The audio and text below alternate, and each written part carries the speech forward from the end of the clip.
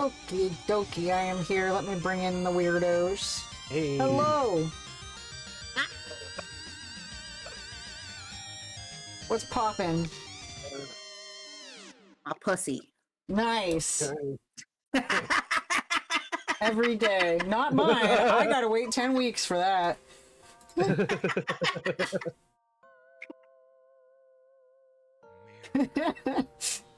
Alrighty.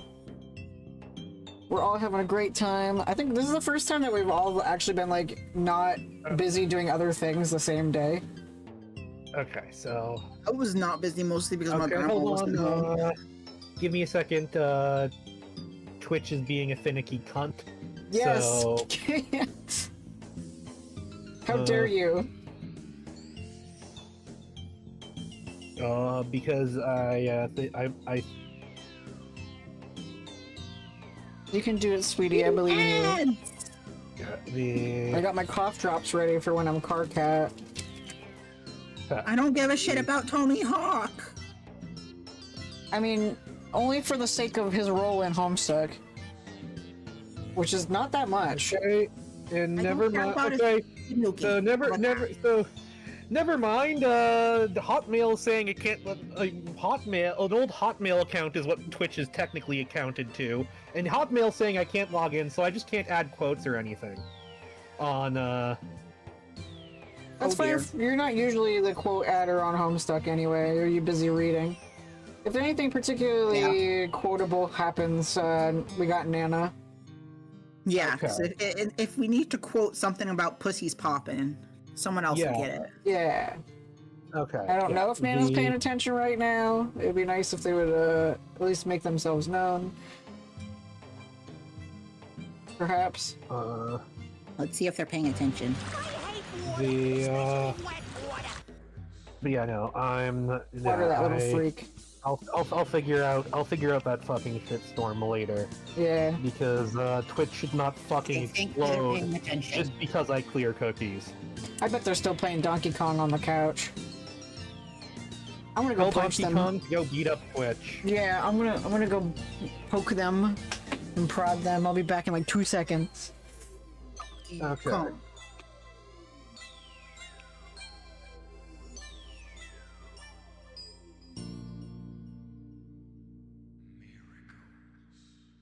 DK also can stand for Dong King.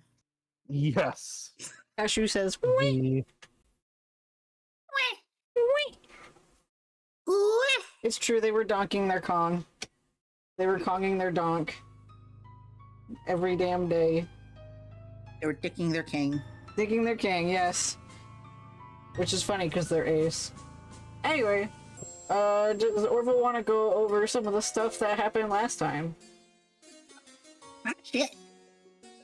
Hold on. Okay. You can use the thing that I made, this beautiful circle, the circle of strife. Instead of the circle of life. Okay, I got it. I got to hold on. I got to log in. But Yay. Yes. Okay. So you're introduced to a fuck ton of trolls. Look at them all. And metric fuck ton. Absolute. So we started with Carcat, who is very shrapnel coated. You just clicked the wrong thing. And then we had so at this point, naming trolls did not become as important because they'd be typically given their name a minute later. But I did still try to name all of them. Yeah, I'm very proud of you for it.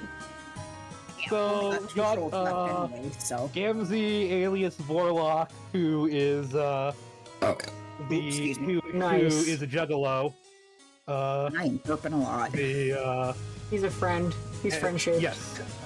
Yes. He's yeah. He actually seems to be.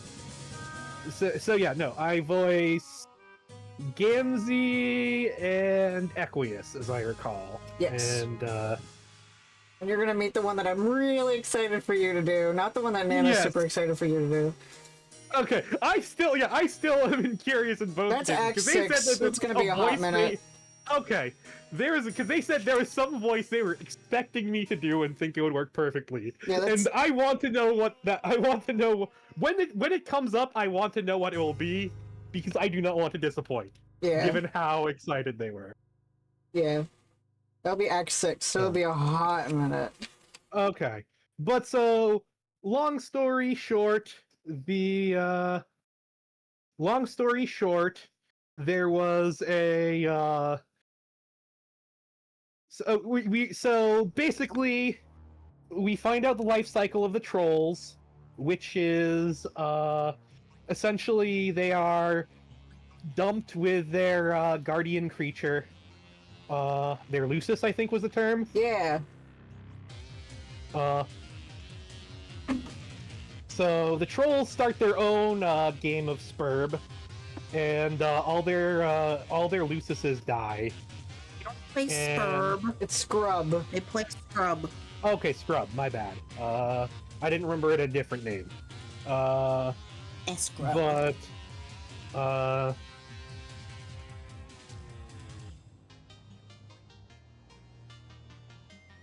we have so much of it was just about the different groups setting about them the trolls maneuvering to set up their teams. We also got the revelation that Vriska, the one who supposedly did nothing wrong, has crippled at least one of the other trolls and killed one of the other trolls. Yep. Hi, Jill. And Vriska, Equius, and the White... Vriska and Equius are both trying to use each other, and Vriska and White Text Guy are both also trying to use each other. Yep.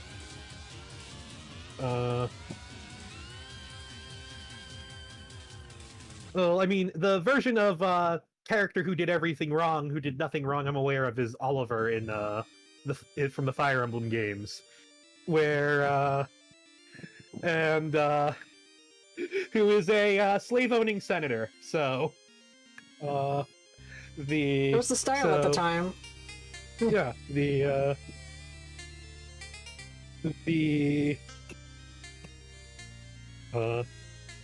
I mean, he just really loves beautiful things. He bought a sexy heron man. Yeah, Vriska doesn't own slaves. Well, look, we already just established that Oliver did nothing wrong. He's just a very nice man who was attacked by Ike for no reason. He just really loved his pretty heron twink. Attacked by Mike from Mike and Ike? Yeah. All I know, that's the only Mike I know other than my weird uncle. Oh, Mike. it's or no, it's you Ike. know two. It was Ike. You know two other. Ike. You know two other Mikes actually, but it's the it's the war. It's the I technically know two other Mikes, like, but they don't go by Mike to me. The lords starting stats don't suck. Which is rare for Fire Emblem. Anyways, Homestuck. yes. Sorry, distraction aside, Homestuck. Yes. You can use, like I said, you can use my circle as we can, as help if you need it. We can. My name's Timmy. So yeah, no. My name's Timmy, and I have a special interest in Skyrim and Star Wars and Fire Emblem. Yeah, well, it's Elder Scrolls more broadly, but yes. But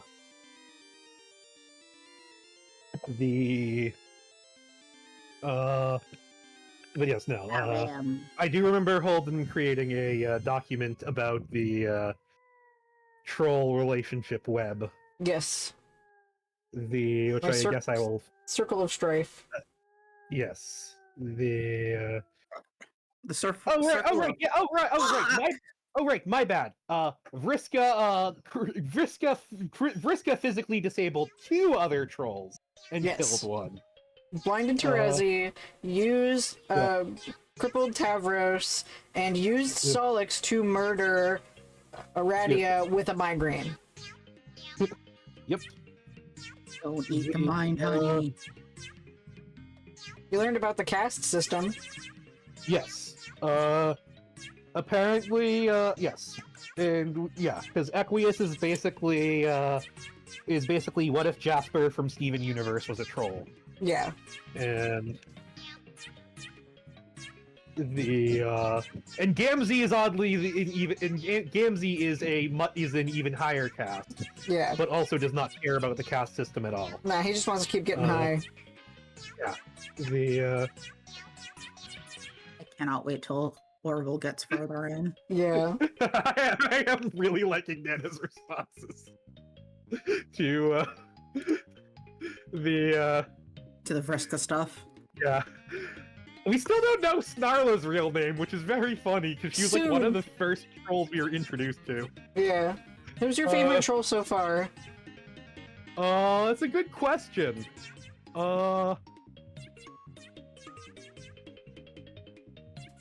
might actually it's probably a basic bitch answer, but I might have to go Karkat. Yeah. Like I said, my favorite is either Karkat or Terezi. So you got good taste. You'll see my favorites soon. Or one of my favorites soon, because my other favorites are Equius and Solix. Yeah. I also am one of the weird ones who ships Equius and Solix, so. Ooh, how controversial. Equisol! See, I was an Aerosol fan. Yeah, but then I found Equisol stuff, and I was just like, that'd be so fucking funny. Yeah. Equisol sounds like the name of a medication. Do not take Equisol if you are pregnant or operate heavy machinery. Which is funny because Aradia is heavy machinery. Not yet, heavy machinery. Yeah, not yet. We've just seen, Equius's weird crush on her, and by building her a robot, and he feels gross about it because she's the bottom of the cast. Yes. He feels gross about it, but also, like, she will soon be pure. Yeah. Yes. Weirdly racist. Yep. Yes. Andrew Hussey, you are a good writer, but what the fuck? Yeah. Alright. So if that's... I mean, to be fair, I don't think we are supposed to sympathize with Equius's worldview at all. Yeah. So hi, Renata. Not, but it's also kind of a what the fuck. Yeah. Alright, so if that's the, pretty much basis of Orville's recap, I will read the triggers and then we'll get started. Triggers include ableism, particularly use of the R word, toxic relationships, gaslighting, mild homophobia, racism, weapons, death, blood, and fictional gore, sexism. Alright. So we left off with the beautiful shot of the planets again. The planet of Alternia. This time it's zooming in on the green moon. We're gonna learn more about this green moon. B, the white text guy. Nina just went, oh boy! So which one is one is Master and which one is Secunda? What? Oh, the two moons of the Elder Scrolls Point. I don't. Which one's green and which one's pink? Yeah, I don't know if the planets had names, or the moons had names. Okay.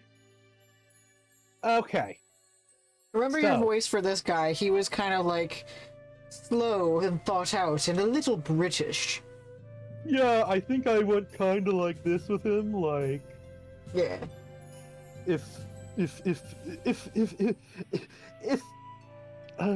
Fuck, I'm blanking on the name of the medication.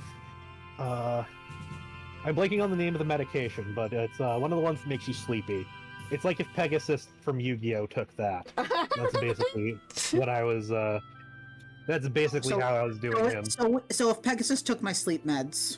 Yes, basically, that's how I was voicing him. Take Droxy something or other. Equius is strong man. Yeah, I was just doing Duke Nukem. A whispering Duke Nukem. I want to fuck horses, and I also want to fuck Aradia, and I want Gamzee to tell me I'm a naughty boy. yeah, that's it. Actually, it's Duke Nukem reads 50 Shades of Grey. Just read that. And their skin's gray. Yeah, exactly. The exact different. They see, and that fits for Equius because he probably has the. Has the different. Because he's probably obsessed with minor differentiations in the shades of trolls, given his obsession with blood color. I got this one actually. I can do it. Okay.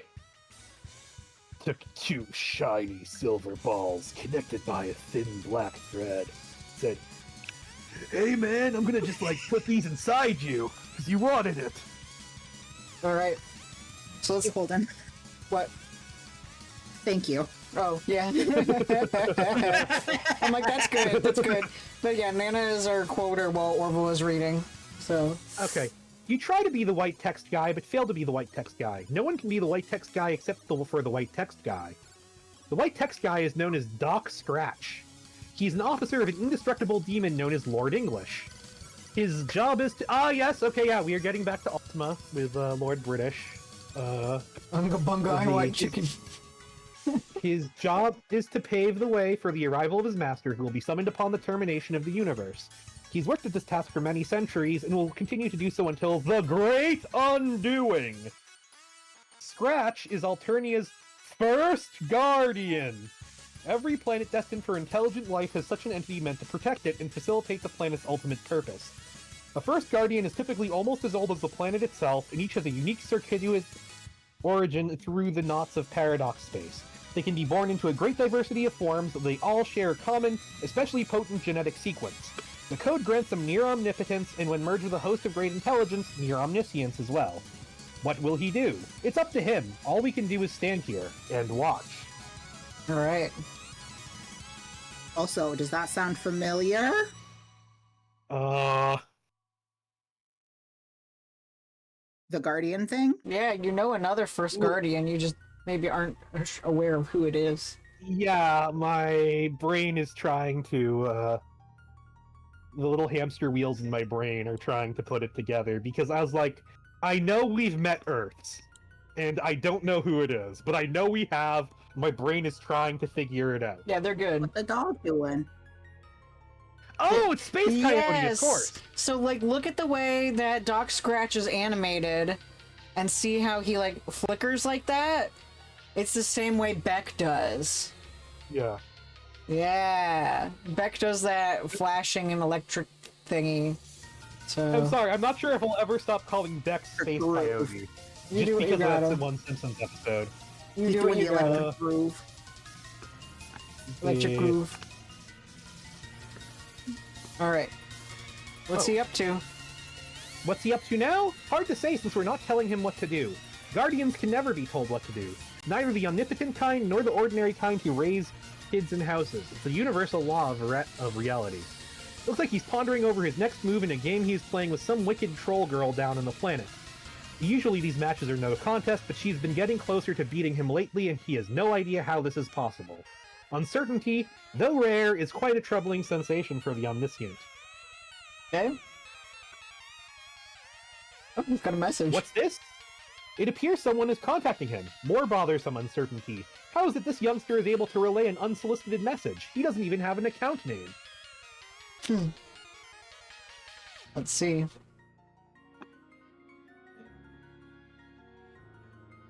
It's you, Vlad. White text guy, yeah. I have a tip for you.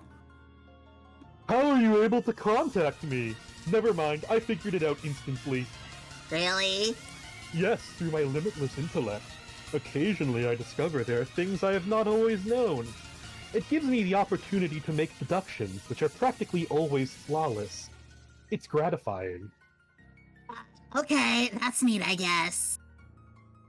You asked your clever friend with the colorful spectacles to trace the source of my messages. He then established a relay for your messages to reach this source through some sort of computational proxy. I gather he has recovered from his implementation as a weapon in the sabotage of your mutual friend, whom you both believe to be dead. Oh my god, white text guy, shut up. I'm trying to give you a message here. I have a name. It's not white text guy. Oh, what is it? I'm not going to tell you my name, but if you wish, you may refer to me as Mr. Vanilla Milkshake. You are so weird. Why would I do that? It is perfectly in keeping with a habit which you will develop in the future. I doubt it. Why? Sounds kind of silly and frivolous. Blar, why do you keep derailing me? You're right. Solix is working with me and we have important business for you to consider. Wait, you said we believe our friend is dead. Is she not? Yes, I said you believe she is dead, and soon you will believe she is not.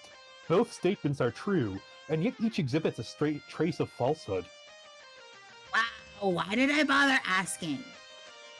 No wonder she snapped. She's got to deal with your stupid riddles all the time. Anyway, can you just help me get revenge so we can call it a night?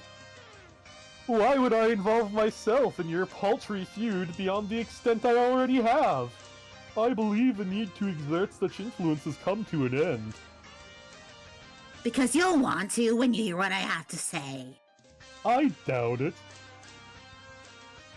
Haven't you wondered how she can come close to beating you in games lately? Honestly, I'm surprised you haven't deduced it yet with your shiny white super brain.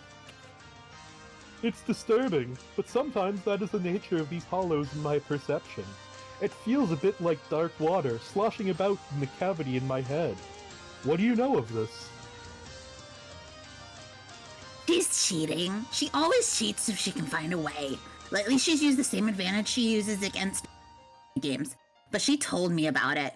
She tells me lots of stuff like that, probably to rub it in my face, but she'd never risk telling you. What advantage is this? Hold on, I have to talk to your partner in crime for her 4 seconds. For a second. I thought you were hers. Resi orchestrate demise of the wicked. So yeah, this is during the flashback when she still had sight. Oh, okay, yeah. Yeah. Oh, yeah, that's why, okay, that's why he's like, Yeah, that's why she doesn't know. please. Yeah, she doesn't know about the Mr. Vanilla Milkshake thing yet. Yeah. Right? She went too far this time and she knows it. She's got to pay. Justice is long overdue. The only sad part is how easy it's going to be. It'll take no skilled manipulator to orchestrate her downfall. She's a waste of your talents. Resi, contact partner in crime. Have fun talking to yourself. Hey, Vriska, anything to say? No. About what? About killing her, after you said you wouldn't. Oh, that? I thought we were done talking about it. We concluded I messed up and I'm completely horrible in every way. I can only feel so awful, you know? Here, I'm banging my head against the desk now. Bang, bang, bang. Are you happy? Not really. What do you want from me? I'm not sure. I'm looking for some reason to change my mind. I don't know what you can say that'll do it. I sort of hope there's something, though.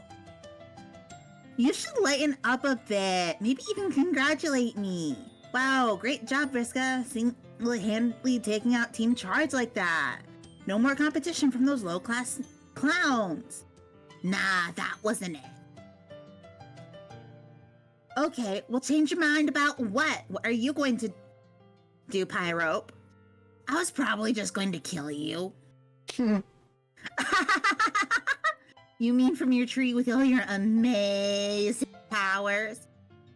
Tell me, what sort of powers do tree girls have? Swing from vines and stuff. My tree doesn't have vines. Sometimes I let other people swing from ropes, though. Yeah, anyway, you'll be dead in a couple minutes. Yeah, right. Complete and total muscle beast shit. If you don't believe me, why don't you consult with your little advantage? It seems to have all the answers. I don't need to do that to know you're bluffing. Yeah, but you know you're gonna anyway. Addiction is a powerful thing. See ya. Vriska, consult the what? I was reading Dan's text. I was gonna ask, what is Uiki's power? Uiki's power? I'm probably mispronouncing it. No clue. Yeah, no idea. You guys just know stuff. I love my autistic friends. Alright, Vriska, consult little advantage. Yippee! That's us. You can't be serious. What could possibly lead to your demise in a matter of minutes? What could it possibly be? Yeah, what could it possibly be? You consult with your magic cue ball, an extremely rare treasure you recently plundered from an ancient crypt, and one of many rumored to be hidden across the globe. Each at one time belonged to the strange and powerful man fabled to live on the Green Moon. But each have since managed to escape his vision. It is said to make predictions with alarming precision and specificity. Unfortunately, it lacks a portal on its surface that allows you to view the prediction. So who could say for sure whether its predictions were accurate? It would require someone with X-ray vision. Or, just maybe... Oh, this is a Tales from Jabba's Palace. Someone with vision eightfold! You channel your powerful eyesight through your customized lenses and whisper to the faithful little oracle. Should you be worried about Terezi's threat? You see it pulsating. Terezi, inform Mr. Vanilla Milkshake about his missing orb. Trigger warning for flashing. Okay. He has what? Okay. Oh. Okay, little ball, fine. If you're so smart, then answer this. How is it going to happen? Ow! Then we see... I will explode in your face. More flashing, just letting y'all know. She holds the orb. And it blows her eye and her arm off. Yeah, pretty fun. Now you know why she has a robot arm and an eye patch.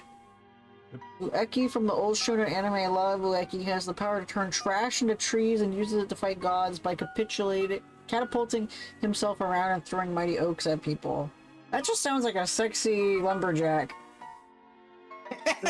I think it sounds like something Michael Kirkbride would write as some mythic hero, but... In the aftermath of a more recent misfortune. And there we see Artur. And we see Spider-Mom. Yep. One retrieves his dead custodian from the rubble below. Another finds hers struggling to survive.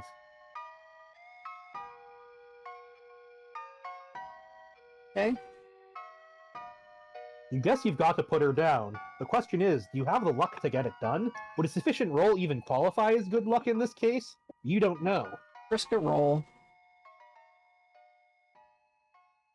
Maybe the dead girl is onto something. Maybe the only way to beat your bad luck is not caring about the outcome.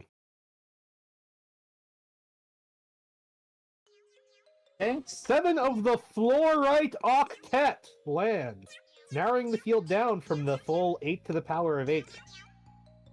One tumbles through the air. It will decide among the 8 remaining techniques.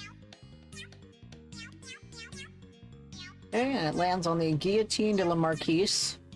Remember Marquise? The Marquise is Vriska's roleplay character. Oh, yes. Yeah, so Guillotine's the spider. OC, do not steal. Yeah, her OC.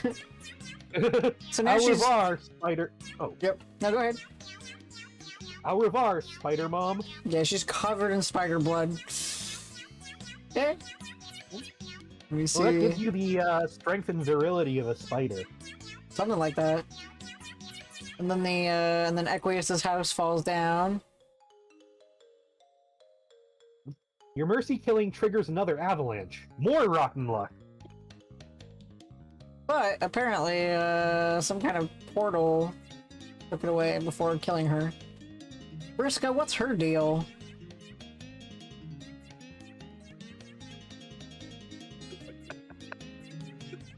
What's your deal? What do you mean? Did you just zap Equius into the game? His hive disappeared. Are you not happy about that? Hell no, I was supposed to get your surprise present from him. That he was keeping for me, but only temporarily. And then we were going to jump in the game together as co-leaders, remember? You were about to be killed by his hive. Proceeding with that plan wouldn't have made sense. We certainly don't need 2 dead players. But Ah! You knew this was going to happen. You were planning it all along. You're planning all this. I know a schemer when I see one. Yes, it was the plan. It had to go this way. No, it had to go the way we said it would. I was going to give you the present I convinced him to make for you. Me, it wouldn't have been made if not for me. And then you could have a body again. Everything would be fine. Then we could go back to being friends again. Were we ever really friends? Yeah, I don't know. I felt like we were, even if you didn't think so. I guess I'm not very good at acting like a friend. Or saying stuff like, hey friend, you're my friend. It doesn't really occur to me. But we were. Why would you play with me if you didn't think I was your friend? I don't remember. It doesn't matter. Barf, more of this apathetic baloney. Why don't you cut the ghost girl act already? I get it. You're dead and spooky. Ribbit. Okay. Haha, pretty odd. Sorry. That's cool. You can ribbit if you want. In a weird way, it almost makes you sound normal. So what now? I guess you and Equius co-lead since he managed to usurp me? That cunning bastard. I guess I'll follow you into the game instead. Fine by me. I'll follow you guys. Just give me my orders, boss. No, you're not on the blue team. Oh, what the fuck? You were never going to be. I get it. I finally see now. This is your revenge. You finally did it, Megiddo. You got me pretty good. Well played. It's not revenge. You were always supposed to be on the red team. You'll believe me later, when you wake up. What a load of shit. You've been plotting your revenge since day one. I fell for it like a sucker. Can't say I blame you. I've never thought about revenge at all. But why not? I killed you. I don't care. Ah, you're so infuriating. Why can't you just hate me? It would be a lot easier that way. Or at least feel bothered or annoyed or something. God. Maybe I should just rip my heart out of my chest and pound it into a bloody pulp here on my desk with my super strong robot arm. Pound, pound, pound, pound, pound, pound, pound, pound. Look at that, more nasty blue blood all over me. Why not? Might as well have open floodgates and punt my whole hive with this. Oh, so enviable cerulean swill. Because clearly it's up to me to feel emotions for the both of us, you miserable soulless witch. I hate you. Hate. I only regret killing you because it made you so boring. Sorry. I don't want to be on the red team. It's full of jerks who just think I'm a big jerk. They need you though. It's where you need to be. Karkat will be in touch with you soon. Oh god, I can't wait for that conversation. Also, if it's any consolation, the teams are meaningless anyway. What? Why would that be consolation? It's more vague, spooky nonsense. Fuck you for me trying to help you. Fuck the blue team, fuck your conniving, fuck Equius' double dealing and the stupid muscle beast he rode in on, and fuck you for saving my life. Fuck you. That's a lot of drama right there. Oh, I'm getting a raid. I was gonna say, this is basically, this is actually just basically Mean Girls. Yeah, it's Mean Girls. Yeah. Hello, viewers. And you're talking about raiding their read this raid for a second, Orville. Right? Oh, yeah. Hello, how are you? It's Agaladwin, you're, Shane's partner. How are you? What were you playing? What were you doing? Welcome on in. My name is Holden, or the Bulba Boy, and I'm just a little guy. You caught me on a different night. Here, let me turn my light on so you guys can see. Hold on. I'm here. This is me, and I'm just a little guy. Yeah. I am a trans and neurodivergent streamer who plays indie and Nintendo games. Like, I love me them Nintendies. I love them indies. But right now, every other Saturday, we read the Homestuck collection with our friend Orville, who has never read Homestuck before. So if you're in for some cringe shit, this is what's happening. So we just got to the equivalent of Mean Girls. So if you guys like Mean Girls, we're ready for the drama. So thank you for the raid. If you need a stretch and have a snacky, drink some water, all that kind of stuff, IRL before URL. Friends now, but yes and hello. Oh, my bad. I'm not up to date with the with everything, but thank you for updating us, and I'm glad that you're doing good. And I'm glad to hear from you. All right. Well, like I said, IRL before URL, but yes, go drink some water. Still neat, yeah. Right time. Soon, Alright, go ahead, you can continue. And soon, in a place known as the Land of Caves and Silence. Alright, Equius, let her know the deal. Aradia, here's the deal. Now that the game has begun, the plan will be modified slightly.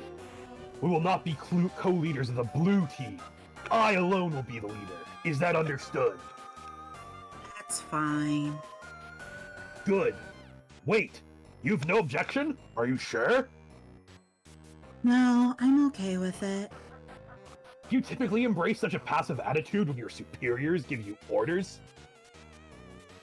I don't usually receive orders from superiors or otherwise, but really, it's fine.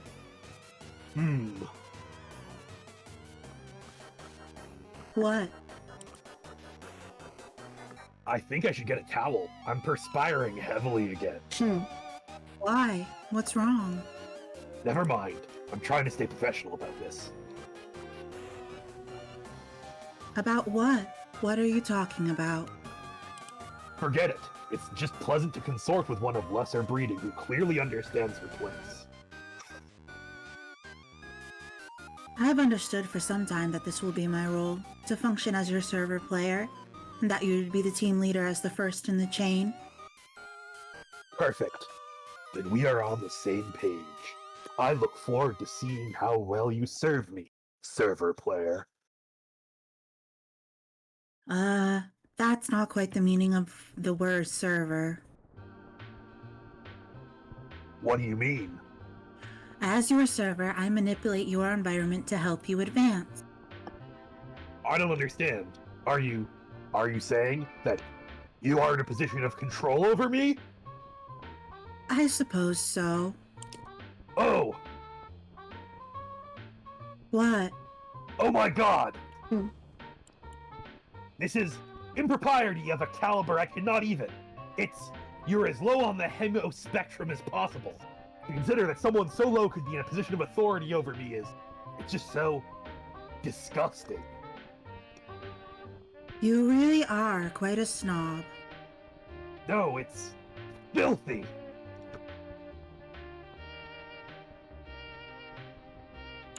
I need some air, or some cold milk, or a towel. I need a towel. Where the fuck are all my fresh towels? I mean, fiddlesticks, please pardon my language. It won't happen again. You look really agitated. Are you sure you're alright? Dude's fucking vibrating, look at him. I'm fine. I'll be fine. I just need to breathe, and to break something possibly. Break something? Yes, it helps me relax. Oh, I think I understand. Do you? I like breaking things. I didn't used to, but now I do. It's fun. Hello? Are you sure you're okay? Yes. You really do look like you're sweating pretty hard. I just need a blasted towel. Wherever did that Arthur get off to? Maybe you should break something to try to calm down. Perhaps. Do you want me to break something? Whoa, what? I could break something if you want. Do you want to break something? Kind of. Okay. Kinky.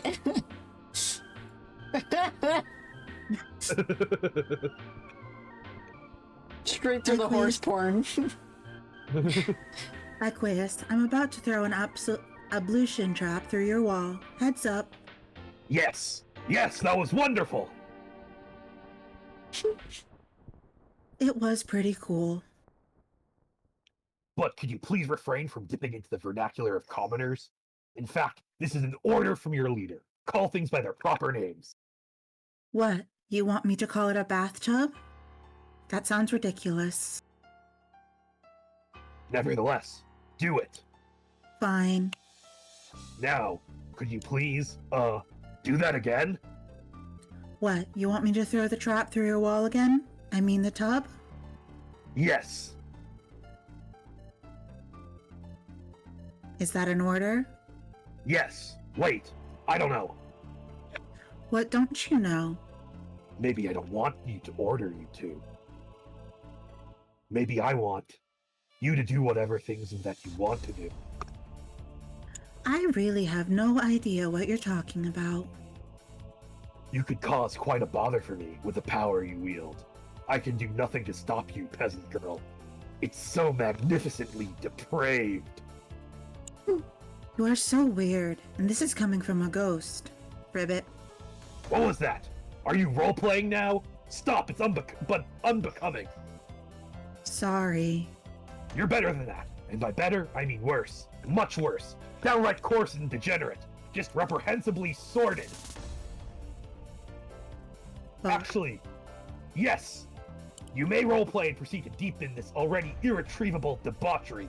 In fact, I command it. I command you to have free will and do as you please. And continue being bothersome and unpredictably destructive.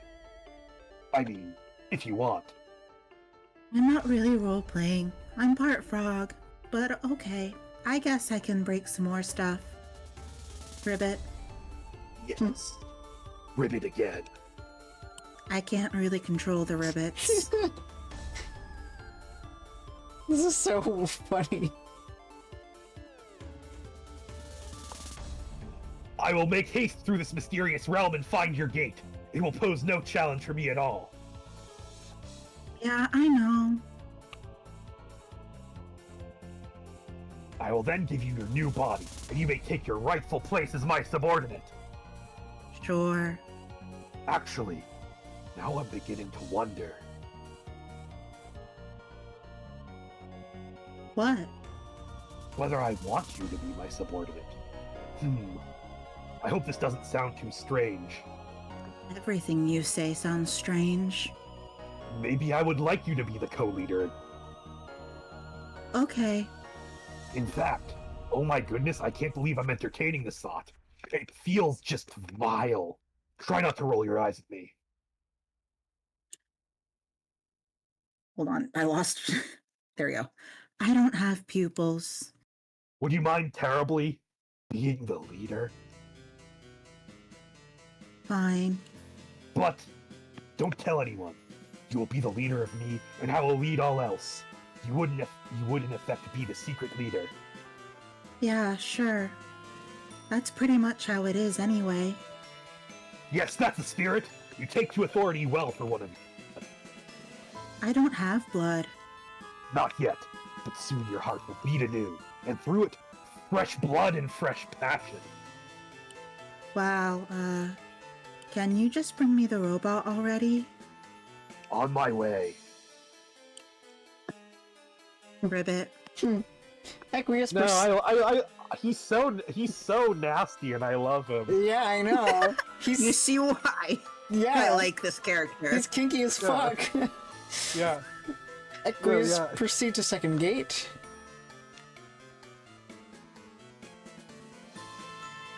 Beating the shit out of some, because remember, Arthur was his, was what was prototyped in his kernel, so all of them look like, all the monsters look like Arthur with the big mustache.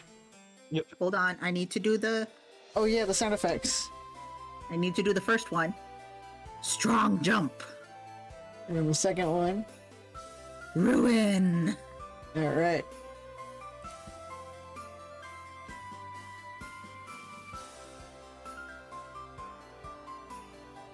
This poses no challenge for you at all. Aqueous enter. Sound effect. Strong fall. Aqueous deliver present.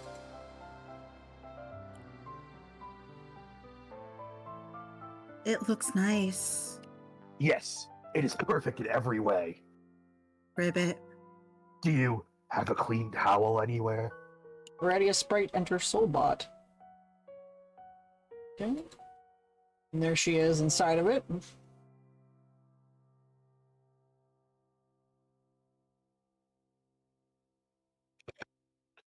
I think it suits you much more than the form of a levitating ghostly amphibian.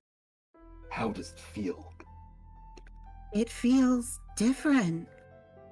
Okay, but I mean, do you feel anything else? Any sort of stirring sensations? Stirring? Yes, such as sensations which may be stirred by flowing blood and a beating heart. I'm not sure. Can you detect anything within you might describe as smoldering passion? I mean, just out of curiosity. Wait. What is that? What's what? This feeling. Oh God. Oh my God, what did you do? Did you program this robot to have feelings for you? Romantic feelings? Answer me, blue blood scum. Yes, it's a chip in your heart. Is that not okay? Get it out. I guess I can. Uninstall it if you just... Get it out. Sorry. I'll... Get it out, get it out, get it out, get it out, get it out, get it out, get it out, get it out, get it out, get it out, get it out, get it out, get it out. Sound effects. Plunge. Rip. Notice the color of the blood too. Yes. Well, yes, he does your body, so of course it's another blue blood. Yep. Pound.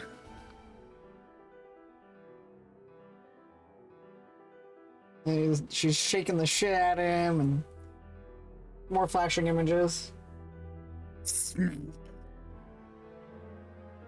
And then she's screaming at him. And then they kissing! So yeah, not only is he racist as fuck, but he programmed her to love him and also changed the color of her blood so that it's not forbidden anymore. Yeah. And this is what we call black rom. Yep. So there's Nepeta viewing what's happening and is very confused. This is messing with her shipping wall. Yeah. No, again, this guy is, he's so horrible, I love him. Yeah, he's such a well-written character. Alright, Nepeta. Again, the character writing in this is phenomenal. Yeah. Nepeta, update wall.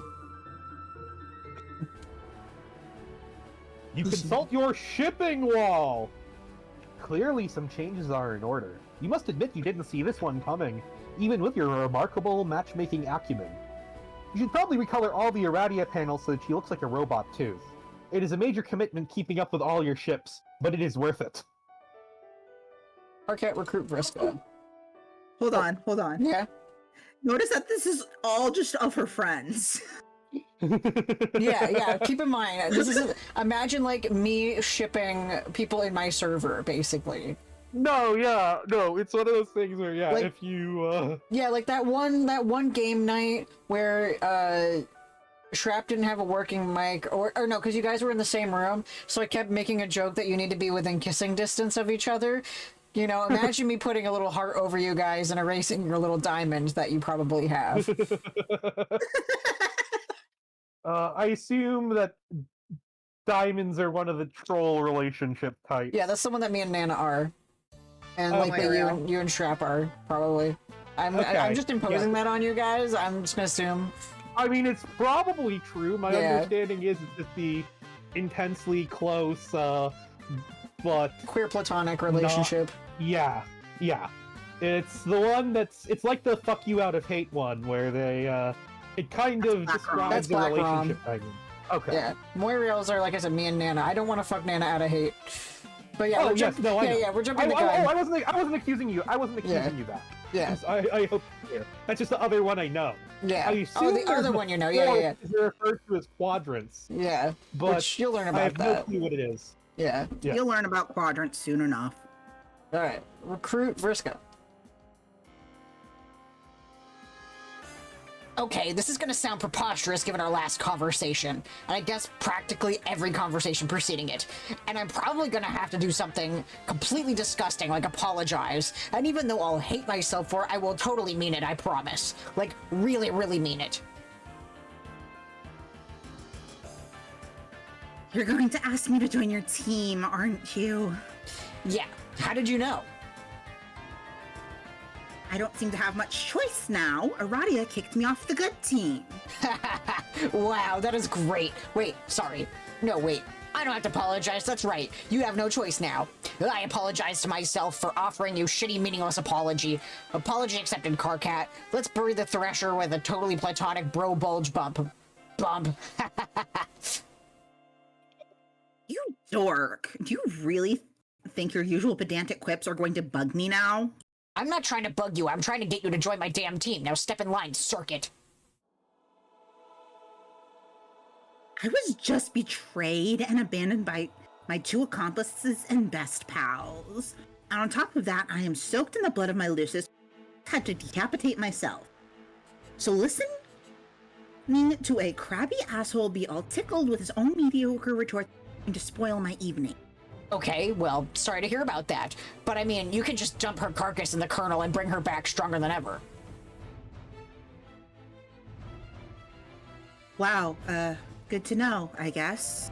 Now why don't you hop in the trap, wash that nasty blue shit off, and join on a fucking session already? What? It's so rude to dictate hygiene procedure to a lady, under any circumstance, even for douchey loudmouths with delusions of leadership. Maybe you should try to think about the dumb things that fall out of your protein chute for one, Vantas. Blah, blah, blah. Now my shoot is doing a fucking stellar impression of something that doesn't give a shit. Anyways, you know my blood's the prettiest, and you'd obviously kill to have it. No, it sucks. Totally happy with mine. Nice try, though. BS. Why would you hide behind your lame gray anonymity, though, then? You do realize everyone thinks that's totally lame, right? It's nobody's business. I don't see why it should be a matter of public record. I'm not gonna wear that shit on my sleeve like you do, literally and figuratively. It's private, so everyone can go point their probing busybody sniff nose up their own impertinent seed flaps. Fine, like anyone who really cares. It's just lame and insecure. So why don't you tell me what I've got to do here? I await instructions from my big shot, A-blooded leader. Okay, first things first. You gotta connect with Tavros quickly and get him in the session before he gets killed. What? What? Can't someone else do that? No. Why? What's the big deal? Just do it. But I hate that guy. Who cares? This is your command decision, getting someone who hates a guy to save his life? Pretty weak, boss. Why do you even hate him? It's fucking ridiculous. If anything, you should pity him, especially since you were the one who paralyzed him. I know, I don't really understand it. It's just a really special kind of hate. It never goes away and doesn't make a lot of sense. This is kind of a weird time to be confiding in me about your feelings of black romance, but okay. Oh god, what? I mean, if you're really implying Tavros is your Kismesis, I think you're bringing up the wrong front nub. Both parties have to hate each other equally. I mean, like true hate. Maybe your feelings come somewhat close to fitting the bill, but I don't think he can hate anyone. It's weird. He's kind of broken in the head. Fuck! What are you talking about? I think the subject is beyond a lot of people's grasp, but I know a lot about it. Nobody even really wants me to talk to me about it, though.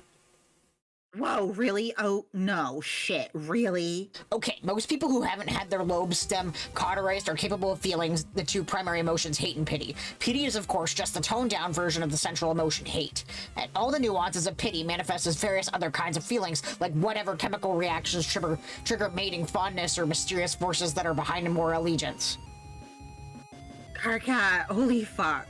So boring. A well-balanced person is going to have a good distribution between hate and various pity humors. Having a good balance keeps all the emotions sharper. See, I think that's your problem.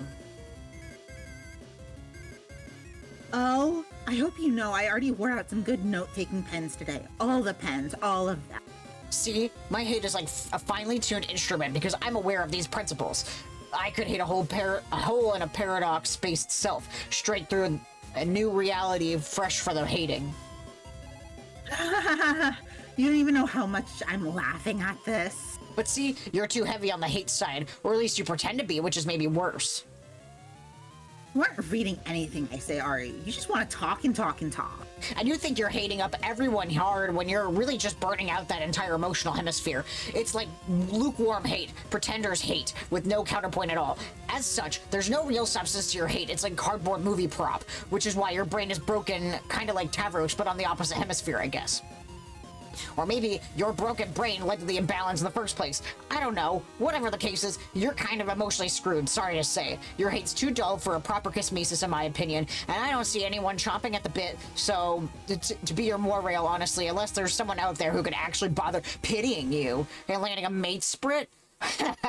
Seriously, like that would even interest you. Basically, any feature of your emotional profile that usually makes someone viable in the red ROM department must be totally fried. Your black ROM potential is probably toast, too. Hey, are you there?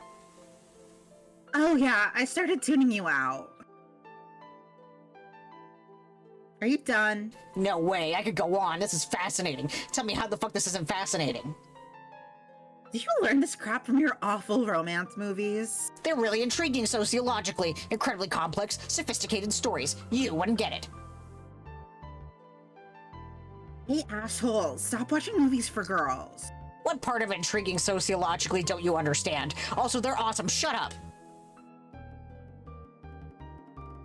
Okay, man, just let me connect to this stupid boy dumb fuck so I don't have to listen to this anymore. Yeah, okay. Oh, wait. I never even got to the damn point.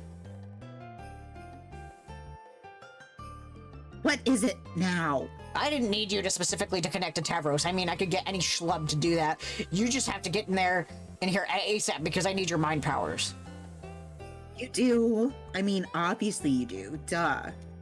What for? I ran into someone here, a sort of double agent, I guess. His name is Jack. I was just gonna say about Karkat here.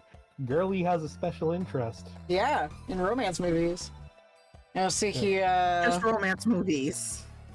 In romance. Yep. Yeah. Fucking autism off the spectrum. Yeah. Notice he's bleeding here, and we don't know what color it is. He has some inside information about his kingdom. He wants to work together with us to overthrow the Black Queen. So I said, okay, and now I need your help. Okay, I can try. What does he know? He recently got a hold of some intel regarding a weakness in the Queen's defenses. I don't know any more than that, but we've got to hurry and get started on this thing or it could get kind of awkward. Awkward? What do you mean? I mean, he's just standing here now, waiting for me, I guess. But it's okay, I think he's pretty much settled down. Settled down? Well, he stabbed me. Once. Oh, only once.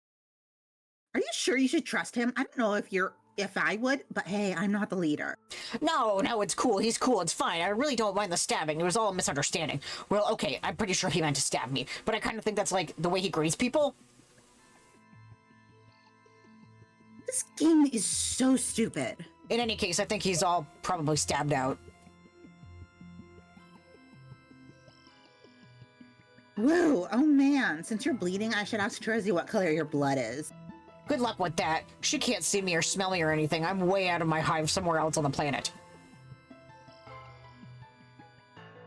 Okay, then I'll ask Jack. No, Jack won't tell. I made him promise he wouldn't tell.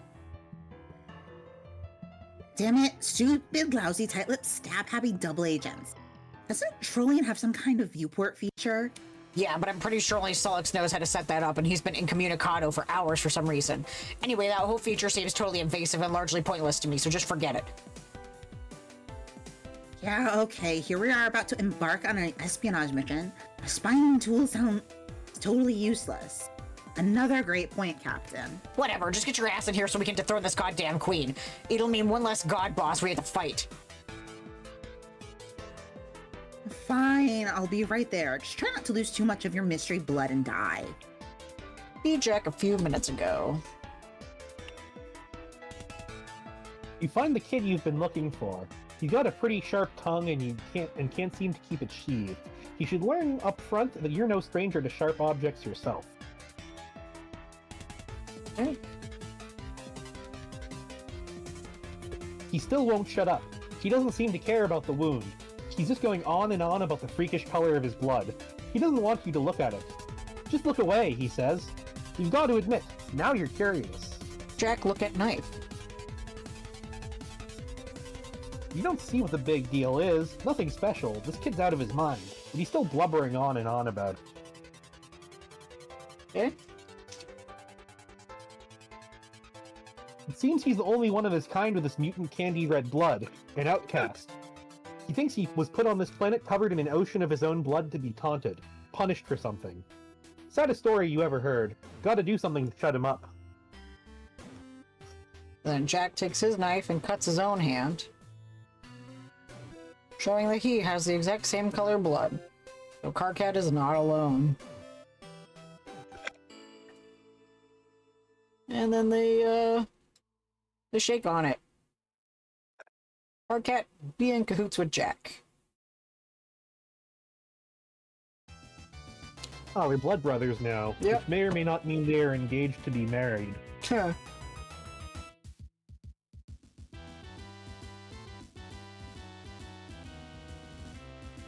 You and your like-blooded accomplice soon put Operation Regisurf into motion, a contingency plan in which the Archagent conveniently had on file and named himself. If it were drafted by a legitimate contingency firm, it would ostensibly have been given a better title. Your whole team executes the plan along the course of its journey, employing espionage, mind control tactics, political sabotage, vicious interrogations, and cold-blooded assassinations. Everyone does their part, and you begin to learn the true meaning of teamwork, as well as this troll disease called friendship. Right. But before a single step is taken, Jack briefs you on the intelligence uncovered by one of his agents. It is an advantage over the Queen you will seize upon while she has let her guard down. With each prototyping by each player, the royalty of both sides would evolve. The Queen with her Ring of Orbs 12-fold would first take on the claws and ridged carapace of your Lucis, and then the wings and scales of Terezi's young dragon, and then the horns and gills and cloven hooves of Gamzee's fallen custodian, and so on it would continue. Although a queen is a vain creature, she is also sworn to her duty. She would be braced for the heavy load of augmentation ahead. She could certainly withstand the 8 eyes of an arachnid. The fairy wings might at worst be frivolous, and the great bullhorns could even be regarded as striking additions. For that matter, the sultry lips of a mother grub might very plausibly suit her. She would perhaps wear a brave face even behind a dignified mustache, and the centauring of her lower torso could transpire without much complaint. She would dutifully indulge her lactating udder, and when all was said and done, doubling her head count would surely be insult to its 11-fold injury, but nothing she hadn't essentially endured already, all in the name of her kingdom. But she would spare herself all of these additional debasements, because before the rest came, there'd be one corruption to her figure she could not abide. Her vanity wouldn't allow it.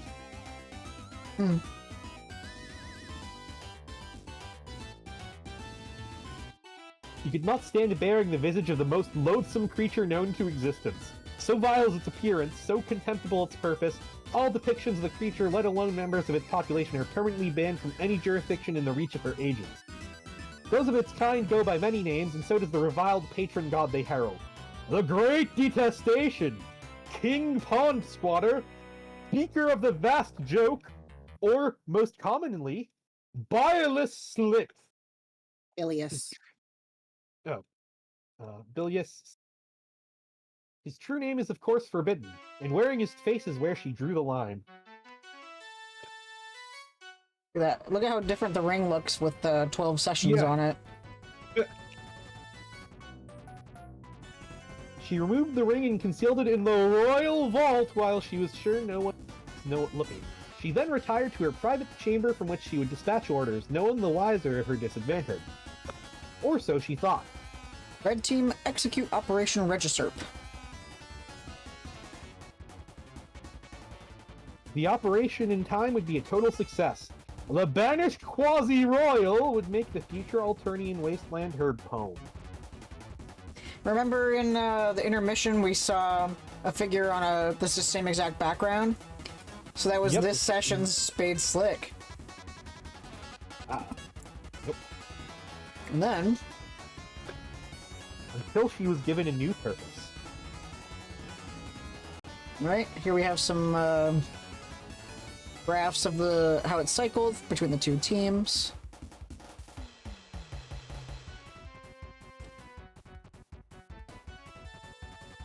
But at the onset, you would know nothing of the Queen's aversion to an amphibious likeness, or about her orb's 12-fold, or any such details. You were informed of her disadvantage and would act accordingly. You and your red teammates would work to dethrone the Queen in your session, while the blue team members would take on the entirely separate set of royal adversaries in their own session. This was to be a competition, after all, or so you thought. You would begin to notice a strange pattern. The blue team's prototypings would affect the mutations of your session's underlings. And your prototypings would affect theirs.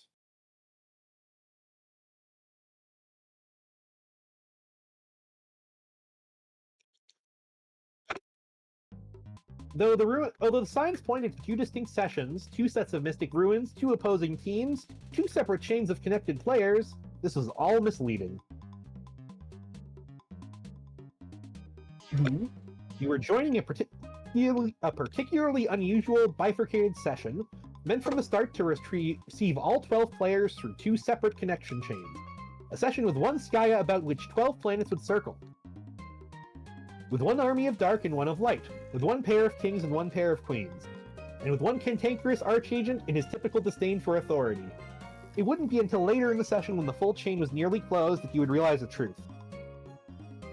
The truth was it had always been the same session all along, that your teams were not competing, but cooperating towards a common goal. In the more drawn-out version of this adventure's narrative, figuring this out would have been a huge deal. We would have been completely blown away by this stunning revelation. Wow, same session all along. Really? Huh. Again, I love the taking the piss out of, how much, more awkwardly paced the, earlier. Exactly. What? But since we decided to engage this epic in shorthand, you feel you must insist that we continue with this expository interlude. It would turn out the arrangement of planets looked like this, rather. Bifurcated from each other, each team appearing to comprise a distinct chain in a distinct session without the luxury of the complete picture we see here. It appeared that way until it was time to link the 2 chains, completing the circuit of 12 and uniting the teams. For this final 2 links, Skya had a plan, as it did with the other order of every preceding link, and as it did with the paradoxical seeding of its own players on the surface of the planet.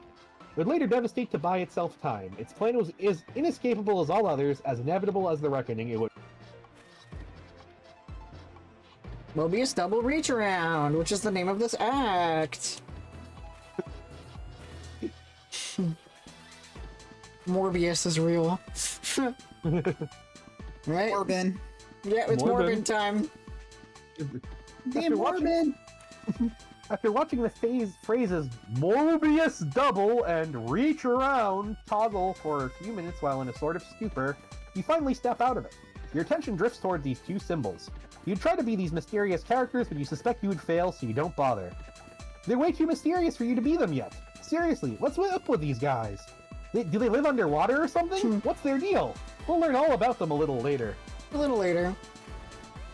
Later. Your favorite Sonic porn comic? I love you, Dan. You're great. For that matter, what about this young lady? What is her deal? We'll probably find out about her later, too. It will probably be quite some time before you get to be her. It could very well be pages and pages and pages. And pages and pages and pages. Oh, it's Snarla! Yeah. Seriously, it could take forever. Enter name. No. Your name is Kanaya Mariam. Yeah, Miriam. Yep. Let's write that down.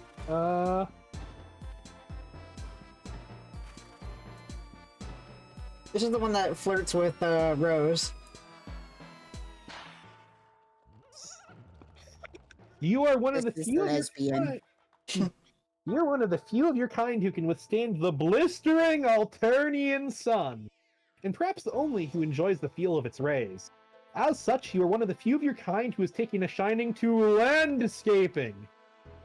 You've cultivated a lush oasis around your hive, and in particular, you have honed your craft through the art of topiary, sculpting your trees to match the puffy oracles from your dreams. You've embraced the tool of this trade, which conveniently is the weapon of choice for those who would hunt the heinous broods of the undead, which crawl from the sand at sunrise to feast on the light in the living. It would be convenient if you actually hunted them, but it is of course far too dangerous, every bit as suicidal as attempting to poach the terrible muscle beast who roam at night. So you indulge in your bright fascination with the grim through literature. Just before the sun goes down and you join your flora in rest, you immerse yourself in tales of rainbow drinkers and shadow droppers and forbidden passion. You're one of the few of your kind with jade green blood. As such, you are one of the few who could be selected and raised by a virgin mother grub, an event so rare as to elude documented precedent. She would defend you from desert threats, and though her life would be short, in time you would assure her of progeny. You're one of the few of your kind whose affection for the aesthetic strongly overpowers instinctive regard for the utilitarian. As such, you're one of the few of your kind who has developed a zeal for fashion and design and lively, colorful patterns. You decorate your hive with flora and fabric as delicately or aggressively as inspiration demands. You are a seamstress or a rag ripper or a tree trimmer or a lumberjack. Whichever you care to be, and your unique hive is equipped with a great supply of advanced technology to accommodate your interests. The technology and indeed the hive itself were all recovered from the ruins nearby when you were very young. The seed of your hive was deployed on the volcanic rocks beneath the sand with the assistance of your Lucis and her remarkable burrowing skills, and you've lived there happily together since. You know the ruins and the hive and everything here that is not sand and rock originated from the world of your dreams. You also know that one day you will visit this world while you are awake. That day is today. Your troll trag is Grimatillatrix, and you tend to enunciate each word you speak very clearly and carefully. Very what? Very clearly and carefully. So yeah, she's pretty rare, got jade-colored blood, and sees things in dreams, huh? Oracles in dreams. Yeah. Interesting. Yeah. And also likes to read Twilight. And wears fashion, which trolls don't like fashion. The fashion is acceptable. The reading Twilight is a crime. Yeah. Also, it's super cool that she's got a virgin mother grub for a Lucis. Yes. Can I equip chainsaw? What chainsaw? You're quite sure there is no chainsaw leaning on that bookshelf. There is, however, a tube of lipstick on the floor. Remember the chainsaw joke we made last time? She had the chainsaw to cut off Tavros' legs, and we were like, "Oh, huh, that's not a chainsaw." And you were like, "Yeah, it is." Alright, Kanaya, fine, equip that then. Alright, let's settle down. No need to get hysterical. Oh, there goes your wardrobe afire again! Never a dull moment in fashion when the randomized cycle is on. I love that dress, it's so pretty. Yes. Kanaya, apply.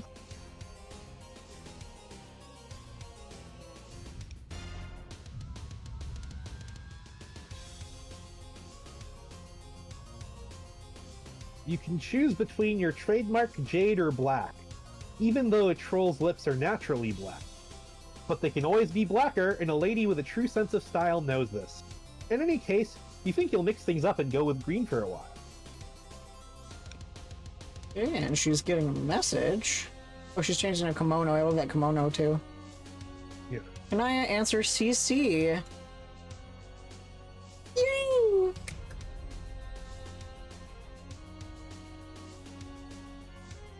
Okay, I gotta figure out a. I always did her as like super peppy. Just like, yay! Yeah, but I already kind of did that for Jade. Does Jade and CC talk together often? I'm not sure, but I don't want to duplicate voices just in case. Kanaya and Rose are pretty similar with their voices, so... That's true. Yeah. But... Squeaky. Interesting.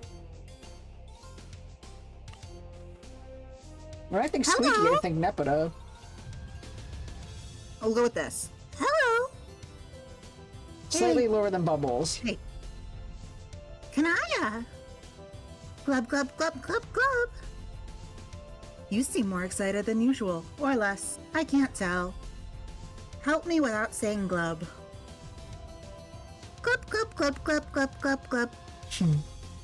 I'm going to type this face now. Even though no one knows how to make a mouth do a question shape like that. Haha, sorry. I can't really control the glubs. Yes, you can, but that's fine. You can glub to the content of your collapsing and expanding bladder-based aquatic vascular system.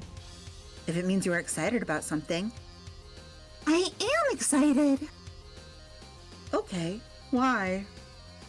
Everything we are about to do next is exciting. It's always exciting. I'm excited! Achoo! It looks like one of your letters got away from you. Haha, yeah, I really launched at that one. You forked an innocent D loitering over there by the shouting pole minding its own business. Glub, glub, glub! Hey, let's stop being for a minute. I forgot that she used that word. Yeah. Yeah, sure. I'm just worked up about this game. It will be great. I've been waiting a long time to get started. We all have. I thought so. I have been cloaked in a mood of perpetual anticipation for some time as well. We should compare notes, even though we are on different teams. Well, not really. Really? See, this is why we should be comparing notes. What notes would you like to submit for a comparison? Well, I am going to join my team pretty late. I think I have to. I will need to connect after my goofball Moirail does so I can keep my goggles on his nefarious escapade. It's a tough job, but it's important. Everyone has an important job to do. Yeah. Isn't that what you're doing too? Joining late to keep an eye on yours? I don't know for a fact that she is mine. You're not supposed to know for a fact, dummy. You just do what you think is right, and even if you were wrong, the worst that happened was you helped somebody and helped the whole world too. I know, but what if I don't really want her to be that? Glub, glub, glub, glub, shrug. Yes, yeah, glub, glub, shrug is the right attitude, I think. Our minds are already made up anyway, aren't they? Yes, probably. Your clads tell you everything, so what do you even have to worry about? They don't tell me everything, just as I'm sure she doesn't whisper everything to you. That's true. Oh shucks, now I'm going to get sad. She will be gone soon. Though I guess it will be a relief not to have to worry about keeping your voice down anymore. I wonder if any other kid on the planet has as many fire as you. I doubt it. They aren't burdens, but I guess they are. Haha. but I love them and I wouldn't have it any other way because this is why I'm here. On that note, I think I'm going to go say goodbye to her. Maybe you should too while you have the chance. Even though I'll see her again soon, which still seems kind of strange to me. But that's why it's so exciting. Kanaya, bye! Kanaya, check on Lucis. You had nearly forgotten. Today her time would come. Maybe you should be there in her final moment, but then it isn't exactly final, is it? Death is pretty confusing without the finality. I love this shot Honey, of it's a her. long-running Sweetie, it's a long-running comic. Yep. People are gonna die and come back. Yep. All the time. Right, she's looking out the window. Her house looks pretty familiarly shaped. Yes. It's too late. You'd better change back into your work clothes. No point in getting good dressed dirty. And I go downstairs. She brought you this far. Now to live up to your end of the bargain. That's where baby trolls come from. Can I operate? Okay, she marks the line, gets out her chainsaw, cuts her open. Sound effect. Lurch. And then she's got a thing. Can I capture log that thing? You secure the matriorb through your chastity modus. Safe and sound. You'll serendipitously discover the key to unlock this card when and only when you are ready to use this item, not a moment before. Okay. Pinky. Yeah, I was gonna say. Yeah. Look at this mess. All of this blood and sunlight is stirring bright feelings within. You often fantasize about being a true rainbow drinker from your literature. It would be a life of darting between the shadows of persecution and being misunderstood. And of romance! You would drink heavily from its multicolored well, and the hemospectrum would be your wine list preceding a great feast of passion. Surely it couldn't hurt, while no one is looking. Can I, just a taste? Blech.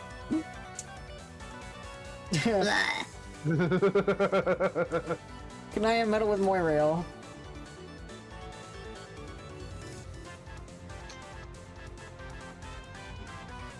What?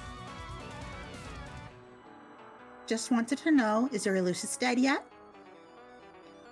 You then proceed to have the rest of this conversation we already read, bugging and fussing and meddling through the special and magical union one can only describe as being in Moira allegiance will be. At least, that's how you would describe it. Maybe. Troll romance sure is confusing. Yeah, for legal reasons, do not drink blood. As a phlebotomist, do not drink blood. I want to drink all the blood! Yeah, I was gonna say, I'm gonna drink. That just makes me want to drink more blood. I think you're hiding. Since your job is taking blood, I assume you're just hiding its wonderful its wonderful secrets and powers. Saving it to drink for himself. I do, whenever I do tubes, I always joke and say, this is a snack for the lab. You'll put her out of your mind for a while. It should be hours before you have to connect with her anyway. Might as well pack this thing up and head inside. Oh, what now? What could this guy want? It never ends. Yay! Yay! Alright. It's the voice, it's the voice, it's the I'm voice! so excited. I want you to voice this guy as a particular fellow who would drown in a saucer of milk. Oh, okay. Yes, so I know exactly who you're talking about. Can make her talk to me do something? Who? You're no good conniving fucking backstabbing girl crush, that's who. Hold on. I will say, this does throw off the headcanon that most people have Yeah. with how he pronounces W's. If you could be Ben Shapiro but stuttering on your W's. Kanaiwin. I'm not. I will try. I am not sure I will remember. Well, whenever he wow. does a double V, most people interpret that as him saying it as like a W. Yeah, so if he said ever, it'd be ever. Okay. You're no good conniving fucking backstabbing girl crush. That's who. Overshooting our relationship won't make me feel very cooperative. It's paler red than that, okay?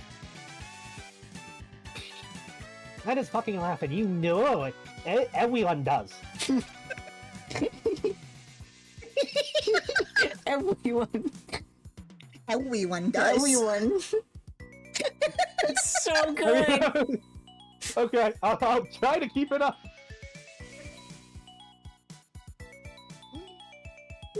Oh, well, so help me up. Tell her to talk to me. I think she blocked me. You got it. Why do I got to?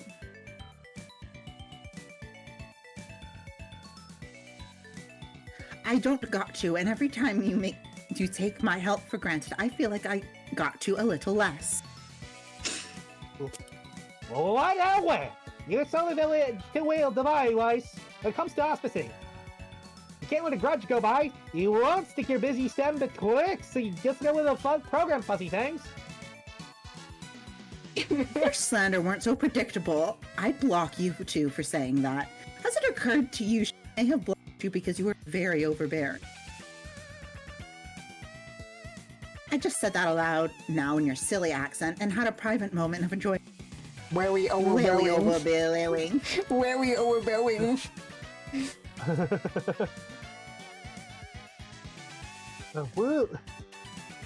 Who gives a shit why she blocked me or about my fucking manners? Come on, you got away with her.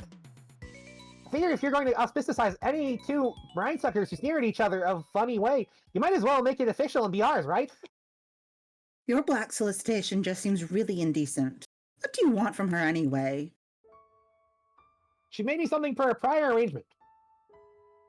She will deliver it when we meet in this game, but I don't know what the logistics are yet.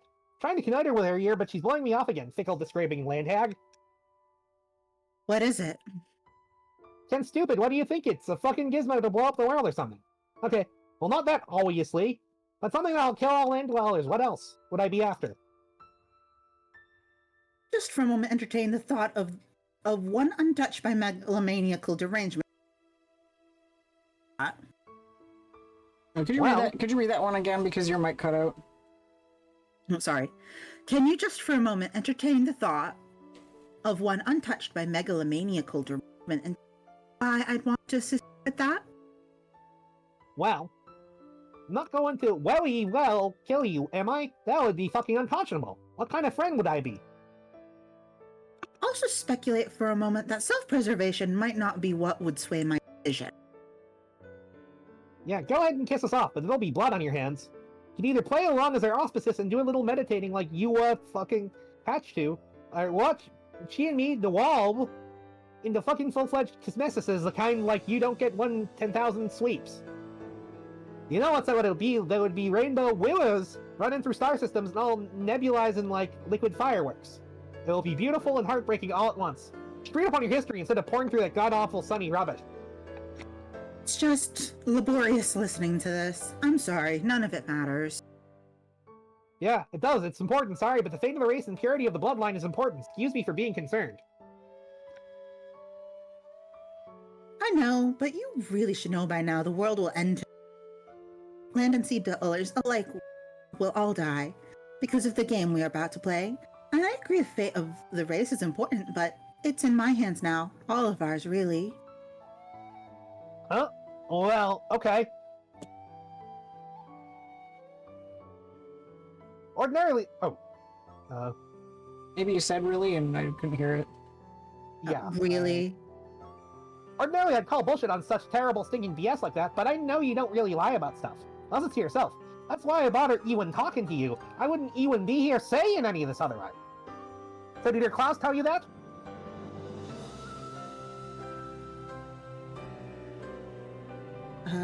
The Doomsday scenario in particular. No, not exactly. I got clouds and they don't tell me shit. They hide nothing but misfortune and monstrosities. Fucking pain in the ass, fucking clouds. So how do you fucking know them? I have another source. Okay, well, you're jack typed the fuck into this thing, so in many ways, I don't know what to say anymore. Whatever we will, we'll just play and find out, I guess. So can you tell her to talk to me anyway? No.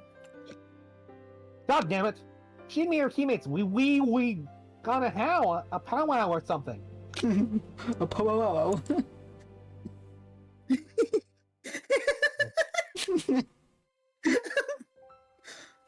To how a powwow or something. You aren't actually on the same team. Fine, I get it. I'll step off. You don't want to be her stepsis because you don't want to get locked in that sort of relation with her. I can respect that.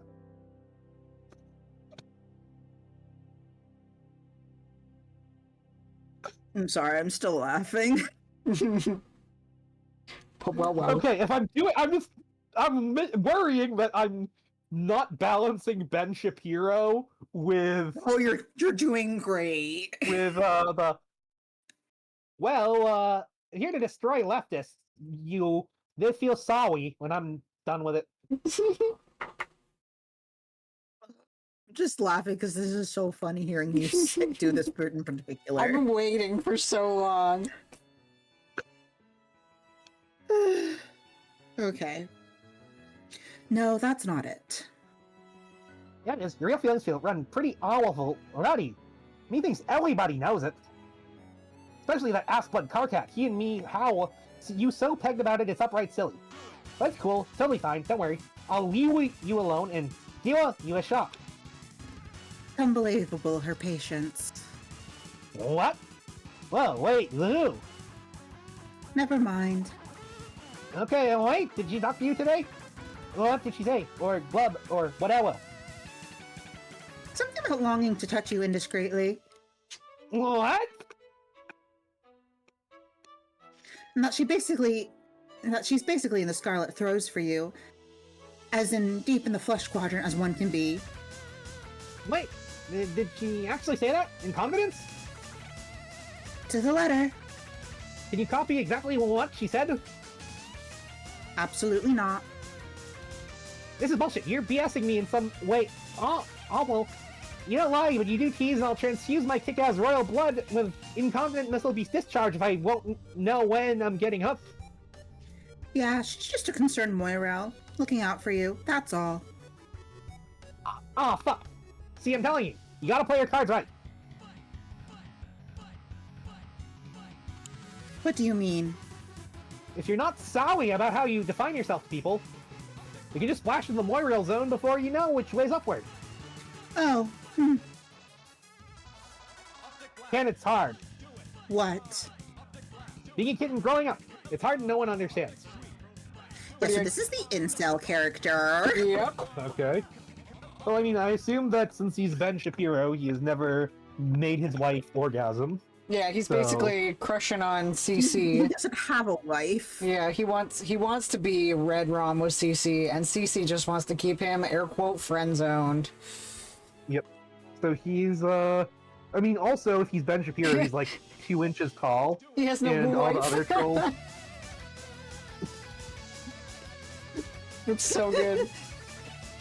Yeah. All right. The problem with the problem I have is that the trouble I'm worried about in maintaining his voice is that Ben Shapiro's whole thing is just high pitched and fast. Yeah. And Well, you don't have to go as fast as him. It's hard to adjust the things to sound fast because I don't feel like I'm doing his voice if I don't speak fast. But I also have to do the Sally instead of say savvy. Yeah. So Yeah, most of the time when people try to ground themselves with the voice, they say watawa. So like try to pronounce the T's a little bit more to balance. So you say watawa. watawa. Yeah, so that's how you say I'll whatever. send you The United send States you, of whatever, yeah. No, I'll send a voice clip of what most people usually go with for his voice later. Yeah. I mean, I'm pretty happy with the one I'm going with. Just hard. I know, but it might help you to hear what other people tend to do. Yeah, so that you can help with the stutter and the V's and everything. Yeah, because I have to stutter really fast. Yeah. Is what I'm trying to do. I don't know how well I'm balancing that. Alright, can I return to room? There's a lot to do before you enter.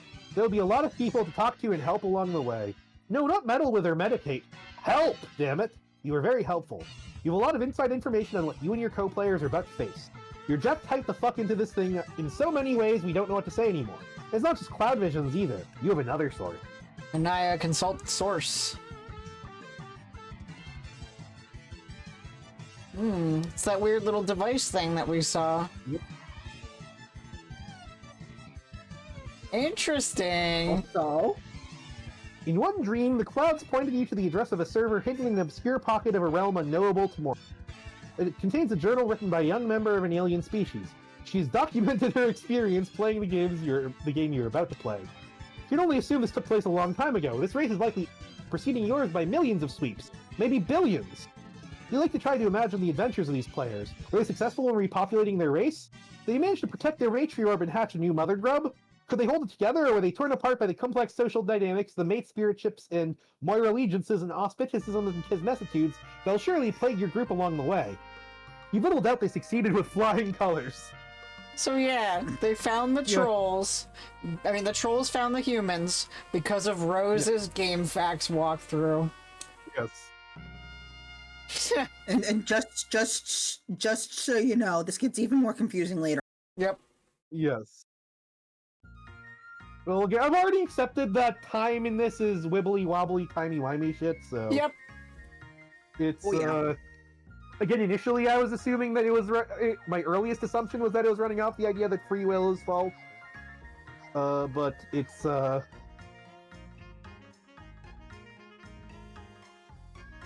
more confusing than that. You little doubt their victory was because of their leader, a great heroine, the Tentacle Therapist! From what she recorded, it seems the group that had very little knowledge of what they were getting into, and yet they appear to have been the only of their kind to have risen to the challenge in a session stacked heavily against them. You are convinced her leadership was the difference. It would be nice to have the chance to talk to her. Alas, she's likely been dead for millennia. Only an incomplete record of a long-forgotten quest remains. On the other hand, if you were to discover her quest ended in failure, it might be somewhat disillusioning. That thought never crossed your mind. Eros, enter. Wait, hold on. What? I want Orville to look at the troll Sona Kanaya has assigned. I know, it's so good. Yes, that is. Right. Eros, enter. Having narrowly dodged obliteration, you take your place as the Page of Breath in the land of sand and zephyr.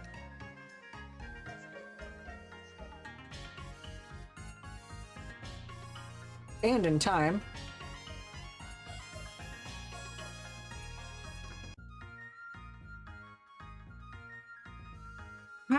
Rose. Go outside and see what I built for you. You are going to flip. Okay. I think this is probably meant to antagonize me. What are you talking about? Look at my beautiful building. Don't you think it's about time someone got a little creative? Maybe? Everyone always wants to do things the boring way. Make a truce, Tavros, that we would try to be less boring from now on. You don't want to break your truce with me, Rose? No. Great, now get climbing. Please don't read this as a boring thing, I hope. But it's physically impossible to do that, mostly. Man, I knew it. Tourist Snooze is back in action.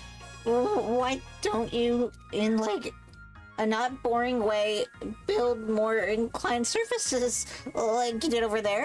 Maybe you could color them with fun colors so you won't think they're boring and get angry at me some more. I built that ramp because we were in a hurry to save your life. A dead Tavros is even boring than an alive and by a slim mark. Your mic is really cutting out. I'm sorry. A dead Tavros is even more boring than an alive and crippled by a slim margin. My stair structure is lovely and I'm not. Now hop out of your wheel device and get climbing. Climbing? Or crawling, whatever. Stop being so helpless. It's pathetic. It will take a long time. What's the rush? You're in the game, safe and sound. Look in the sky. Do you see any meteors? I sure don't. But there's some imps around, and I'll be sort of defenseless lying down on the stairs. Sigh. You did not just use that. We both know you can. Yeah. Hey, why don't you physically? I didn't get that entire sentence at all. We both know you can commune with these things. Hey, why don't you psychically command them to carry you up? Oh my god, that is a great idea. Once again, I've just got to come up with the creative stuff. I wouldn't really want to make them do that. I just don't understand why. We can't do this the easy way? What good would that do you? Whatever the purpose of this game is, it makes you work hard for it. That way you become stronger along the way. You are better prepared for whatever's next. Remember when we used to flarp together? It was the exact same principle. And that's why you were always outmatched. You were too soft and not well prepared. Nothing comes easy, Tavros. That is why we go through the trials and shooting when we are young. To make sure we are strong when we come out. Do you remember the trials, Tavros? Not very well, no. Well, I do, and they were a bitch. But now that I think about it, it would make perfect sense if your trials were real. That is why you were such a soggy phlegm sponge, and why you got picked by such a sad, frail little loose. But that's okay. It probably wasn't your fault. Just a bad break. You're lucky you have me as a server player. I can challenge you and help you get strong. Now hop out of that seat and get climbing. I will deliver the device to you once you are at the top. Climb, pupa. Climb! Maybe I should ask Tinkerbell about this. He's really smart now that he can talk. No, you don't need help from your lame bull fairy. He is only holding you back. He's my friend. God, pathetic. This is getting frustrated. Why did I have to get stuck with the cripple? Just my luck. Do you have any idea how inconvenient this is? Do you have any sympathy for what I'm dealing with here? You're so inconsiderate. You just sit there looking smug. It's infuriating to look at you. You haven't even thanked me, or apologized for that matter. Thanks, Ruska, for saving, my life. It was sure brave and heroic and pretty of you. And also, I'm sorry from the bottom of... Seriously, how hard would that have been? Okay. Thanks, I guess. But sorry for what? For being crippled, you ass. You want me to apologize for being paralyzed? Yes, say you're sorry. I don't mean to be rude or boring, but that's ridiculous, given the circumstances. Bullshit. It's something called basic decency and civility, you fudge-blooded boar. Now get down on your useless wobbly knees and apologize. No, I don't want to.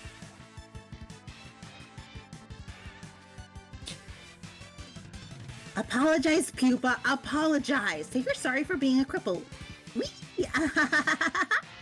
Tavros summon Rufio.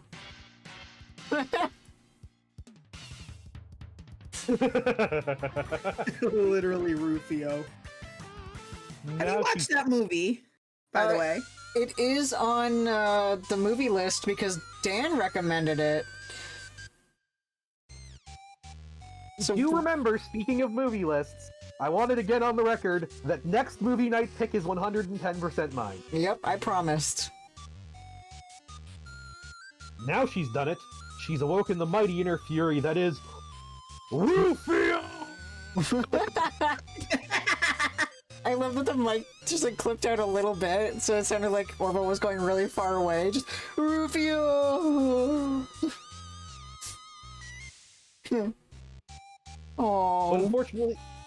But unfortunately, Rufio's not real. He's imaginary, a fake, like a made-up friend, the way fairies are.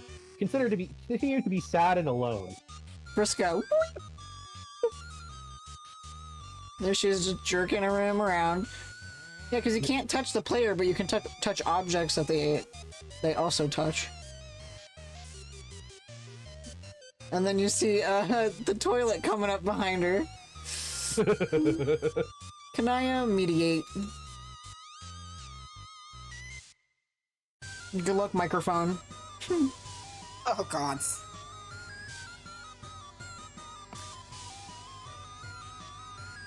Hey, what's your deal? Shouldn't you be helping me out of this jam? You did not pick up. It stopped at jam.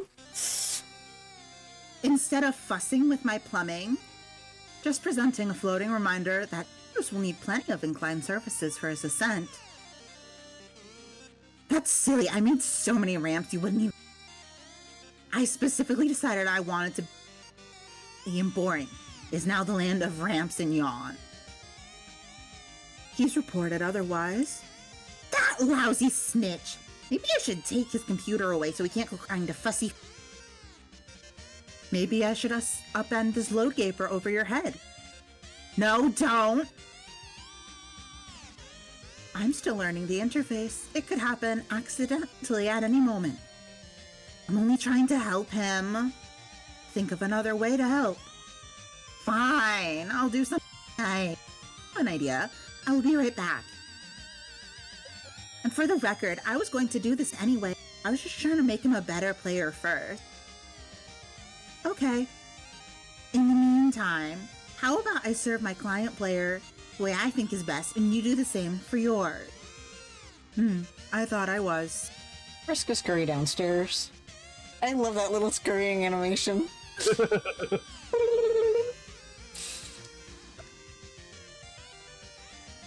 You make your way down to one of your innumerable loot strongholds, where you stash riches and gold and jewels and prizes plundered during your campaigns.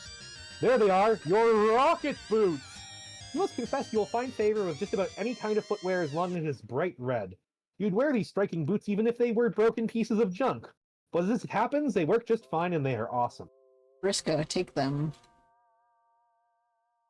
And Friska, go back up.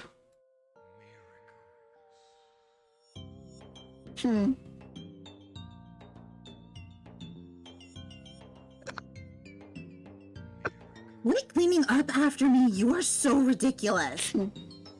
Friska, get code. Sound effect. Shake.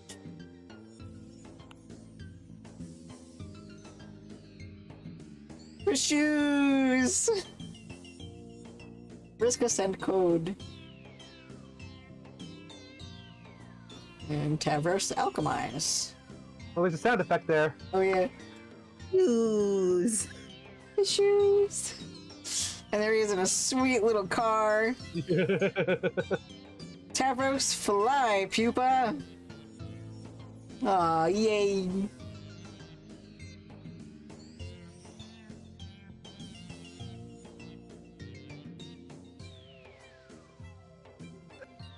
Fly! So is Tavros the originator of Tumblr with cinnamon rolls? Basically, yeah. Nah. Not the originator, but he is one of the Tumblr cinnamon. Yeah. Homestuck. Although I know the original is an Onion article, but he's one of the cinnamon rolls. Yeah. One of the first characters to be assigned cinnamon rolls. Also, I will note, it is almost 9 o'clock. We should take a bathroom break. You're right. Okey-dokey. I will be right back while I use the bathroom. Go piss hard! I will piss gently. Yep. Same here. I gotta pee.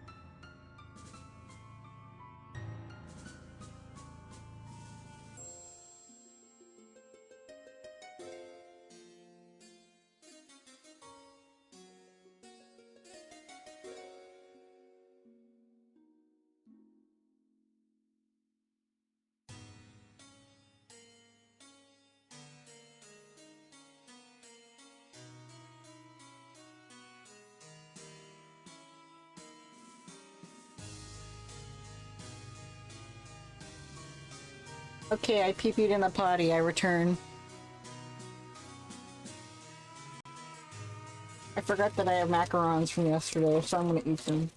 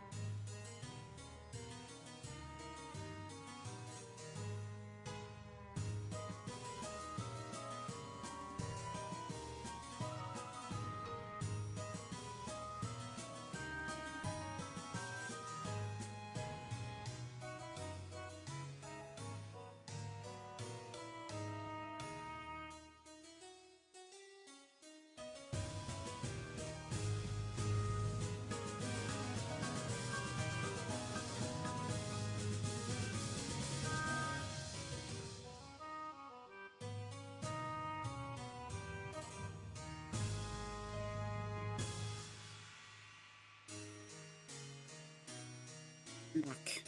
Hello. Hello. I have a macaron. Ooh. God, I'm hungry. I haven't eaten dinner yet. Buddy? I was distracted by making mushrooms and painting things. Okay, I am back. I guess that's the Lord's noble have cause. Gotten water, I have gotten cookies, and I have emptied my bladder.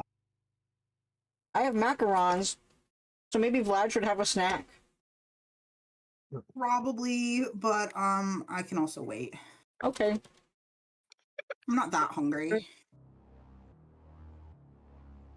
Cavros lead fearsome entourage into ruins. Ooh, a sound effect. Immune. Confer with teammate. Oh, let me get the macaron out of my mouth. Yes, another piece fits. We are making strict progress on this puzzle. Oh, that's cool, I guess. So, where do you think it is the next one? I don't know. Probably buried in the stupid sand somewhere like all the others. Okay, that's mostly what I was thinking too. But it suddenly doesn't sound like you think the puzzle's cool. The puzzles suck. All these puzzles suck. If I have to help you put one more dumb slab of boring rock into another stupid wall indentation, I'm going to put an indentation in my desk with my... But it looks like a frog, and that's kind of fine. Snore. These puzzles are for wigglers. I solve way better puzzles than this in my heyday as my thing. Oh look, so ruins. Oh look, another mysterious recess in the wall. I wonder if something fits. It probably just opens a secret passage to more wall indentation. So over this puzzle. But they are necessary to solve, aren't they? To find new magic artifacts and things, and learn more about the lore of this land. Tavros, let me let you in on a little secret about the lore of your land. It's boring. The minds of your consorts are very soft and impressionable, as easily manipulated as all those imps have been bossing around. I have picked apart their tiny little lizard brains and seen through all the smoke and mirrors of their riddle. I've gotten to the truth they are guarding. The great big mystery behind this planet. You know what it is, Tavros? No. It's bullshit. Meaningless, boringless, fanciful bullshit wrapped in flowery poems to keep you guessing. It all leads to one thing anyway, and that's what we should put our attention. Real gamers cut to the chase. They power through all the nonsense and the goal. They cheat, Tavros. It's time you learn to start cheating. I thought I kind of was cheating by making friends with monsters. Well, it's a good start. You are bending the rules and getting stuff done. Okay, I will admit I am fairly impressed. Even though you still probably have a single enemy.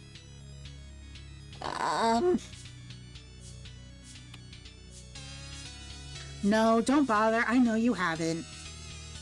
But maybe that's okay. Maybe it's just your style. I mean, your real strength is surrounding yourself with allies who are like me. I'm sure there is more than one way up the echelon. In your case, probably the only way to roll is to roll gently up the echelon, the path of the invalid. Yeah, I agree. But I think it's time to stop fucking around. You need to be challenged more. I've been designing a quest for you that should test your true limit. Oh, is that what you were doing all this time? Yes. I mean, not that I don't appreciate it, but don't you have your own quests to do? Yeah, well, after she got me in the game, Kanaya just left me in the lurch. Probably because she's dealing with her own crisis. Just as well, because I was starting to get nannied hard. You wouldn't even believe it. Nannied? So I had some time to kill. I drew you a map. Oh, whoa. Here, take a look. It marks what will be your new destination. Really find the ultimate challenge. Have us look at map. I appreciate Nana committing to this.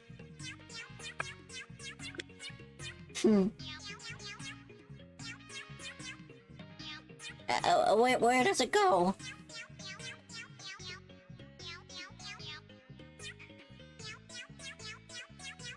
I've determined from your consorts that there's a terrible monster ground. It guards a hoard of treasure bigger than either of us can imagine. It's called a denizen.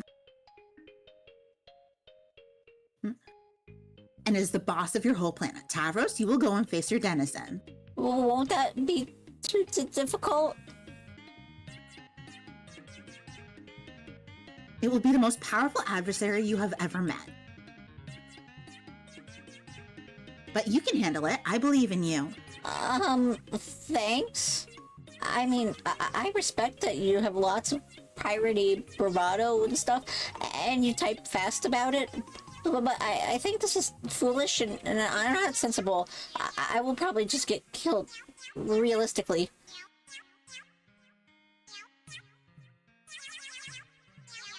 Maybe, but that is the risk you take by being a brave adventurer.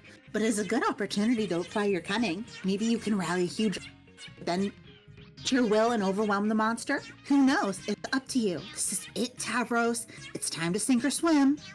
I should get Kanaya's advice. Or maybe Karkat, since he's the leader. No! Oh god, every time. Always going and getting to others to bail you out. Anyway, Kanaya's missing in action and Karkat head up his nook with his new stabby hate. Neither can help you. It's just hard to figure out if you really think this is a good idea strategically, or if it's just more of the thing where you harass me but sound excited about it.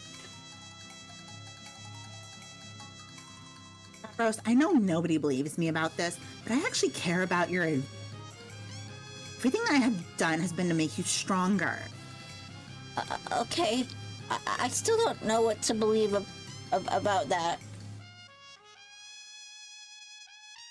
You are useless. I'm done talking about this. Now shut up and point that cherry vehicle of yours towards the X on that map. Next stop, Gate 7. Let's go. This isn't optional. You know very well that I can go to that gate whether you want to or not. But I would rather it not have to come to that. Will it be advance or advance? Okay, I will go. Oh, one last thing. Equip your boy Skylark outfit. This will be Pupa's last stand. I mean, sit. No, it's the same tactic that Terezi was using on John. Yes, no, I did notice that. Yeah. The Tavros point cherry vehicle towards X on map. Whee!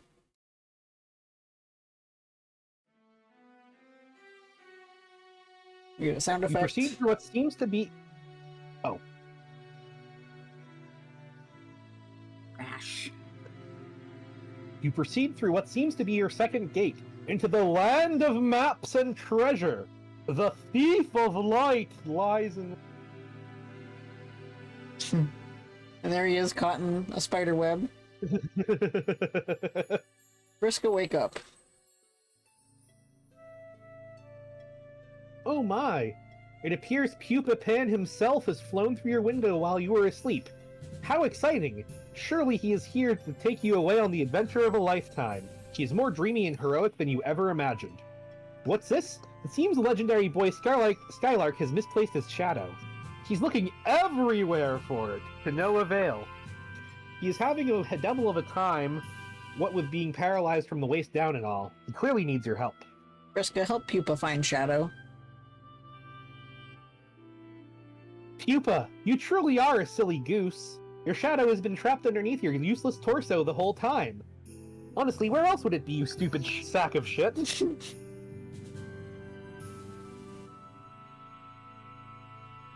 Of course, the secret to reuniting with your shadow is to get up and walk around, and play and dance and frolic. Your shadow will surely join in your gaiety, but it appears Pupa has lost the use of his legs. There will be no frolicking in this young man's future. Unless... Vriska, apply special stardust. Everyone knows that just a pinch of special stardust along with a happy thought will allow any boy to get up and walk again. Everyone knows this because it is in the classic tale, Pupa Pan. Young Pupa flies through the window of Fairy Girl's respite block, falls on the floor, and has trouble getting up like an enormous pansy. The Fairy Girl then helps him walk again, and in return he teaches her to fly, even though she probably already knows how to because she's a fairy. They fly out of her window together and have magical adventures for many sweeps thereafter. To be honest, you hardly know a damn thing about Pupa Pan, but you do not care. Sound effect here. Oof. Pupa remains as pathetic and useless as ever. The Stardust did nothing, probably because it is just glittery powder with no magical properties whatsoever and is basically bullshit. Because in case it wasn't clear, magic isn't real and neither are miracles. Or, it could just be that Pupa has failed to have a happy thought. Your duty is clear. You will have to make him have happy thoughts. Vriska, make Pupa have happy thoughts. There she is holding him. And there she is kissing him. Interesting. Cat was right about the black rom. Yep. Sound effect.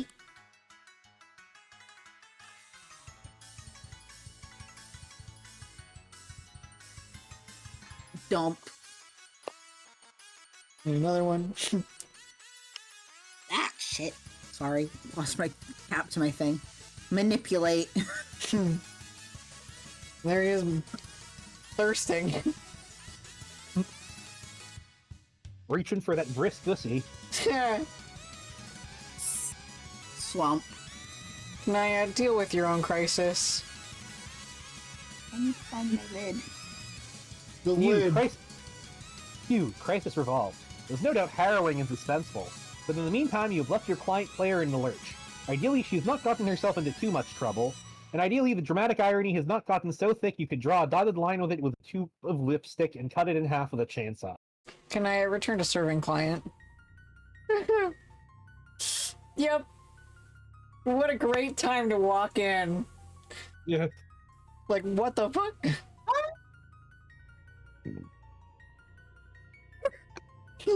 So that's why she had you make this dress for her? And you just went along with it like a sucker? Arg, you such an idiot! Aww. Sweetheart.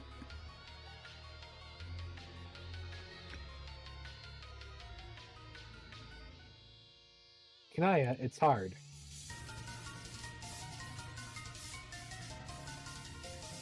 Being a kid and growing up, it's hard and nobody understands.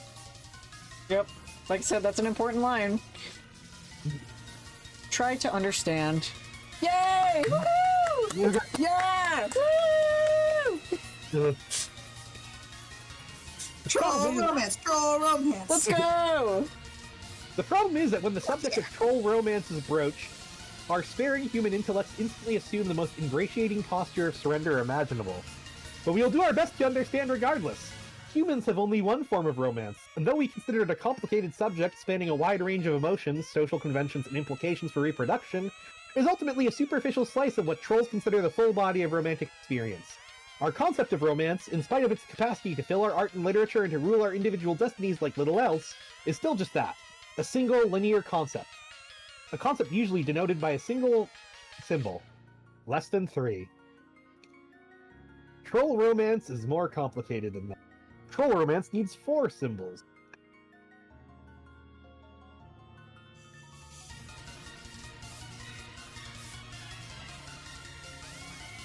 Their understanding of romance is divided into halves, halved again, producing 4 quadrants. The flushed quadrant, the caliginous quadrant, the pale quadrant, and the ashen quadrant. Each quadrant is grouped by the half they share, whether horizontally or vertically, depending on the overlapping properties one examines. The sharpest dichotomy from an emotional perspective is drawn between red romance and black romance. Red romance, comprised of the flushed and pale quadrants. Yeah, this is important. Is a form of romance rooted in strongly positive emotions. Black romance, with its caliginous and ashen quadrants, is rooted in the strongly negative. On the other hand, the vertical bifurcation has to do with the purpose of the relationship, regardless of the emotions behind it. Those quadrants which are concupiscent, the flushed and caliginous. What? Sorry? Concupiscent. Okay, concupiscent. The flushed and caliginous have to do with facilitating the elaborate reproductive cycle of trolls. Those are which are conciliatory, the pale and ashen, but be more closely likened to platonic relationships by human standards. There are many parallels between human relationships and the various facets of troll romance. Humans have words to describe relationships of a negative nature or of a platonic nature. The difference is, for humans, those relationships would never be conceptually grouped with romance. Establishing those sorts of relationships for humans is not driven by the same primal forces that drive our tendency to couple romantically. But for trolls, those primal forces involve themselves in the full palette of these relationships. Red or black, torrid or friendly. Trolls typically feel strongly compelled to find balance in each quadrant and seek gratifying relationships that each describes. The challenge is particularly torturous for young trolls who must reconcile the wide range of contradictory emotions associated with this matrix while understanding the nature of their various romantic urges for the first time. Of course, humans have this challenge, young humans have this challenge too, but for trolls, the challenge is fourfold. Examine the flushed quadrant. We are getting into what is may or may not be the most confusing part of the No, actually, this is most important. Not the most confusing. It's just describing the how relationships work. Yes. You see, when a daddy grub loves a mother grub. Something like that. When 2 individuals find themselves in the flush quadrants together, they're said to be mate sprits. Mate spritship is the closest parallel to the human concept of romance trolls have.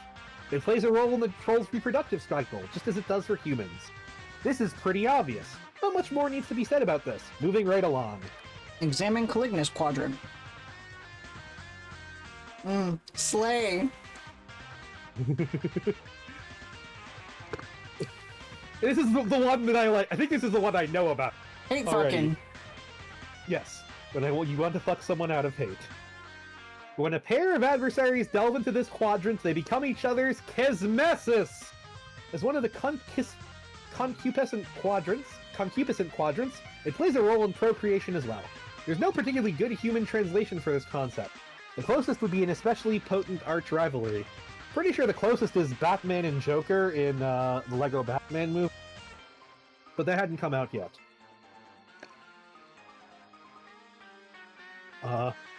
For instance, human players would never be able to adequately diagnose the relationship between the Queen and her archagent, but troll players could immediately place it as a dead ringer for kismessitude. They would all think we are pretty stupid for not getting it. And they would be right. Fuck you, Domino's Pizza! Yeah, why are the ads happening during the most important part of the entire stream? We need to not have ads during the troll sex talk! Yeah! Two Flower needs to know how troll sex works. Maybe he'll put troll sex. He'll put troll sex into his next book, or it should be, or next a game. Next visual novel should be all about troll sex. Yeah. God damn it! But there's also platonic troll sex. Yes. And then there's thruples. Oh my god, you're right. The 4 types of romance. Yeah. I love you. I hate you. I'm trying to make sure you don't kill each other. And friendship. Yeah, basically. Trolls have a complicated reproductive cycle. It's probably best not to examine it in much detail.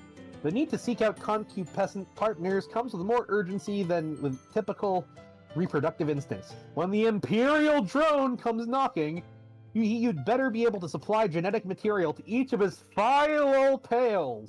If you have nothing to offer, he'll kill you without hesitation.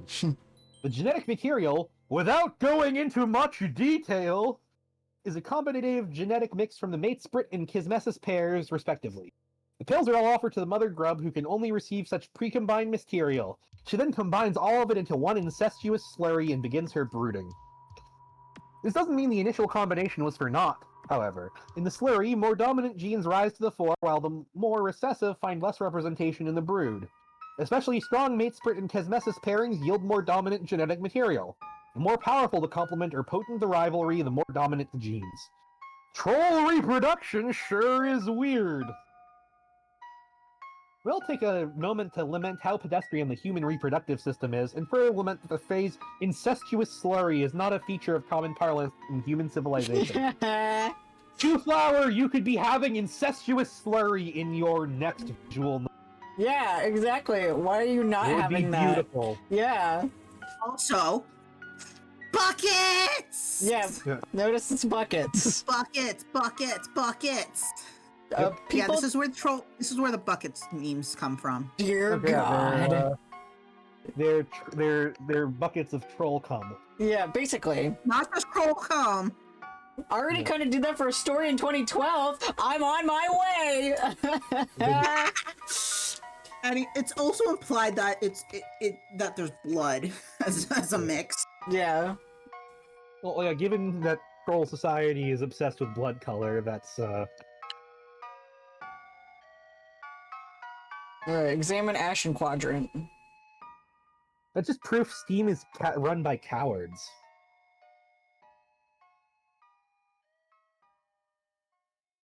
Alright. This quadrant involves a particular type of three-way relationship of a black romantic nature. Falling on the conciliatory side, it has no bearing on the reproductive cycle except for indirect ramifications. When two trolls are locked in a feud or some otherwise contentious relationship, one can intervene and become their auspices. The auspices mediates between the two, playing the role of a peacekeeper, preventing the feud from boiling over into a fully colliginous rivalry.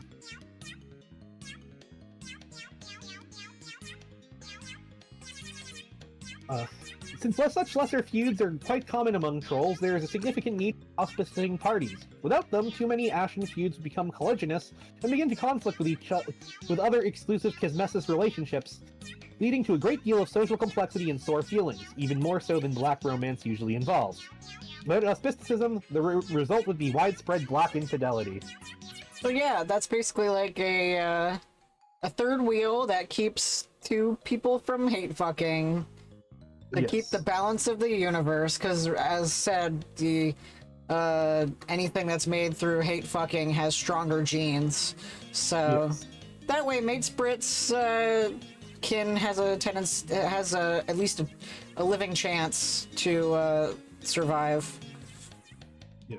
So here is Kanaya preventing any sort of black rom between Vriska and Tavros, or at least she was until she walked away from her computer.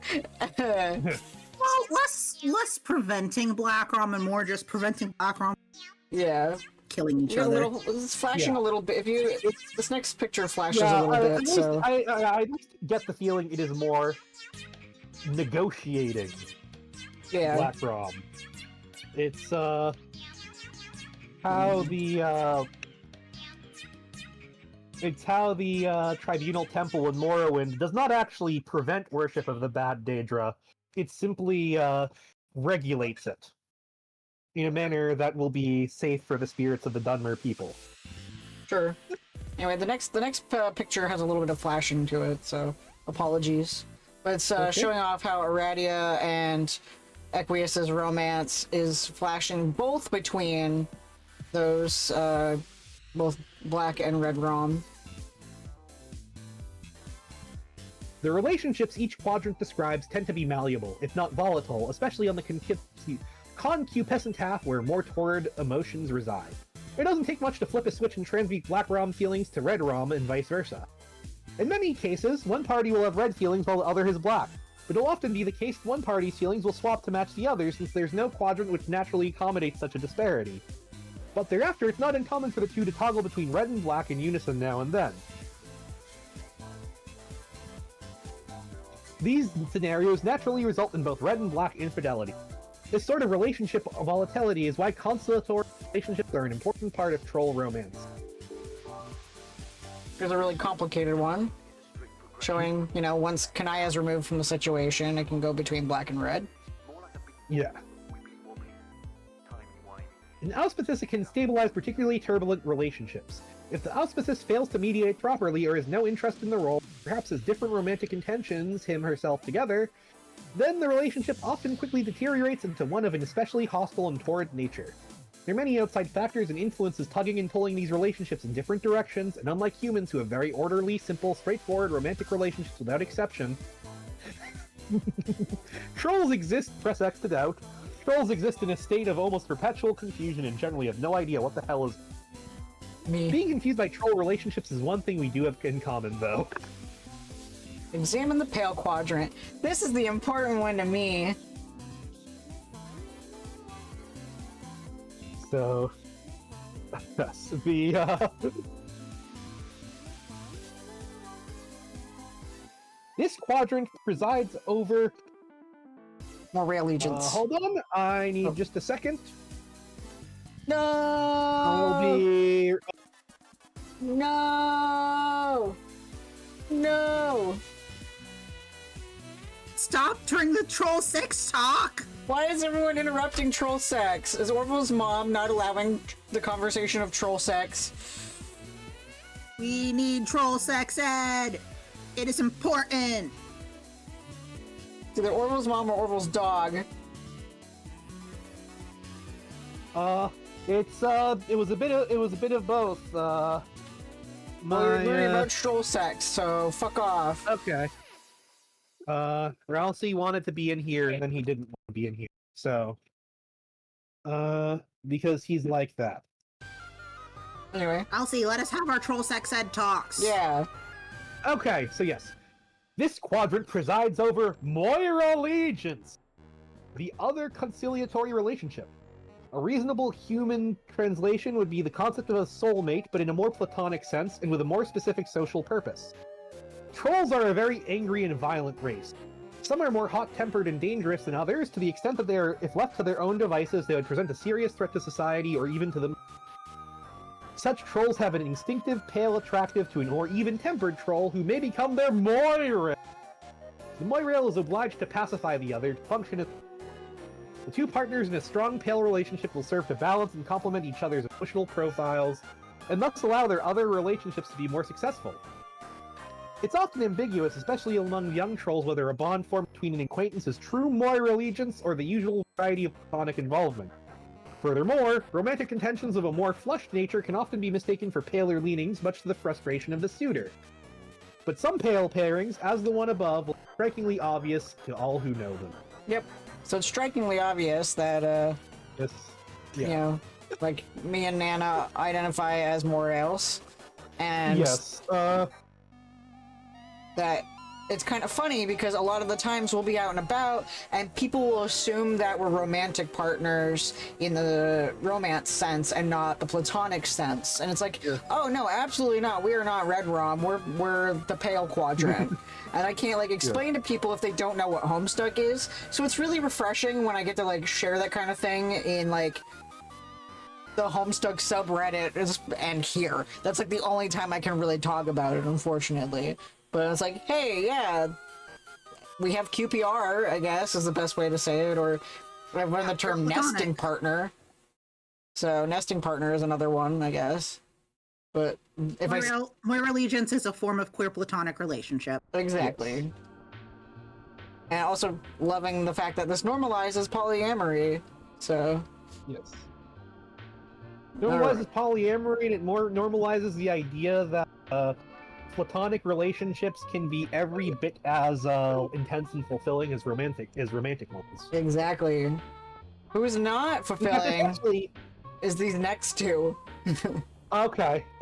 We have. Okay, so I need to come up with two last ones. Yeah. Don't I? Okay. Okay, let's do this. Let's do this. I think this is the last time I have to do it, so I better make For them now. good. Okay, yes. For now, I suppose. But yeah, I assume the last time for this act. Yeah.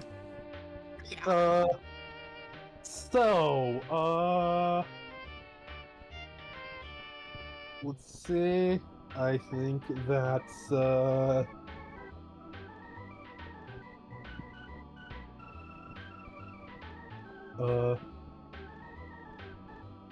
I think that is Tentis on the left.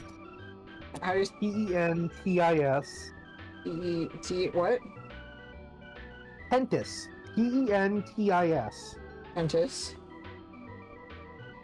And Ben Shapiro. yes, so I guess he'd be like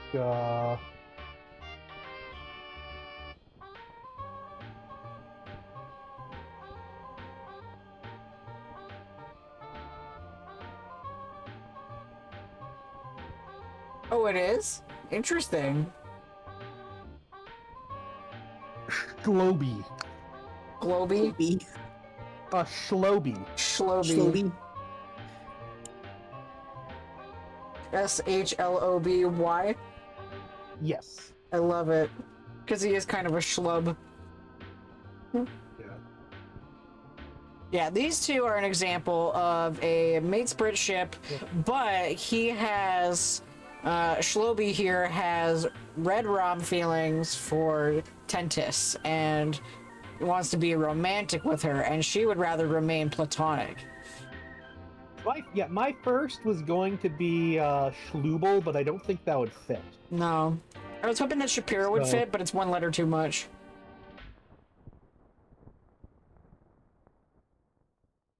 Oh, unless you futz the letters with You what? With you can futz the letters around. I mean, with, like... Shapir is actually not bad, but the Shlobi was the one I went with. So. I like Shloby. Alright. I'm gonna read the, No, I'm not trying... No, change back to Shlobi. Word document, I am not trying to say Shelby. Oh yeah, you're futzing with your notes. Okay, and fuck, what did I say the first one was? Tentis. Pentis, okay.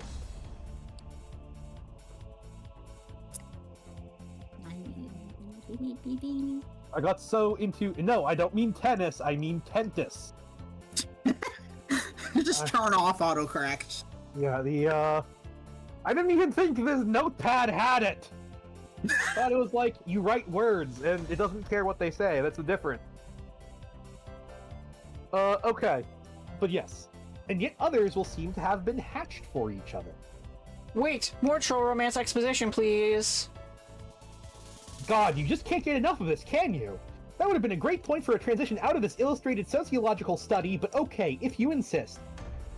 Now see, what's going on here is, it's perfectly simple. When the full matrix of troll romance is in action, we have, hey, why don't you figure it out? You should be an expert on all this by now anyway. Yeah.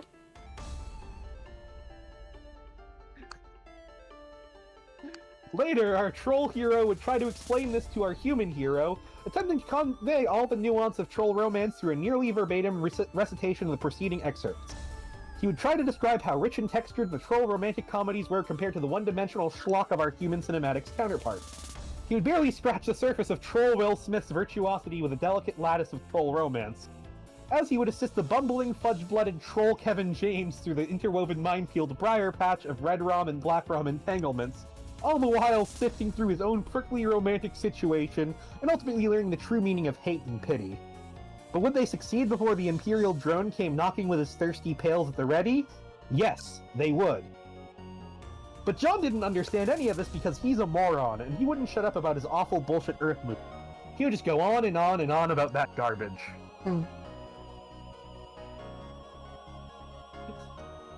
But if there was one theme to be hammered through his thick skull, it would be the troll's cultural preoccupation with romantic destiny. Yes, the romantic landscape is rife with false starts and miscues and infidelities red and black. But every troll believes strongly that each quadrant holds one and only one true pairing, a matter of with auspicious matchups through mysterious channels of troll serendipity. In short, their belief is that for each quadrant there exists a pair or triad of trolls somewhere in the cosmos that were.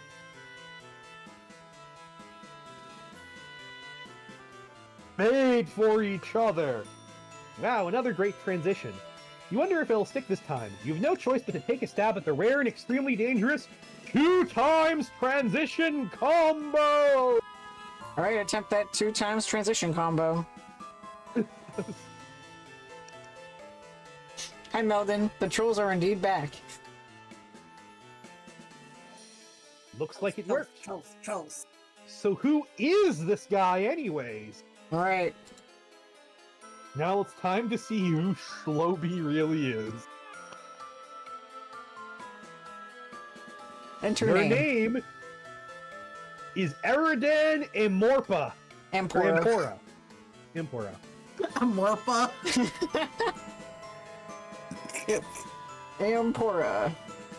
There are so many trans guys named Eridan, it's not funny. I mean, I guess Ben Shapiro does have the bone structure of a trans man, so... Kinda, yeah. So, like, Eridan's out here, like, being a fucking incel, and, yeah, Danny, yeah, Eridan! Yeah, so trans guys are out here naming themselves after the most incel character in the entire series. Was also... At some point, I'm pretty sure confirmed something or other. Oh Yeah. no, there was a trans user I knew who she commented that she apparently in her circle there are a lot of memes about Ben Shapiro being a trans man. So Because I think I'm taller than him. yeah. And that's saying something. I'm definitely taller than him. I'm taller than Robert Reich. Ben Shapiro is like a tiny goblin boy who's like 5 inches tall. Yeah, and that's why we say he drowns in a saucer of milk. Exactly. Be very careful. He'll trip on a crumb and fall face first. You know, yeah, exactly. The left is trying to destroy him by leaving out saucers of milk. Yeah. You know, bowl of Cheerios is a death trap for this man. And people are going around eating Cheerios. No concern that Ben Shapiro might be scuttling across the table, getting ready to lay his eggs. If I ever meet him, I will just hand him a bowl of Cheerios. Here, don't ask questions. This is for you. If I ever met him, I would be a lot worse. Yeah, Maybe I pissed in those Cheerios, you don't know. I would be sorely disappointed if you didn't. Yeah. Anyway, Eridan, do something awesome. He's got that stupid little hipster sneer. Yeah. Yep. And he's got that, pretty interesting weapon there. Yep.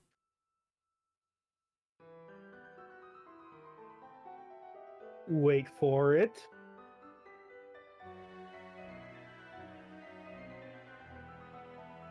Wait.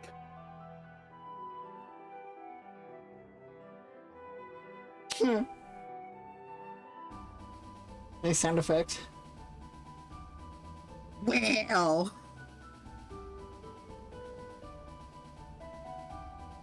There she blows!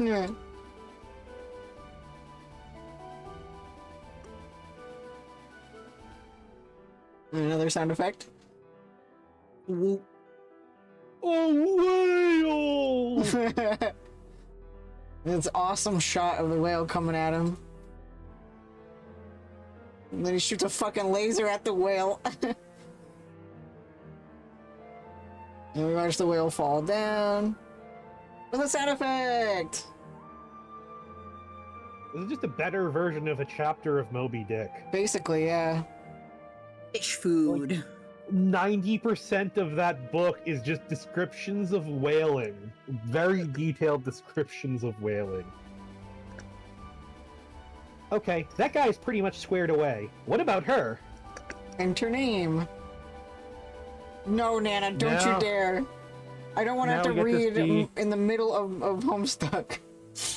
Now we get to see who is the what's the real name of Tentus? Oh, yeah, there's another sound. I guess I think it's. I don't know if it counts as a sound effect. The 2x transition combo. Nah, I'll just continue. Enter name. Okay. Your name is Theferi Peixes. Species. Species, yeah. Some people pronounce it Pfeffery, some people pronounce it Pfeffery. I'm a Pfeffery kind of person. I just call her Pfeff. Yeah, I write Pfeff too. Alright, Pfeffery, do something adorable. Little sound effect. Swim. And there's the whale. I was just writing her name down. Okay, you'll have to catch up then, weather boy. Okay. Okay, there's the whale. And she catches it in a net. It swims away, bringing it down to something very ominous at the bottom of the ocean. Releasing it to be snatched up by a much larger creature. A massive, massive tentacled creature. Alright, Pfeffery, go home. So, offering to Great Cthulhu. Basically.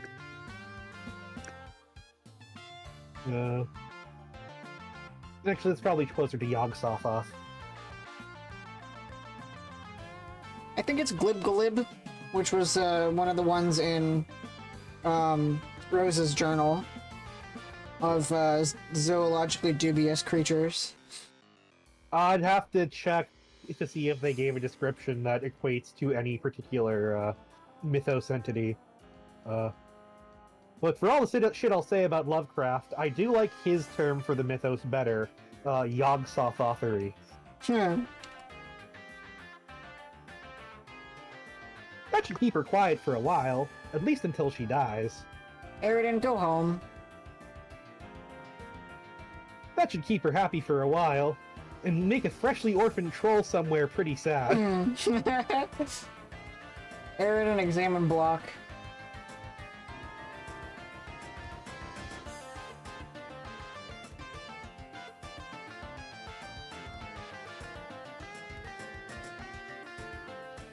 Okay, you conveniently return to your respite block so we may study your variety of interests.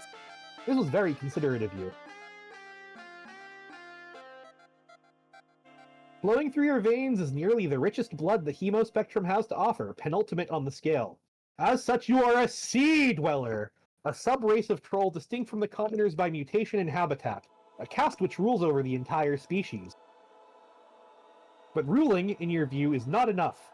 You have an overpowering genocide complex, and have made it, also like Ben Shapiro, Yep. have made it your sworn duty to kill all land dwellers.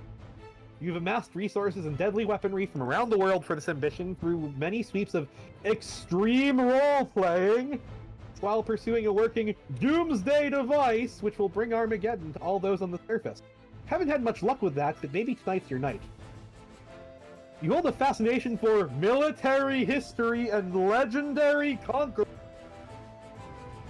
You have dubiously modeled your profile and exploits after the most notorious figures in their stories, which are bristling with the glory of victory and the sting of defeat and political machination and romantic intrigue.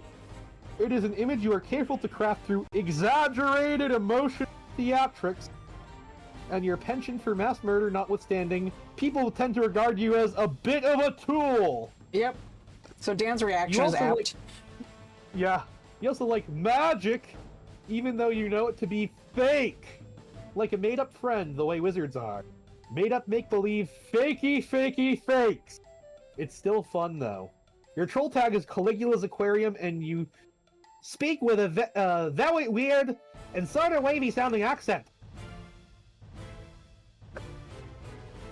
You hold off on doing anything for the moment on account of courtesy to fellow royalty. Free examine block.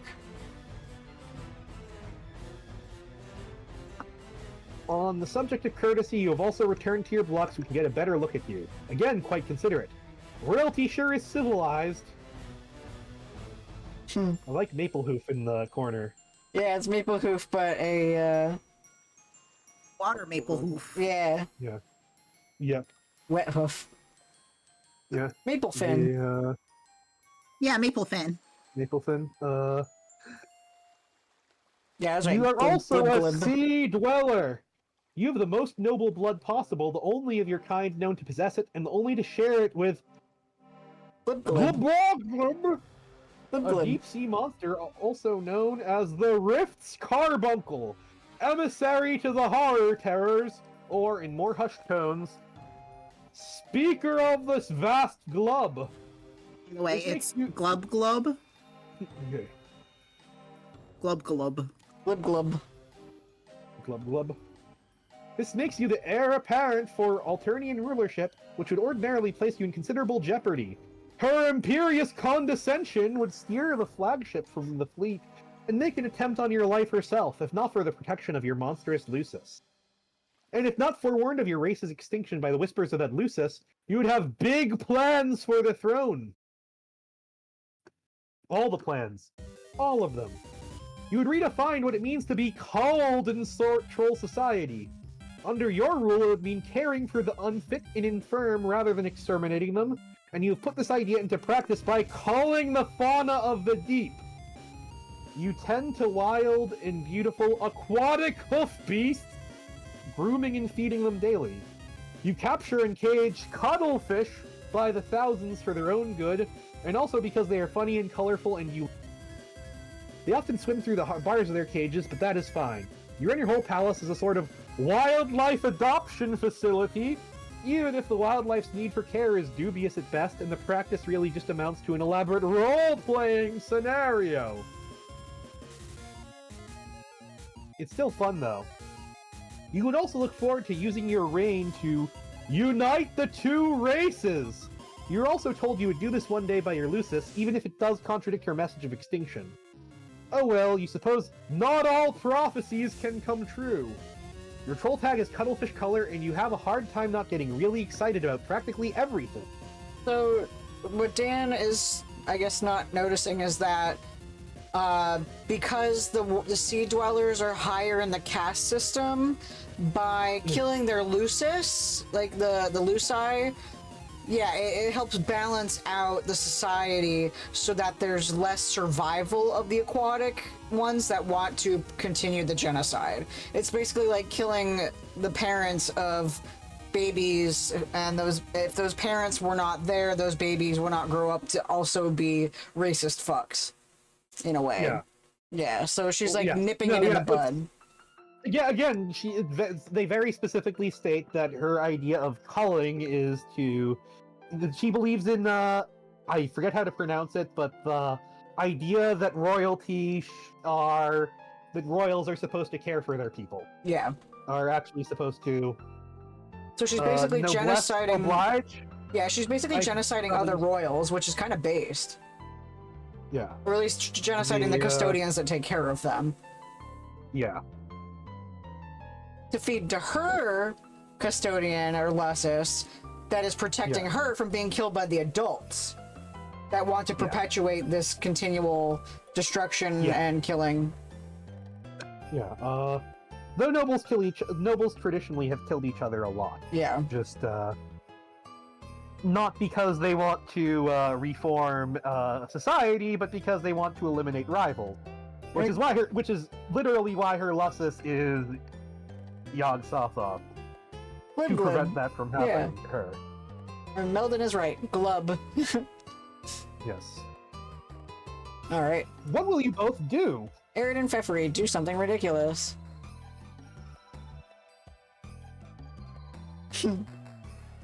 Yes!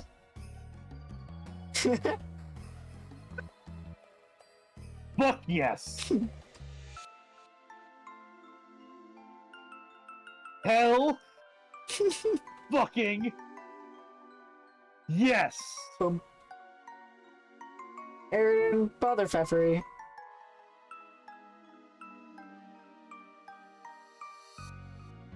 Pep! Hey!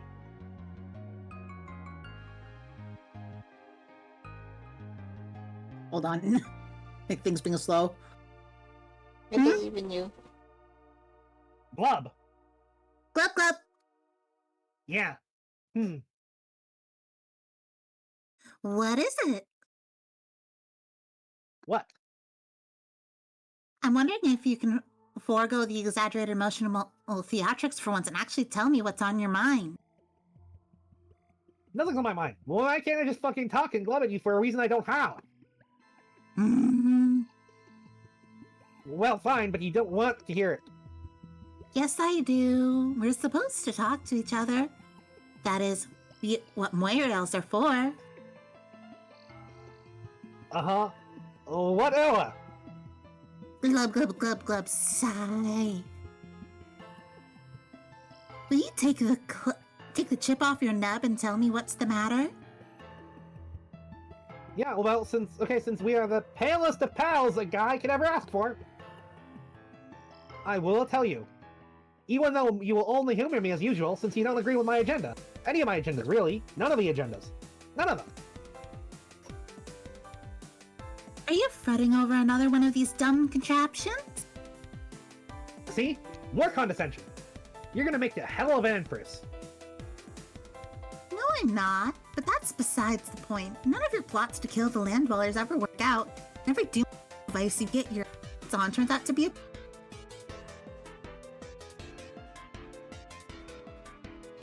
Coronation Starscream. This is bad comedy. Use your spot. Oh yes, sorry. Sorry, I was responding to Nana's bad time. So, I got to keep trying. That's how all the great military masterminds became great through upright perseverance. I think deep down, you stack these plots against you so you fail because you know it.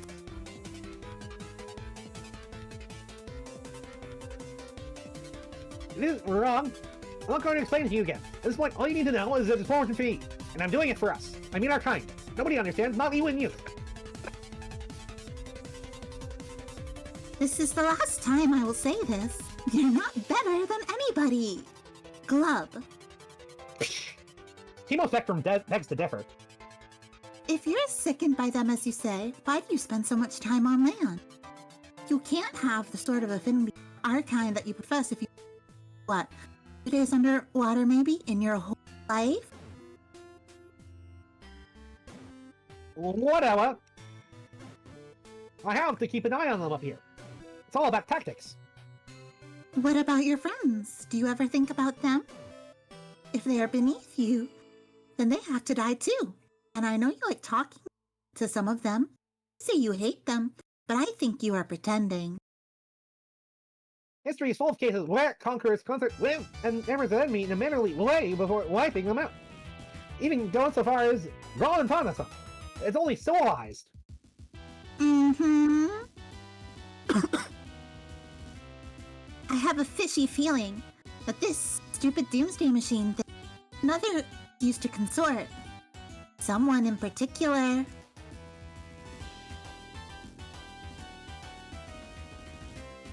All your feelings are fishy. Glub, glub, glub, glub, glub, glub. You grubbing that tone of glub with me, mister? I'll glub in whatever dumbass bumbly sounding fish noise I wanna glub. You are angling for so much trouble. Okay, please let's just get into the whole fucking fish pun thing again, okay? Well, you get it. We are nautically themed. Okay. Actually, closest he's been to based so far.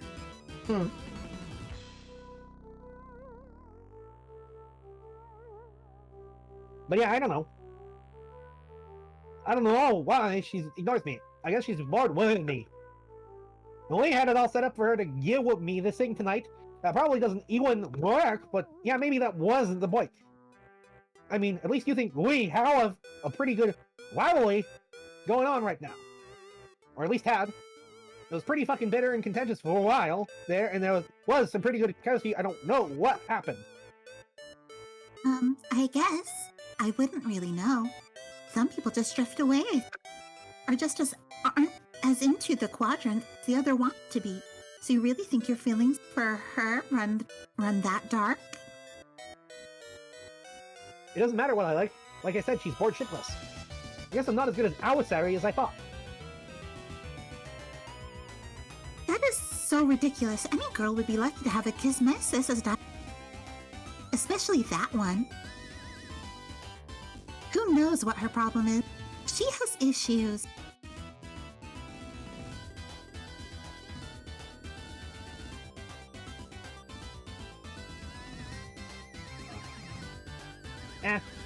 Well, okay, thanks for saying so. You know, I'm not sure why we never talk about our romantic aspirations. We should more often. It's kind of exciting. Shrug. Probably because you fill your gossip quota with hubby bro. You leave nothing left to talk about with my rail. We're supposed to help each other with stuff too, remember? Maybe. Seems kinda odd now. Your stupid fishy face is what's odd. Have you ever thought about that? Fine. Well, those are my stupid feelings. But what about yours? Seems to me like you get along too well with everybody to be harboring any black sentiments. Yeah. I can't think of anybody I feel that way about. Maybe I'm just not old enough to have those feelings yet? We are still pretty young, you know. Yeah. Okay. Okay, those are your black leanings. What about red, Aridin? Oh god. Is there a lucky lady you were waxing scarlet for? Or a lucky fellow? Tell me, don't pretend you're all embarrassed suddenly. Okay, Seth. This is none of your damn business. I gotta go. Be back later when it's time to play. Aw. He doesn't want to tell her it's her. Yeah. Aridin, go get a beverage. Yeah,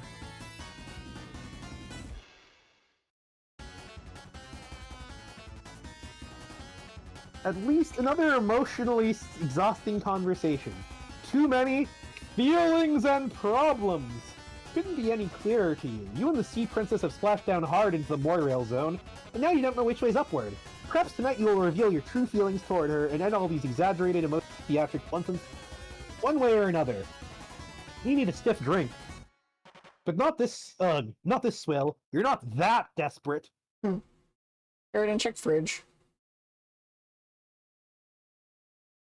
You pay a visit to what the common land dwellers refer to as a thermal hull instead of the more aristocratic and especially esoteric and alien-sounding term, a refrigerator. Aridin, open it. A bunch of unbelievably shitty wands tumble out. Of course, you knew these were in here. You're not even sure why you looked. Jeffrey, go get a beverage.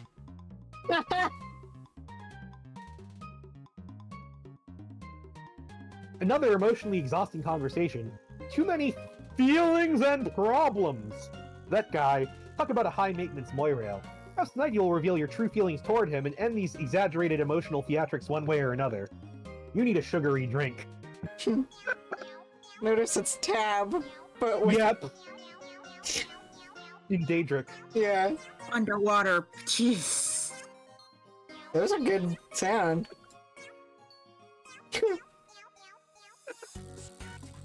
But Eridan's house is on the surface, and hers is underwater, so kind of hard for her to drink it. This is stupid, Glub. Jeffrey, disarm.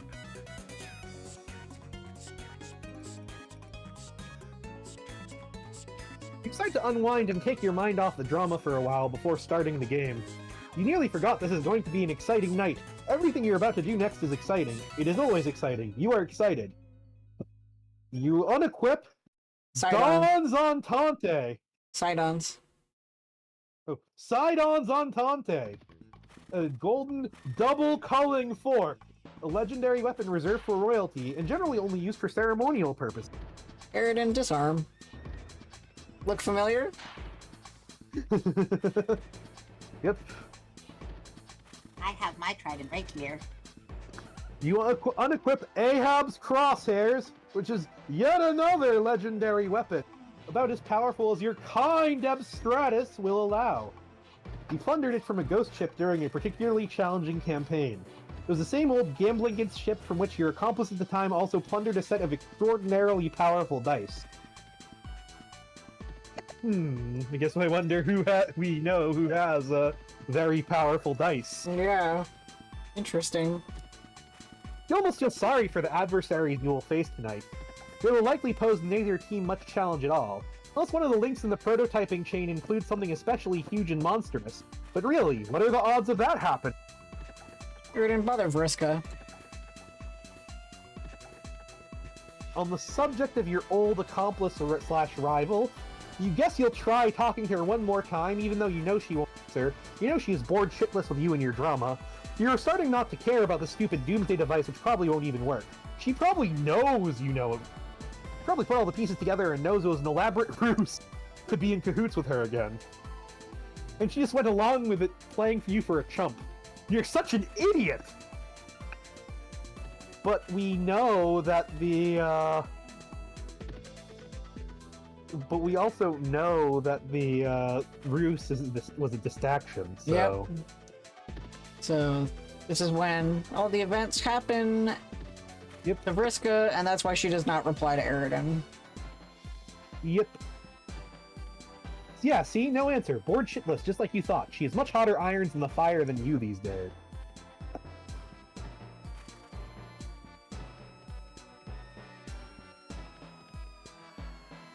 It wasn't that long ago that you were the hottest iron.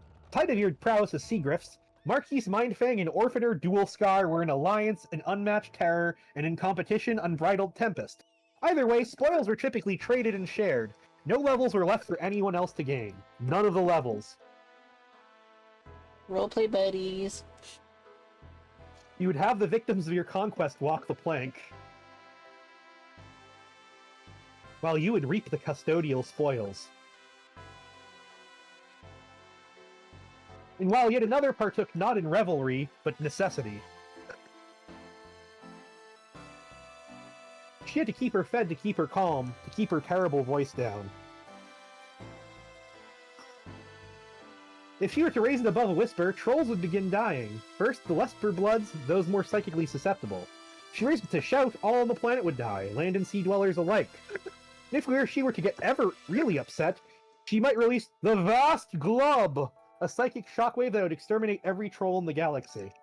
So that's why. She's Azathoth. She's Azathoth. Yep, and that is exactly why people and trolls and Lucis have to die to satiate this beast. Yes. No, yes, they're literally praying for Azathoth to not awaken and destroy the universe. Yep. I was severely underestimating the power scale of her Lucis. Yep. Anyway. In truth, it would be all too easy to solve the land dweller problem once and for all.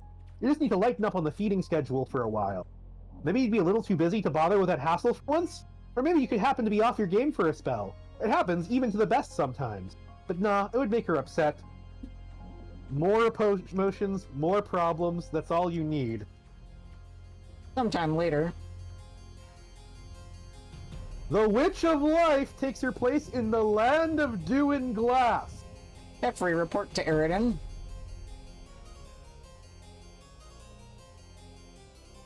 Whoa! Steph, are you in? Yeah. That took a while. I was getting kind of worried, Yes, it was a pretty close call and got kind of complicated. But Solix finally came through, and now I believe the chain is complete. Man, that guy, he's such a fucking drama machine. It's fucking pathetic. Your stupid fishy face is the drama machine that does nothing but whine and...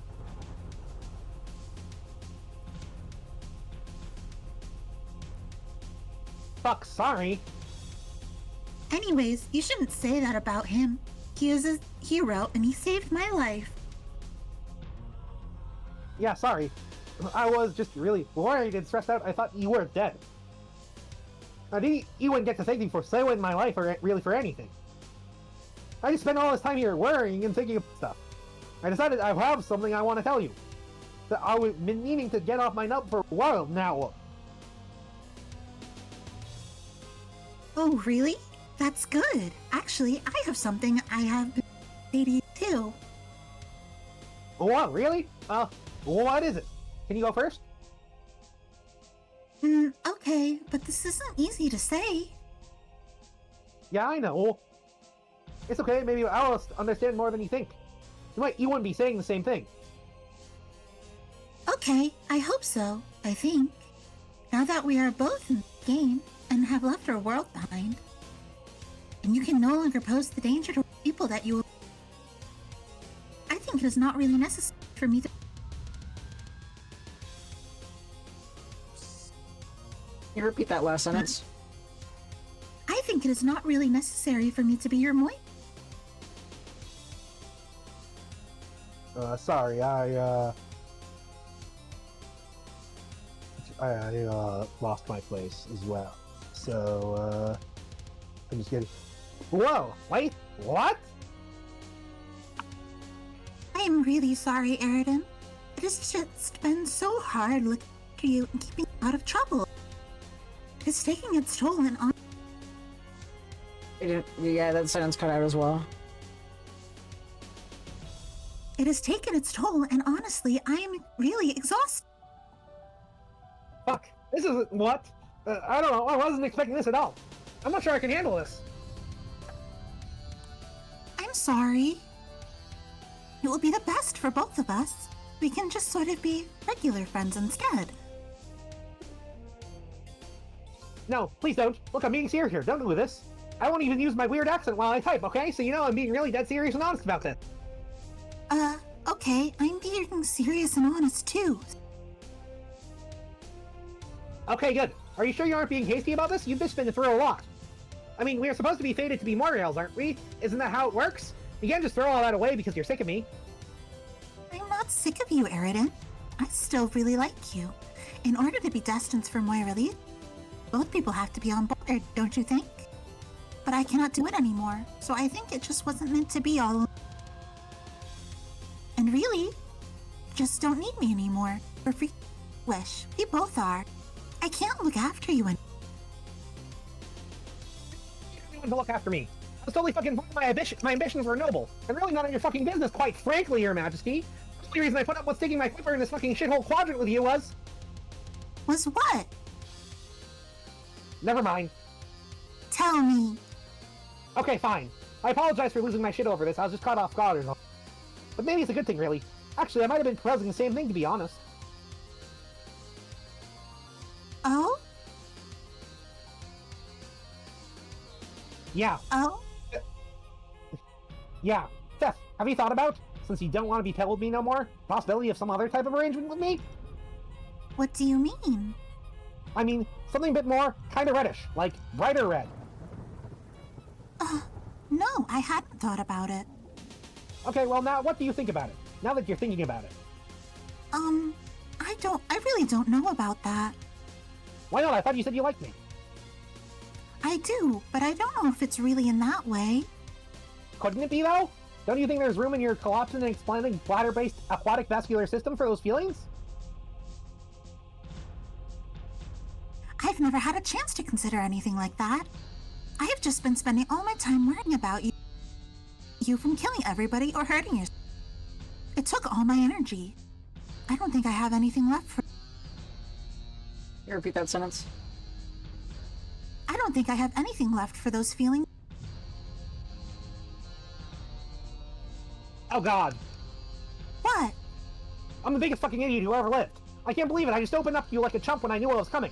I am one sad fucking brine sucker. Over-emotional sappy trash, you're right, I'm not better than anybody. I'm worse than anybody. Everybody. All the bodies. Stop! God, will you just clam up for once in your life? Always carping and carping and carping. You go completely over your emotions. Always looking to reel in drama wherever you... I am up to my gills in it. I just can't salmon strength. And then me anymore. I cannot believe you're doing the fish pun thing while you're breaking up with me. Real nice. I mean, real nice. Sorry, but really, this shouldn't be as bad as it sounds. When all is said and done, we have left our world behind. Everyone is dead, and there's no use in... It's over. It is time to play this game and focus on building something and exciting. So hang in there, Eridan. I have to go now. Solix is in serious trouble. I have to go help him. Bye. Oh, wait, don't go. Glub. I was fine with the genocide of the lower class, but I draw the line at emotional blackmail. Yeah, he's just a bratty incel, and when he gets turned down, he decides he wants to do more killing. Yeah. Can we get some sound effect? Flash. Jeffrey, proceed. Bonk. Yeah. Jeffrey, proceed to gate. You're free! Spash. Spash. Yeah, it does say Spash. it does say spash. You're right.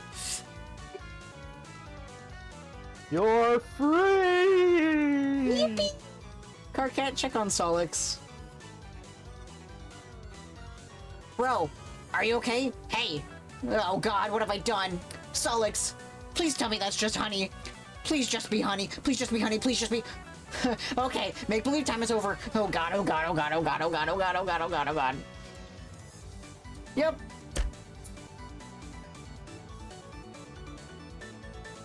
It is all your fault. You couldn't get him in before the glub.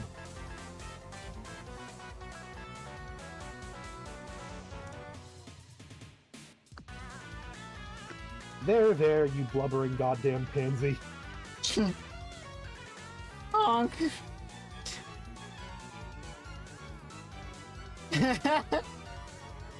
Here we are in Gamzee's world, one that your mom would hate.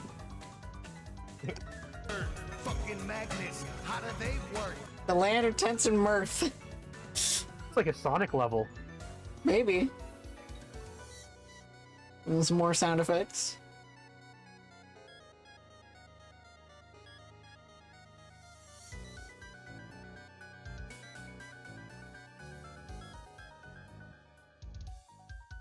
On, things being slow. I believe in you. Slap. Gamzee, indulge emotional theatrics. Have fun talking to yourself, Orville. Yeah, I need to talk to Carp. Where is he? He hasn't answered. He's busy being slapped motherfucking senseless by the guy who likes knives. But I can relay what message you got, my brother. Hold on. I'm gonna need a lot of water for this one, I think. Yeah. I always keep cough drops for Carcat. I don't feel comfortable with that. I have some serious feelings and problems. I need some ice. Oh yeah, I feel you. He's pretty worked up too. Why? Because our good bro Solix just kicked the wicked motherfucking shit. What the fuck do you mean by that? Are you saying he's dead? Yeah. Frowny face. Oh fuck! Oh god, fuck! Now I feel like an asshole. Yeah, unsalted an asshole is the thing that just about everybody feels like. Karkat blames himself on it, poor motherfucker. But I told him to be chill, because there is a miracle coming. I can feel it. That is the worst fucking advice. What an awful thing to say you believe. Magic is real stupid. Stop believing in it. Or stop believing in it. I've got to believe in what my heart tells me, even if it's a fake thing. Honk! It's a lot of pointless fucking rubbish and isn't no emotional help to me or him either, for that matter. Put Car on. I can't really think about intervening. The black frowning motherfucker kinda scares me. Are you sure I can't help a brother up into his motherfucking chill? I don't know. It probably doesn't matter. My feelings seem petty and meaningless now. She had better things to worry about than my what business bullshit. Like the dead guy who saved her. So forget it, anything anyway. Bro, my advice is just you kick back and motherfucking snap into some rude elixir and maybe get your wicked zone off. There, I said my piece. What the fuck are you fucking babbling about? Snatch an ice cold, dog. Motherfucking chug that shit like you and the bottle was reunited. Are you recommending a beverage to me or something? Is that what this is? Yeah, man, slam a Fago.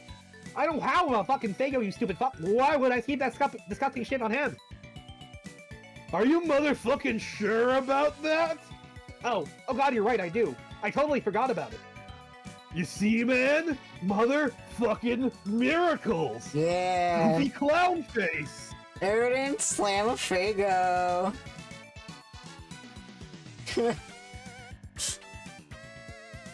Honestly, I kind of want to low key ship Gamzee and Eridan. Just be a rare ship. Yeah. Just this little like awful underwater Morlock man who wants to kill 90% of his species, and is an incel, and this like chill ass stoner dude who just wants him to discover weed and get laid. Yeah. But he can't actually be his wingman because no one else would want to fuck him. Yeah. You're so right. I mean, the only other people he seems even remotely compatible with are Vriska and Equius. Equius because he's a higher blood. He has to do what he says in his mind, and Vriska because both of them want to cause doomsday. Yeah, we need. Yes, that is exactly what I am saying. We need maybe to find Ben Shapiro and Juggalo. Yeah, it will redeem. And I don't know if he'll be redeemed. He's but a freaky Juggalo wife. Tempered. He would, but he will be tempered, perhaps. Mitigated. Treated like one might a rat. Try to kick back and motherfucking snap into some rude elixir and maybe get your wicked zone on. Sure would be startling if what followed was a crudely John spit take followed by an odd short exclamation. Blah. What? It's just soda. Not great, but not all that bad either. What's the big deal? We all need to settle down here. And later still. The princess prepares to administer a universal remedy for the unawakened. And she grabs him and kisses his bloody corpse. And upon kissing a bloody corpse, his dream self awakens. Karkat, blah. With some sound effects. Honk. Facepalm times 2 combo. And there's Karkat watching this whole thing. The kid never got a chance to say how much I hate you, every last one of you. And here we see Spade Slick with his bloody stump.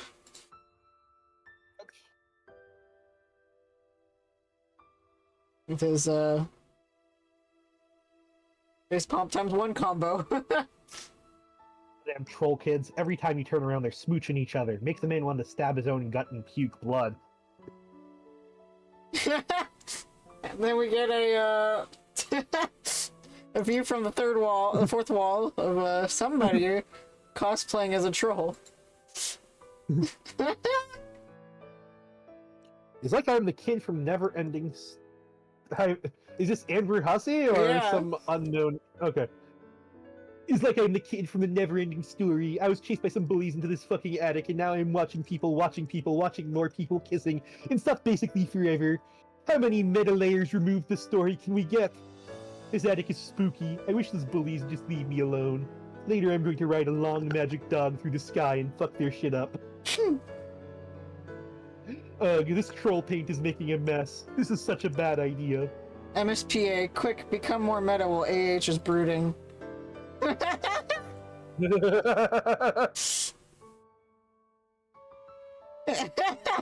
there's the viewer. And there's a joke from I want to say Jailbreak, which is a previous story, where they consider offing themselves by shooting themselves into a stump. So the land of stumps and dismay is basically a metaphor for killing yourself. Okay. AH deploys a daring execution of author tech arrow ladder to self-indulgence behind his own back. It keeps happening. All MSPA readers make a solemn vow to do an acrobatic fucking pirouette off the stump and blow their brains out if it doesn't keep happening. if it doesn't stop keep happening. An important distinction. Okay, haha, get back to the story, jackass. Excuse me? Oh, I'm sorry. Am I not going fast enough for you?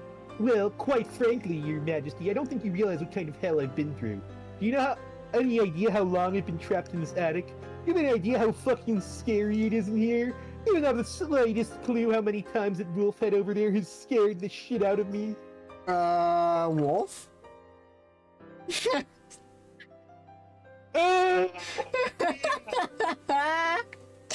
This is ridiculous. No, this is my life we're talking about here. Bullies, wolves, musty attics, huge spiders. Did I mention those spiders? Let me tell you, I got hella spiders up in this. Fuck, this horn fell off. Damn it, piece of shit. Wonder if there's any glue in here. Oh, screw it. You have any idea how much power I wield over you? To what extent I can ruin the shit you step in with that squeaky clean Sunday loafer you use to stamp that bookmark and stamp that F5 key day goddamn in and day fucking out? You possess even the most infinitesimal kernel of cognizance for the degree to which I can make the shorn, shivering weasel that is the totem spirit representing your wretched fascination with this website wheel and heart-rending remorse. It would be so easy. I could snap my gray, smudgy fingers right now and make you read all the troll romance exposition segments all over again, back to back to back to back to back. Oh, you don't think I'll do it? Oh my We've already read it, so I'm not going to read it again after what happened with... I'm actually not sure if Shrapnel hasn't returned because of that. So... Yep. It's just, the next page is literally just the entire text. So instead I'll just say briefly, I will summarize it briefly. You have to have a high IQ to understand troll romances.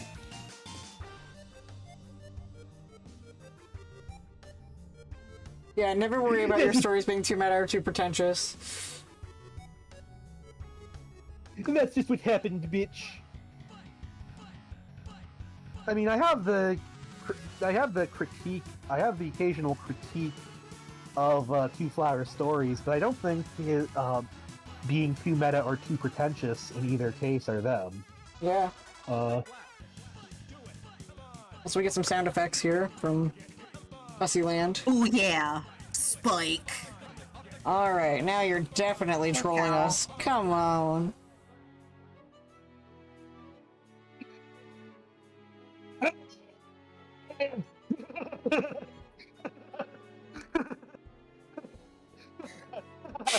I love that the mic is barely picking it up.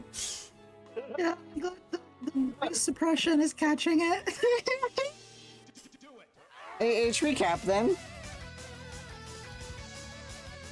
No, I think we're good. AH, reel it in. Yeah, okay, I guess I've trolled you guys enough. Where were we? Oh yeah, slick. And I love that the gray paint is all over the keyboard. Alright, move us along. He should have gone for a Sharpie bath. Yeah. Yeah, for the Sharpie bath. Alright, SS, move this along. It's bad enough you had to watch this broad smooch a corpse and this kid bawl his eyes out once already, even if it was centuries ago. Next. Oh, for the love of... Why would they even design a button like that if it doesn't print the right advancement characters? You're getting really tired of mashing the equals key. Type equals, equals, equals, equals, then the arrow. Sound effect.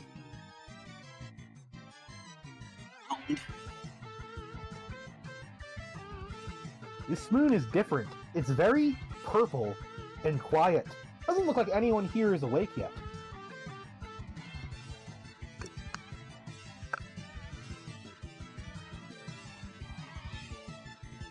Not like the yellow moon you were just dreaming about. Plenty of friends there, all up and around, making a racket. It's fun for a while, until you woke up with honey in your mouth, killed your Lucis, saved a princess, and died. Luckily, you had a couple of lives to spare. So yeah, Idol deserved it. basically, he has 2 dream selves, so he can be revived from death twice. Well, everyone else here only has 1, except for Aradia, because she's already been revived. Yeah. Or no, she never had one. Okay. That's how she was a ghost. Yep. Yep.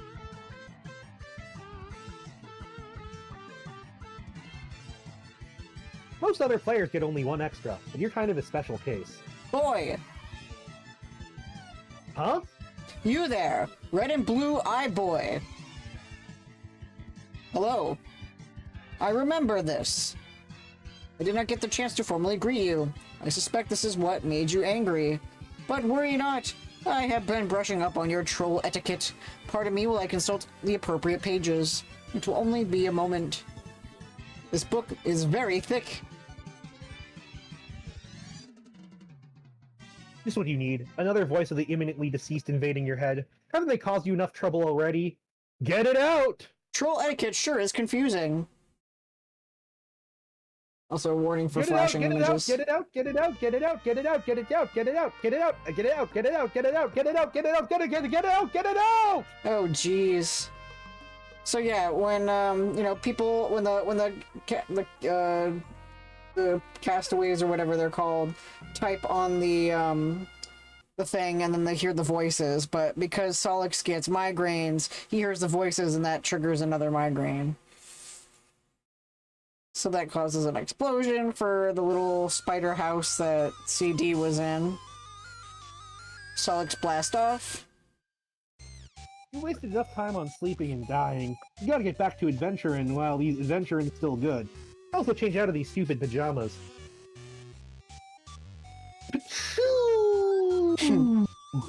Alright, so let's get back to adventuring. The revived Mage of Doom returns to the land of brands and fire for a surprise rendezvous with the Witch of Life.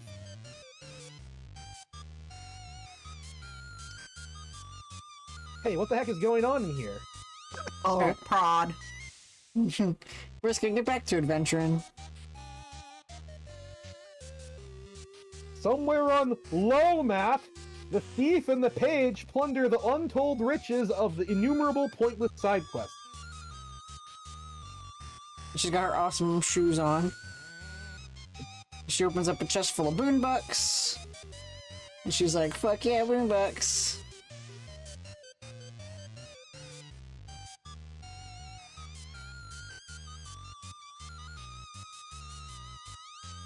Alright. The thief is proving useless, completely unresponsive to commands. You have to rely on someone else. Someone less stubborn. Someone craftier. 8th exile type equals switch 2. Switch 2 confirmed! Whoa! Oh my god! Andrew, has he predicted Mario Kart World? Wow. Anyway, moving on.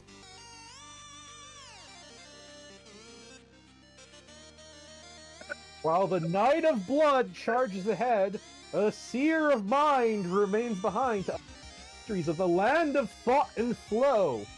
Seer. It is time. It is time.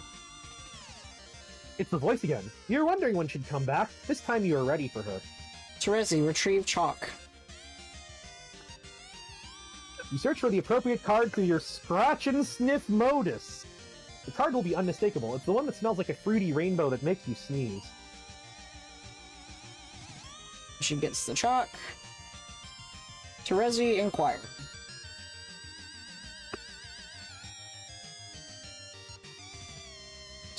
Time for what? To begin your mission.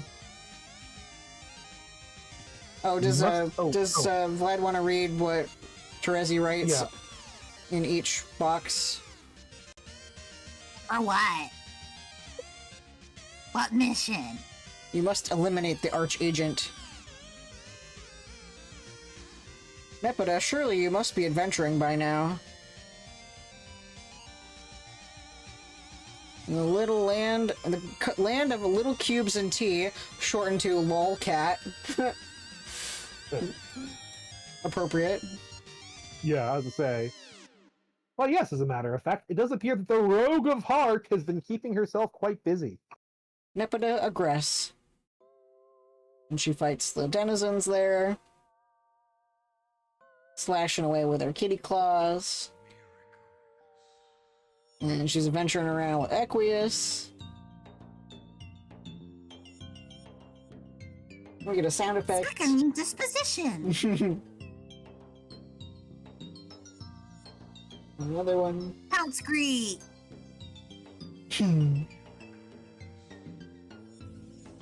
Little cubes everywhere. Tackle slide.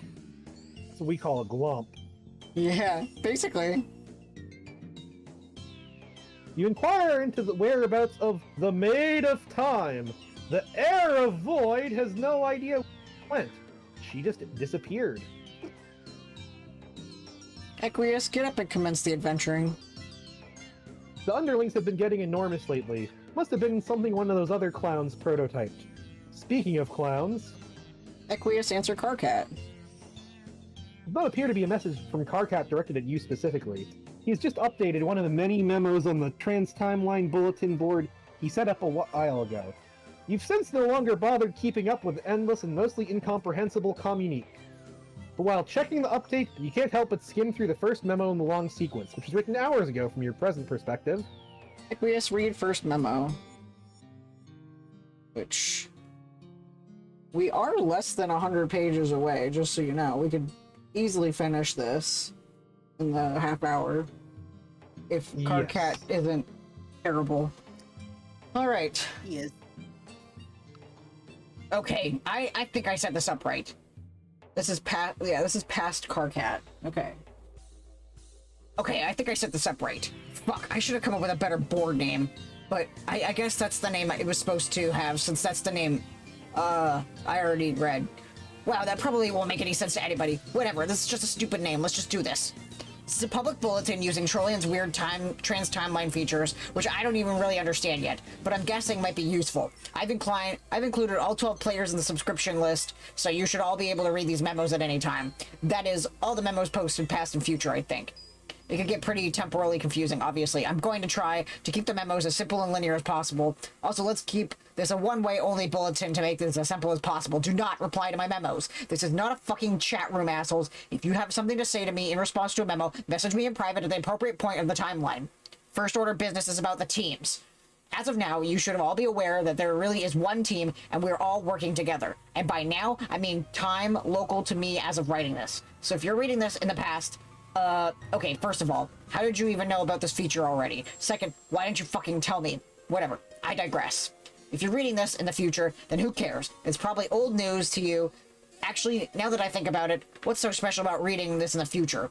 It's like any bulletin board you post stuff and it sits there for a while and people in the future read it. Huh, big deal, I guess.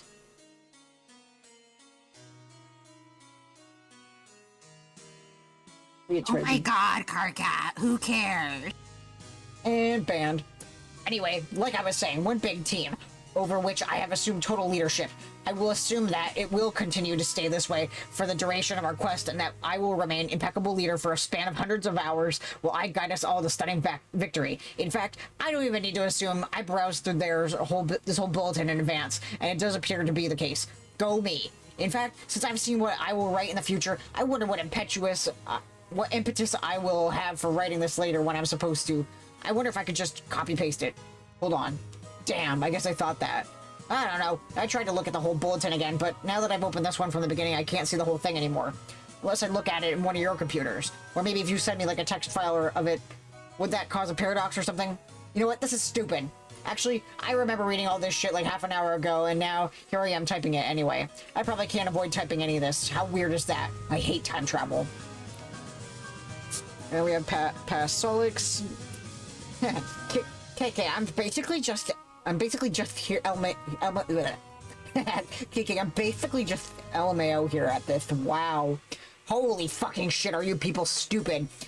Dude, don't worry, I won't fuck up your memo for long. I just can't believe this was the reason you wanted a future me to help you open those ports. To basically just babble about paradoxes and continue with yourself for hundreds of pages. Okay, so you're saying this is from like 5 hours ago in the future just to give me a hard time? Nice. Well, thanks for the help. So when do I ban you, future boy?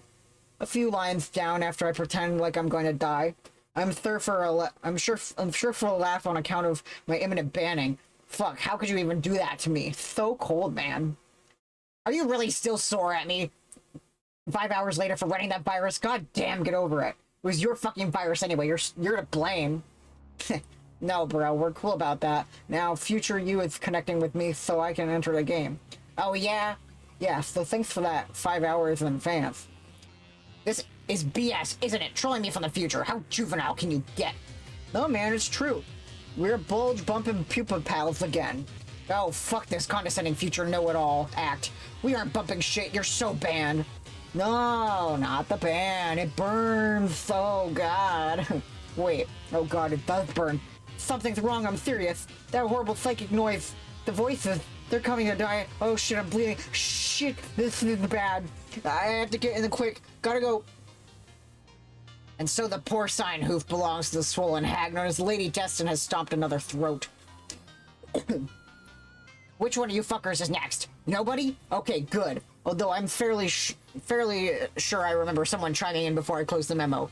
You had disordered shit rinsers that can't keep your lascivious prongs out of the row hole, can you? Solix for future reference or past reference or whatever. If you want to do that kind of role-playing, you can start your own bulletin. You can all act like brain-dead asswipes in your own festering flap of paradox space. Fine with me. Everyone will be so confused by the time paradoxes, it will distract them from how awful their terrible hobbies are. Choose your class now. Level 69, Nook Sniffer is up for grabs. Who wants it? No, that's not an invitation for you fucking nerds to come here and correct me on your goddamn fairy elves. Just do me a favor and keep me banned from that one, okay? I'll return the favor if you nerd up any of my memos. I seriously can't believe how many fucking nerds there are on this. Just remember, this is my personal podium, a stump if you will, for sole use by me as leader for important leadership business. Got it? And future Carcat responds, "Ugh, this is so embarrassing. What was I even thinking?" Past, shut the fuck up. Past Carcat bans future Concat from responding to the memo. Okay, I'm fed up with this memo. Gonna close it out. You'll hear from me again later when I got something else to say. I.e., just scroll down, douche. It's all right there already because time travel. I know, right? Anyway, to reiterate, full steam ahead. Leader equals me forever. Obviously, peace the fuck out, D-bags. I'd like to add to this useless memorandum that I still don't recognize the validity of your leadership. Sweet mother grubs oozing vestigial third oral sphincter. How can you people be so stupid? It may be true that we are all playing in the same session, but I see no reason to disband the former power structure. Especially if it means instituting a tactical midget with a short fuse, a foul mouth, and paralyzing insecurity over the color of his blood. That's all I have to say. Oh, I have a short fuse. That's very funny. You can almost hear me laugh over the sound of that robot you're probably beating to death, or doing worse. Hey, do you kiss your robots, right?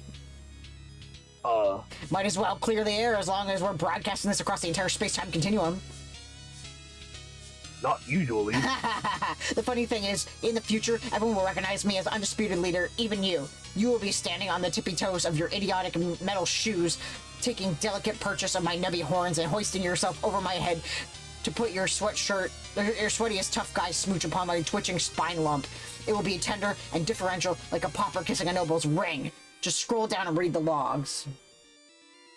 Nowhere have I seen evidence of this. Most of this is you, from various points in time, raving about nonsense and arguing with you. Do you realize that here in the future, this bulletin has come to be regarded as something of a joke? A lengthy piece of comedy, often quoted amongst ourselves in private moments of levity. It seems I'm the one to inform you of this up front, which is likely why you persist with the ingratiating charade against better judgment. You're getting off on this, aren't you? What do you mean? This excites you, being the tough guy and pretending like you're putting the awesome leader in his place. You're probably working up a good sweat. Hope you're alchemized a bunch of spare towels. Hey, why don't you ampersand them with your spongy brain for extra absorbency? How do you know about my perspiration problem? I mean, aside from reading about it in this memo. Wait, fudgicles. Banned. Closed memo. Alright, we get more Terezi responding to the text. Okay. Wow, oh my god, Dark Text Lady, I get it. No, I don't think so. Where are you then? Okay, sorry I asked. What? No. It's okay because I don't want to run out of red. Because red is the best and tastes the best. Heart. You are a strange and funny girl. Oh god. Our cat begin another memo. And this is why it takes so long to get through these. Yeah. Let me spit my cough drop out. This is a good time as any to start a new memo. In fact, it's a better time than any because according to the laws of chat client predestination, I don't really have a choice, do I? Fuck, it doesn't matter. It's still a good time to do it. People, we need to get organized here. Shit is getting serious. We're about to embark on Operation Register, a cunning plan devised by double Archagent Jack Noir to exile the Black Queen. We will need all hands on deck for this, even the idiots. And once again, a reminder, do not troll me in the memos from any point in time. It is an insta-ban. Also note for my future self, if you feel the need to say something smug, do me a favor and shove a thrub stock in it. Just sit there patiently and wait for me to become you in the due course of time, thus improving your intellect drastically. Or intellect plural. I forgot. There are a lot of you fuckers out there. All of you, just zip your shoots. I mean, seriously, like there's nothing better to do in the future. That's the future, for God's sake, a realm of endless fucking possibilities. Now, before we get started, let's take a toll of the situation, and at this point in time, my point in time, who's in so far, who's not, etc. Hey, sorry for busting in on the memo, but I can't get a hold of you. You're not answering. Oh, for fuck's sake. Gam's Weiss is just fucking useless all the time. All he wants to enjoy is beverage. No, dude, don't drink that shit. If it were up to him, we would all drink Faygo at once in some ritualistic rap clown suicide pact. But instead of committing suicide, the thing that we all accomplish is becoming instantaneous assholes with awful taste. I mean, it's not even that bad. Just settle, but whatever. This isn't the point. This isn't the venue for airing your future problems, Count C. dipshit.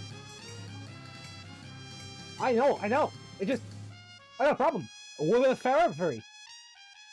And we're just kind of sitting here speaking about seafood, emotionally speaking.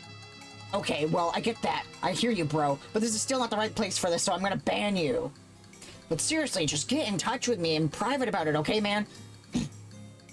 We'll get your shit straightened out, okay? Is everybody good? Just gonna sit here for a minute at local time and see if anyone else has any shit they want to scrape off their bulge onto my clean nutrition plateau. And nobody? Great. Wonderful. I now officially declare this nonsense portion of the memo to be over. The decree shall be binding and lasting. Back to the planning register.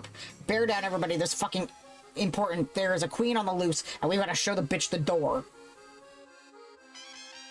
Also, I love future arachnid scripts. I was dying over that a little bit. Yeah. Unbe-fucking-leavable. I'm so sorry. Do you have any idea how funny this thing is? I mean, this whole thing. I can't. Hey, can future-minded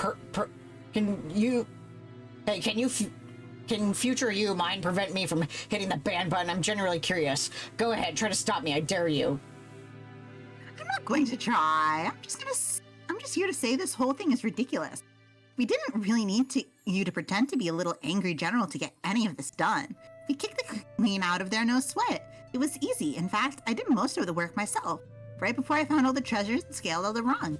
Oh, all of them, you say? Fascinating. Hey, forget the ban button. Use your mind powers to help me locate the desperately attempt to give a shit button. Whoops, we both failed. It doesn't exist.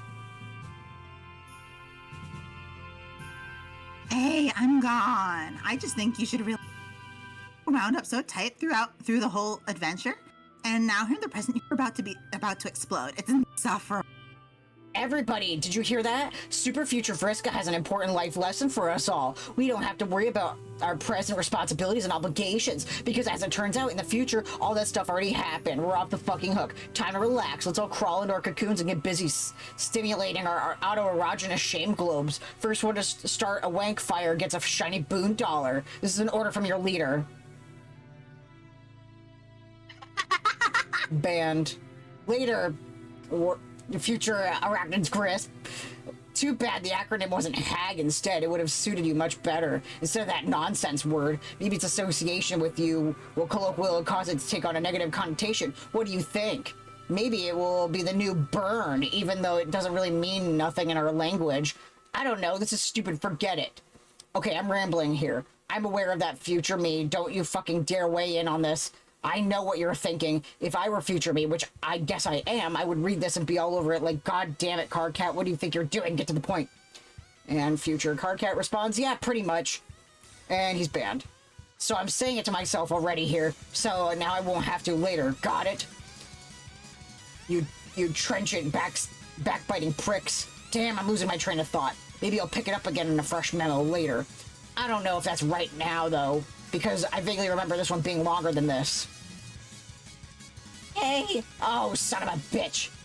I thought since it looks like you're saying you're out of important memo stuff to say, maybe you could help me here, since I don't know where you are now, but maybe help me about a thing that has to do with a girl, like a romance thing you might know about. Oh, you people are imbeciles, all of you. I'm not posting these memos to counsel your past and future dating problems. Why you're on such basket cases, I don't even know what to say anymore. Sorry. Should I ban you? What's even the point anymore? One of you stooges will be right on the last one's heels with another sob story. Just hurry up and tell me what your problem is, bro. Okay. I'm sort of lying on Vriska's floor right now, like in her block, lying down. You know, because I can't walk. Oh, no shit, really? You can't be serious. When did this happen? Yeah. Anyway, she tried to kiss me? Well, she didn't try. She actually did. And then kind of dropped me. And also, we were wearing costumes? Wow. I'm not explaining this well. This is so fucked up. What have you gotten yourself into? And now to make it a lot weirder, there's an angry voice in my head. I don't think it's Rufio this time. Rufio's not angry. He's also imaginary, like a fake made-up friend. You know, like the way fairies are. My God, actually, I remember reading this bullshit or skimming it at least. How could I forget? More loony block theater, and here I am drawing the curtains for you guys like a dope. Anyway, I think Vriska's upset about it.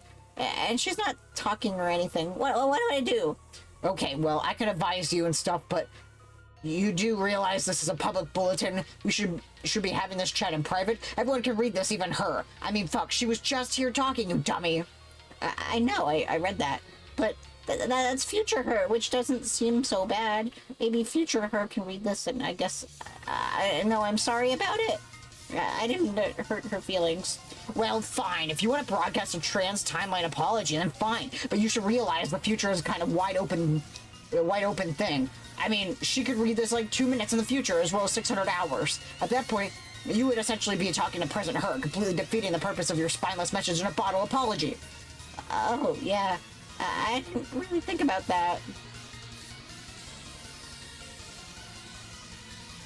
Hi. Cardcat, shut up. This does not concern you. Okay, whatever. My memo, but whatever. Tavros, it's okay, really. So you don't... Oh, that's right. I didn't hear you say the... What? Your stuff for... passed off. Wow. Hi. Tavros, it's okay, really. So you don't feel that that way about me. That's fine. I shouldn't have expected any different. I can deal with it. I'm not a wimp like you. Whoa! I roll with bad breaks all the time. No biggie. In fact, I already have dealt with it. I was over here dealing with it while you were on the... You were over there on the floor after a girl tried to kiss you for some reason. As it turned out, fooling around with your go cry on future Karkat's shoulder about things. Yeah. You are a strange and funny boy, Tavros. Oh god, this is completely hilarious. Now I see why everyone has been ripping on my memos. Karkat, I said shut the fuck up. Anyway, though, totally unnecessary. Your apology is accepted. Okay.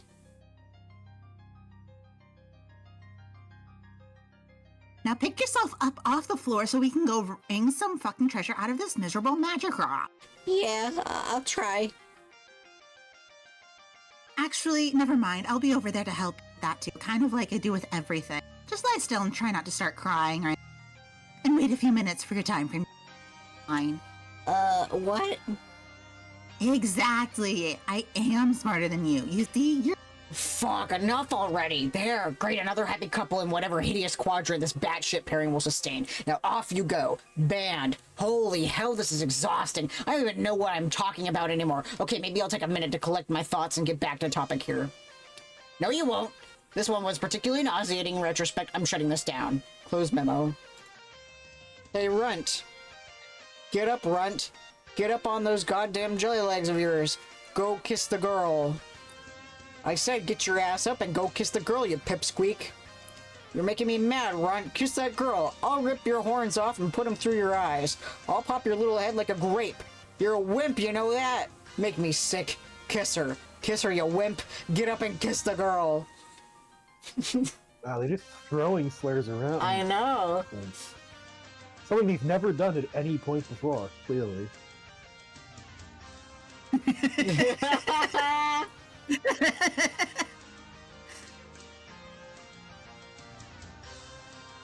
Anyway, we got a caption. Oh, yes.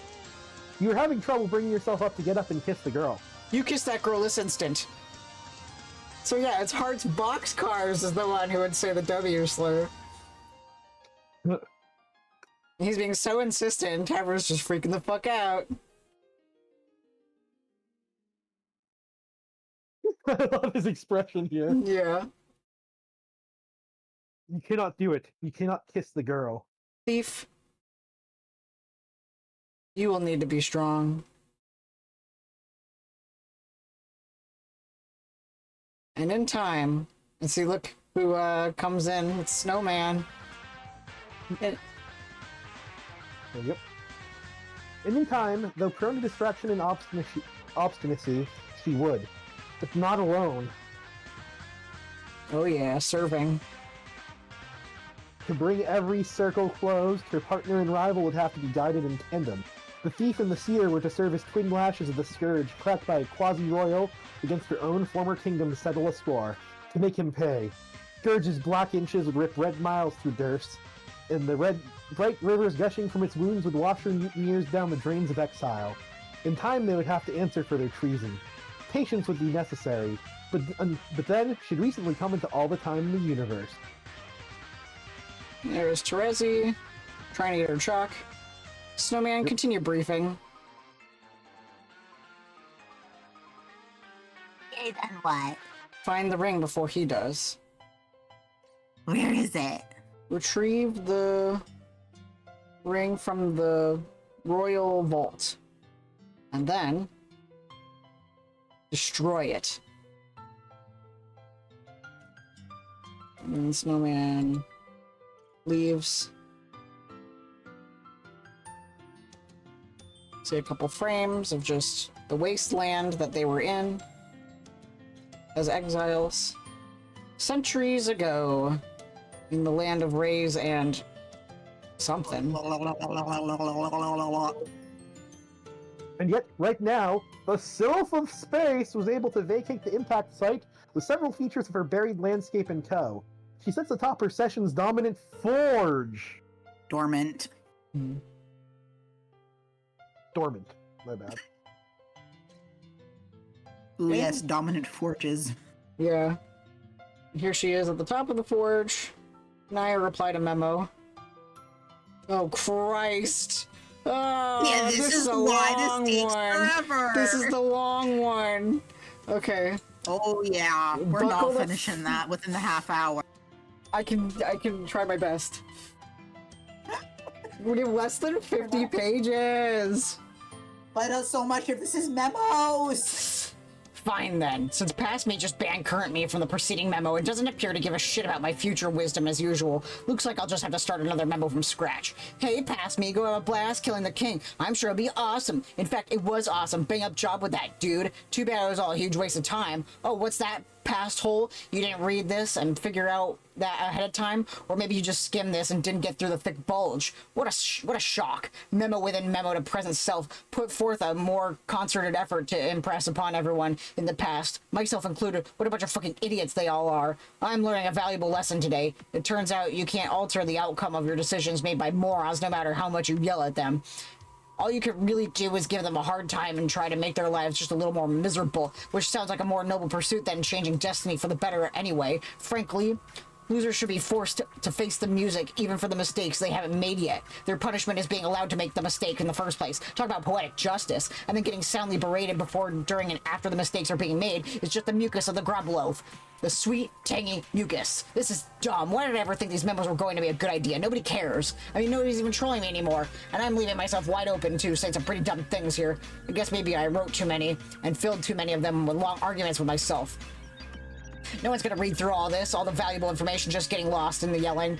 You stupid, stupid idiot. Oh, fuck you. Why'd you even start another memo then? I guess. There are a couple things I want to get off my chest, okay? Oh god, now I'm arguing with current me. I didn't even notice I was doing it. This is really fucked up. I gotta pull it together. Think back to what we might have done wrong, but the thing is, as much as our past selves are a bunch of stubborn, unlistening assholes, I can't even really identify any mistakes we made. It was all pretty much like clockwork. A 600-hour campaign to complete the game this is pretty good if you ask me, and I have asked me. It turns out me agrees. I can't shake the feeling someone else must be responsible for this. It doesn't seem like it was something that was supposed to happen in our session. Solix has the same intuition about it as me. He thinks there's something fishy about it. It's really insufferable the way her fish puns have rubbed off on him. It kind of makes me want to vomit. Anyway, he says he's working on tracing the origin of this disaster. If I find out who's responsible, I will. I don't even want to think about it now. Waste of good, fresh rage. I'm a little tired of all the old things I've been angry about. It's gotten so stale. In a weird way, I'm sort of looking forward to having something new to be pissed off about. It's not like there's anything else to live for now anyway.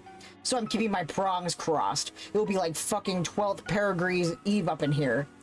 Last Sweep's Eve was probably the last happy memory I have, in fact.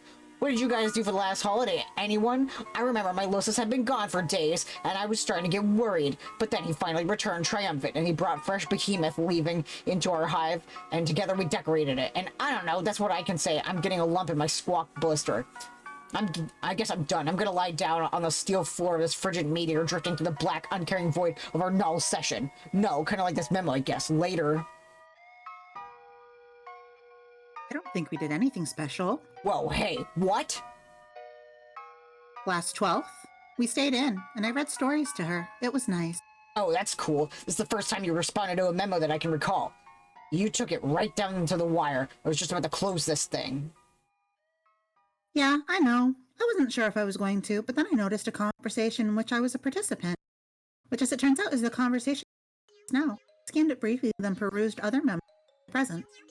I found none and returned to this one, but my part of the conversation was gone. I regard this as a prompt to begin typing, record my contributions live.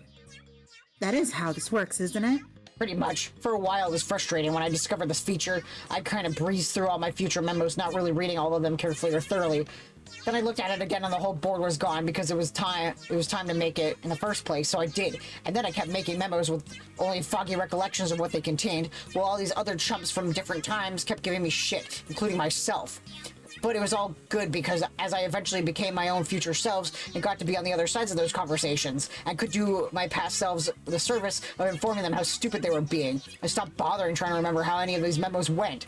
Honestly, the last few weeks have been a blur to me, just non-stop yelling at myself, haggling with past and future knuckleheads, killing monsters, solving puzzles, cycling through all the gates and planets like 100 times, zigzagging down the battlefield, out to the Vale, over to Prospect, back to Durst, and on and on and on like that until we thought we won, but we didn't win. We lost. We lost as hard as fat guys fall. What exactly happened? Did you read the memo just before this? No. Give it a read. I'm done ranting about that for now. All right, in a moment.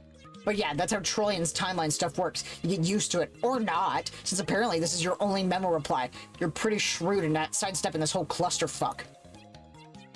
It seems like a logical way to engineer a system wherein one simultaneously...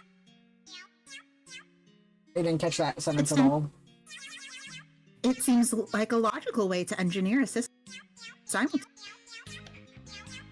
Transcripts. Yeah, it cut out at wherein. Wherein one simultaneously functions as a leader and it's temporally sound construction. Then you're the only one who thinks so. Hell, you probably would have been a better maid of time than the one we were stuck with. She's completely shit-hive maggots. Don't even get me started. I think we are given roles to challenge us that don't necessarily suit our strengths. At least I was. I have no idea what I'm doing here. Sure you do, or you will. Trust me, you'll do fine. So what prompted you to respond anyway? I mean, aside from being strong-armed by conversational predestination. Oh, at this point, I'm not even sure if I'm inclined to ask it. You might not have a choice. Do you remember this? If this memo was much longer than this? There's a good way to go, I think, yeah. Then might as well spit it out.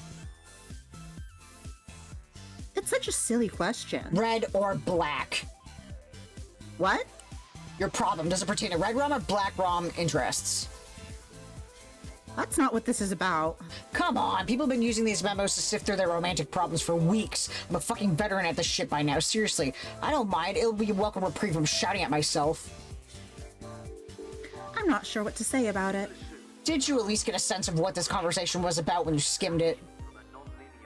Not really. If I were thinking about it, I probably wouldn't anyway. Don't you think it's better to have unrehearsed conversation, even if the subject matter is awkward? Yes, I completely agree. It's good you didn't read it. We can avoid the sort of verbal slapstick routines I'm sick to fucking death of by now. I'm so tired of people being all coy and telling me what we're about to say before we say it, and then we wind up fucking saying it anyway, and then we prove to the invisible Riddler that is Father Time beyond a shadow of a doubt what a bunch of fucking idiots we all are. Do you have any idea how old that gets after a while? So really, tell me. I know it's on your mind. I got a sense for these things. R or B? Okay, red then, but I guess not really red enough.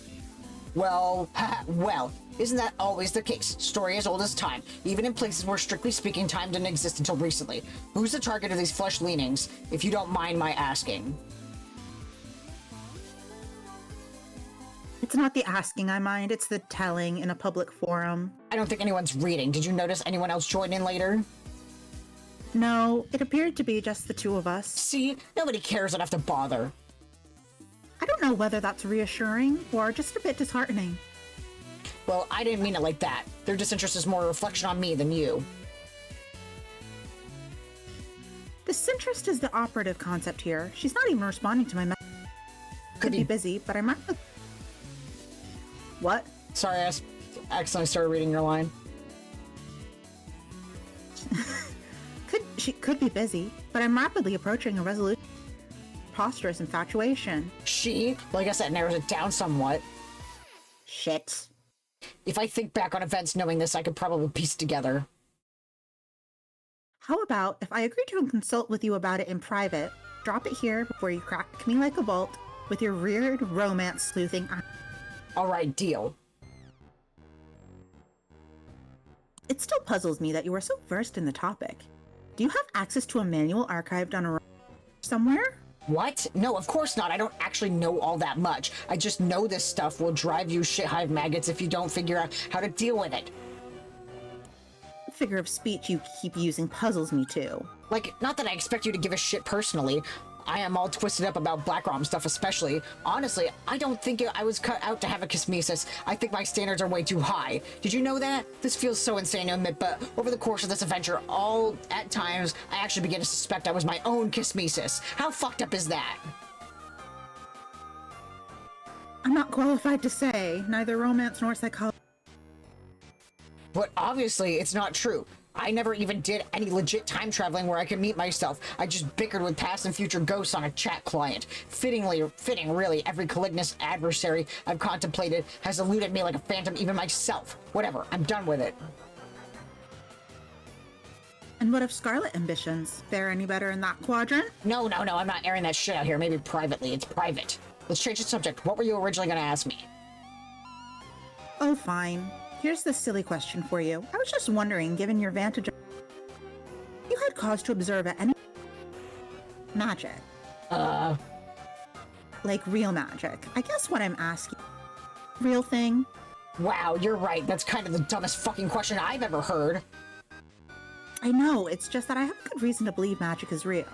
Our ancient predecessors discovered how they may have surpassed us in a great deal. You put way too much stock in that ratty old guide. But anyway, no, we never used magic. I mean, let me try to put it into perspective how ridiculous the whole notion is anyway. We can alchemize practically anything with the right materials and grist. We can, and did, make super powerful weapons and items that can do practically anything. What additional advantage could magic offer? All this shit is practically magic anyway, but more like a goofy science-y magic, you know? Sure.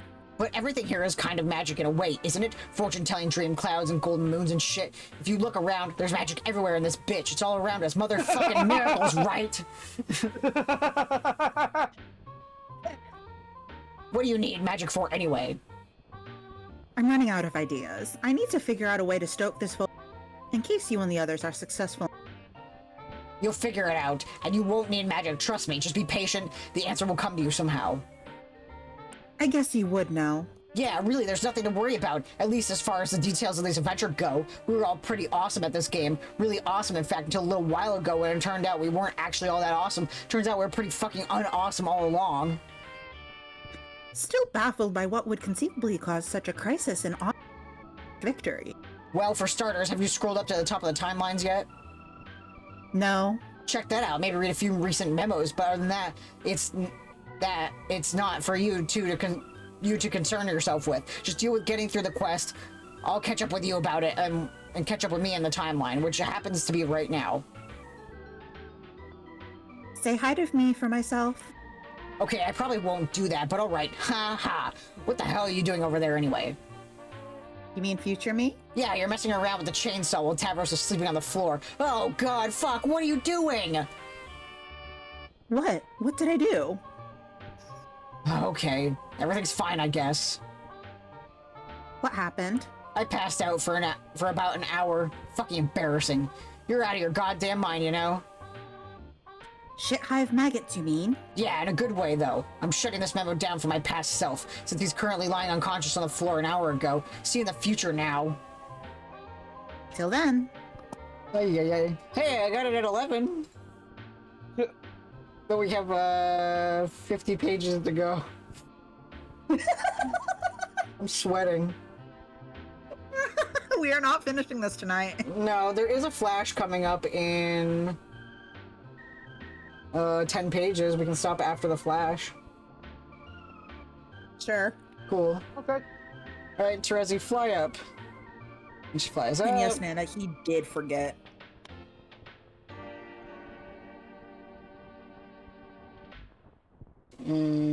Sound effect.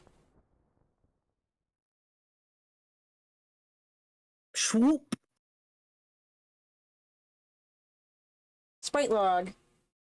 Okay, so who's Dragon Sprite, I guess?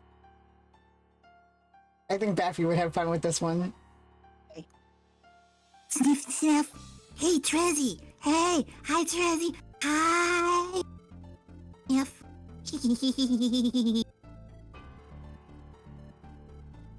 Okay. More sound effects. Sniff, sniff. Right, Therese, it's a long one. Oh Christ, not too bad. Okay, I got your message. Thanks for hassling me about it in one of these memos to get my attention. I appreciate that, unless you did, but it was in a future memo I haven't written yet, in which case I have a big time fuck you about that in advance. No, I didn't bug you about it in your stupid memos. They're annoying and I'm tired of getting banned for no reason. Posting in them at all is the reason you're not supposed to reply memos, period. That's the reason. Maybe I will start my own bulletin board and everyone will be allowed to reply anytime they want. Except for guys with nubby. Oh no, they will not be able to reply at all. Grumpy Carcats will be expressly forbidden from Rainbow Rumpus parties. Sounds lame. By the way, that will be the name of the in case it was. Yeah, I got that. This is an empty threat because if you made a board at any point on the timeline, I would be able to see it right here and read the whole thing already. Wait, oh god, you actually did. Yes! Future Terezi is looking pretty cool about now. Look, I don't care about Fruity Rumpus asshole factory. What's all this about going after the Queen's ring? Well, the thing that is all about it is we have to go after the Queen's ring. It's a new mission. But we're still in the middle of trying to pull off the register with Jack. Why don't we take it one mission at a time? Yeah, about that. The whole point is to destroy the ring so Jack doesn't get it.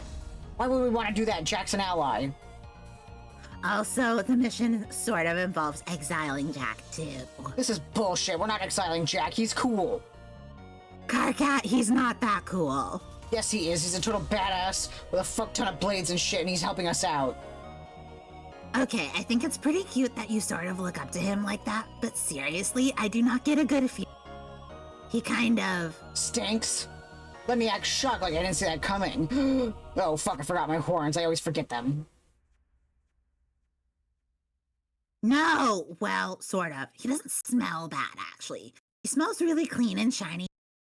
Dark, like an oil slick. Oil. And there's a tiny hint of licorice there, too. It's more like the way he moves. I smell his smooth motions and his eyes, and it gives me really nervous feeling. What a surprise. You're dragging your schizophrenic nose into this. What an outstanding character witness. Objection, your tyranny.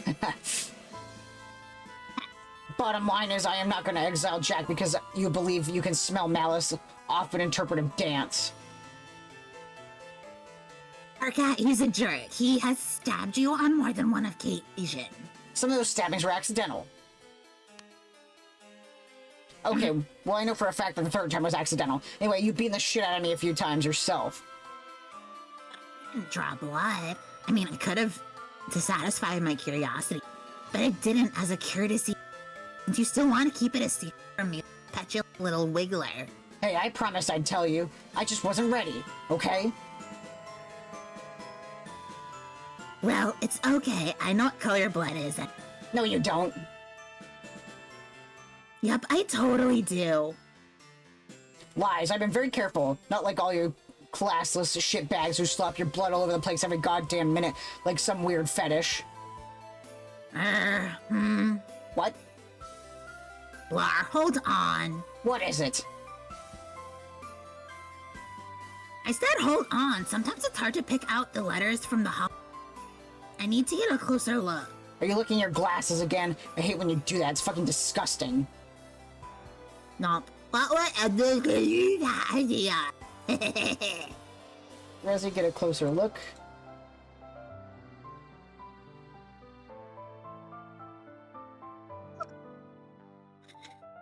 That is better. It's much easier to read your color this way. Your drab, dirty pavement gray. On top of bright candy red like a shiny lollipop. Does that sound familiar, Carcat? Yes, I'm extremely familiar with this sort of nonsense by now, sure. No, I mean gray on red, like the way your skin conceals your blood. What?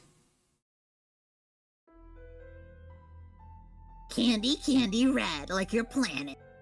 You have strong cherry cough syrup in your... It is completely delicious. Who told you? Did Jack tell you? No, he doesn't talk much. I figured it out myself. How?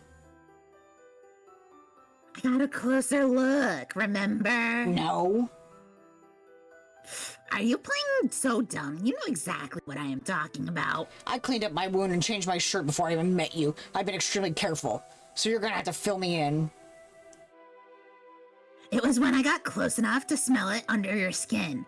Please, Karkat, do not pretend that you forgot about our... Whoa, you mean during... Fuck. Oh, shh. Let's not talk about that here. This isn't a memo. It's a private correspondence between us, remember? I know, but damn it, writing all these memos has made me paranoid. And she doesn't feel secure chatting about it over the client. I don't know. We could talk about it in person. Oh, in person, do you mean? Uh-oh. Look at my eyebrows getting way here. Karkat, help. They're out of control. Those are eyebrows? I thought those were horns. They are horns, too. They're whatever I want them to be.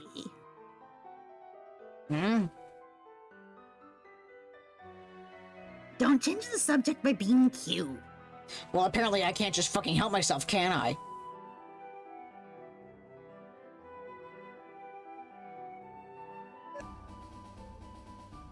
Sorry, I just got a message. You're good. Nope. How can I even smell so damn well anyway? You give a hard time about being coy about shit, but when it comes to your crazy senses, you're so vague it's like trying to decipher the daily horoscope riddle, or the riddles for all 48 signs combined. You are a relentless subject changer. Fine. It's okay if you don't want to talk about it. God, you are so shy for an angry guy who wants a big shot leader. It's ridiculous. Look, we'll talk, I promise. Why don't you just say some stuff about yourself for a change? Cut me some slack. Okay. Oh, and another one, okay.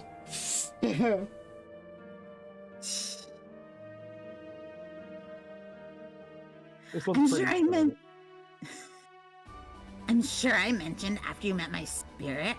I learned from her through my dreams. My sprite. I learned from her through my dreams before she hatched. Night, Dan. We're almost done anyway. We're literally 2 pages away from the Flash. Yeah, but it's still so vague. That's the whole point. How about straight answer? Okay, I'll try. When I went blind, that's when I first woke up, and my sluices helped me wake up, sort of. You mean on Prospect's moon? Yes. But except for a very brief moment, I was blind in my dream, too. The dream self-image I project can't see, because I guess deep down I don't really want. Why is that? Is it out of spite? Is it out of spite to Vriska? I know I'd probably be cool with it out of spite more than anything. No, not that. There was some satisfaction in being okay with it. Grateful about it even, and making sure she knew that. But that's not it. The day it happened was the first time I ever... Lucis. She woke me up, and ever since she's been teaching me a different way to perceive everything, I guess. Not just in a sensory way. Okay, so why did you never tell me any of this? You wouldn't have gotten it. Even now you still don't really. Have you not even seen Skya yet? How am I supposed to wake up? I don't know. Something different does it for everybody. How many of us are awake now? How much of the future did you see before we started? In the clouds, like Kanaya. Also, how did you go blind anyway? What did she do to you? I don't know why you're so cagey about it. I still don't see how she could blind you without being anywhere near you. Obviously, she can't control you, so what gives? Shut up, God. How about if I tell you all about that stuff next time we are in person? In fact, I will tell you when you wake up. Until then, I will keep tabs on you in your tower while you sleep like a little honey pajama pupa nestled in its cocoon. Wait, let me guess. Do I look adorable? Actually, you look kind of like a big pile of bark. Wow, what the fuck? Of course you do, dumbass. Oh, then good, I guess. Okay, I've got to fly. Don't worry about the ring mission. You can stay busy with the register. I will organize the new mission myself. Later. Wait, Terezi, please don't tell them about my blood. I want to tell them, I will tell them later, once they respect me as a leader. Okay, I will keep that secret if you keep this one, I tell. Which is that, between you and me, Carcat? I think they already do. Bye, heart. Bye. Heart. Espage. Terezi Ascent.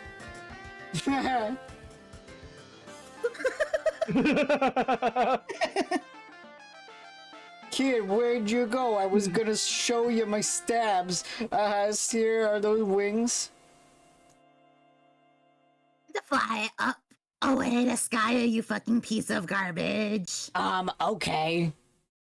Bye, Terezi. Bye. Terezi, bye. Was. Make her pay.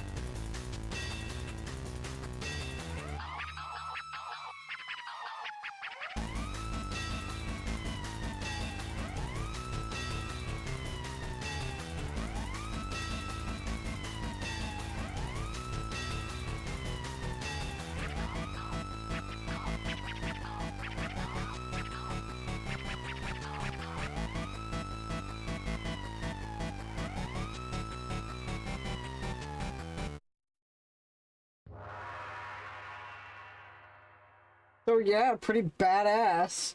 Yep. We see how exactly Terezi was blinded and how justice was served to Vriska. Alright, I'm gonna click over to the next to 2579. But that's the only sound page in the entire act. So alright. So next week we're just gonna do the tiny not next week, but next section. Yeah, we're gonna do the tiny remainder of the Act last 5 and last 50 pages, and then start Act 5, Act 2. Oh, Act 5. Oh, Act 5, Act 2 is it has multiple parts. Yeah. Okay. Yup. That's why it says Act 5, Act 1. Oh, yeah, you're right. Yeah. I didn't notice that. Yep. Alrighty, so that's what we'll do next time. Maybe I'll click over. Yeah, I'll click over to the next one on 2580. That way we don't start on something as gruesome as a girl covered in her own blood. Dismembered troll. Yeah. So, alright, so we got a lot done. And I feel like you're still enjoying it. Yes, Act 5 has been very... It's, There's a reason it's the favorite. The best written one. Yeah. Yeah, no, it's, this is by far... Like, this feels like the culmination of all the stuff, Hussey has been, practicing. Yeah, exactly.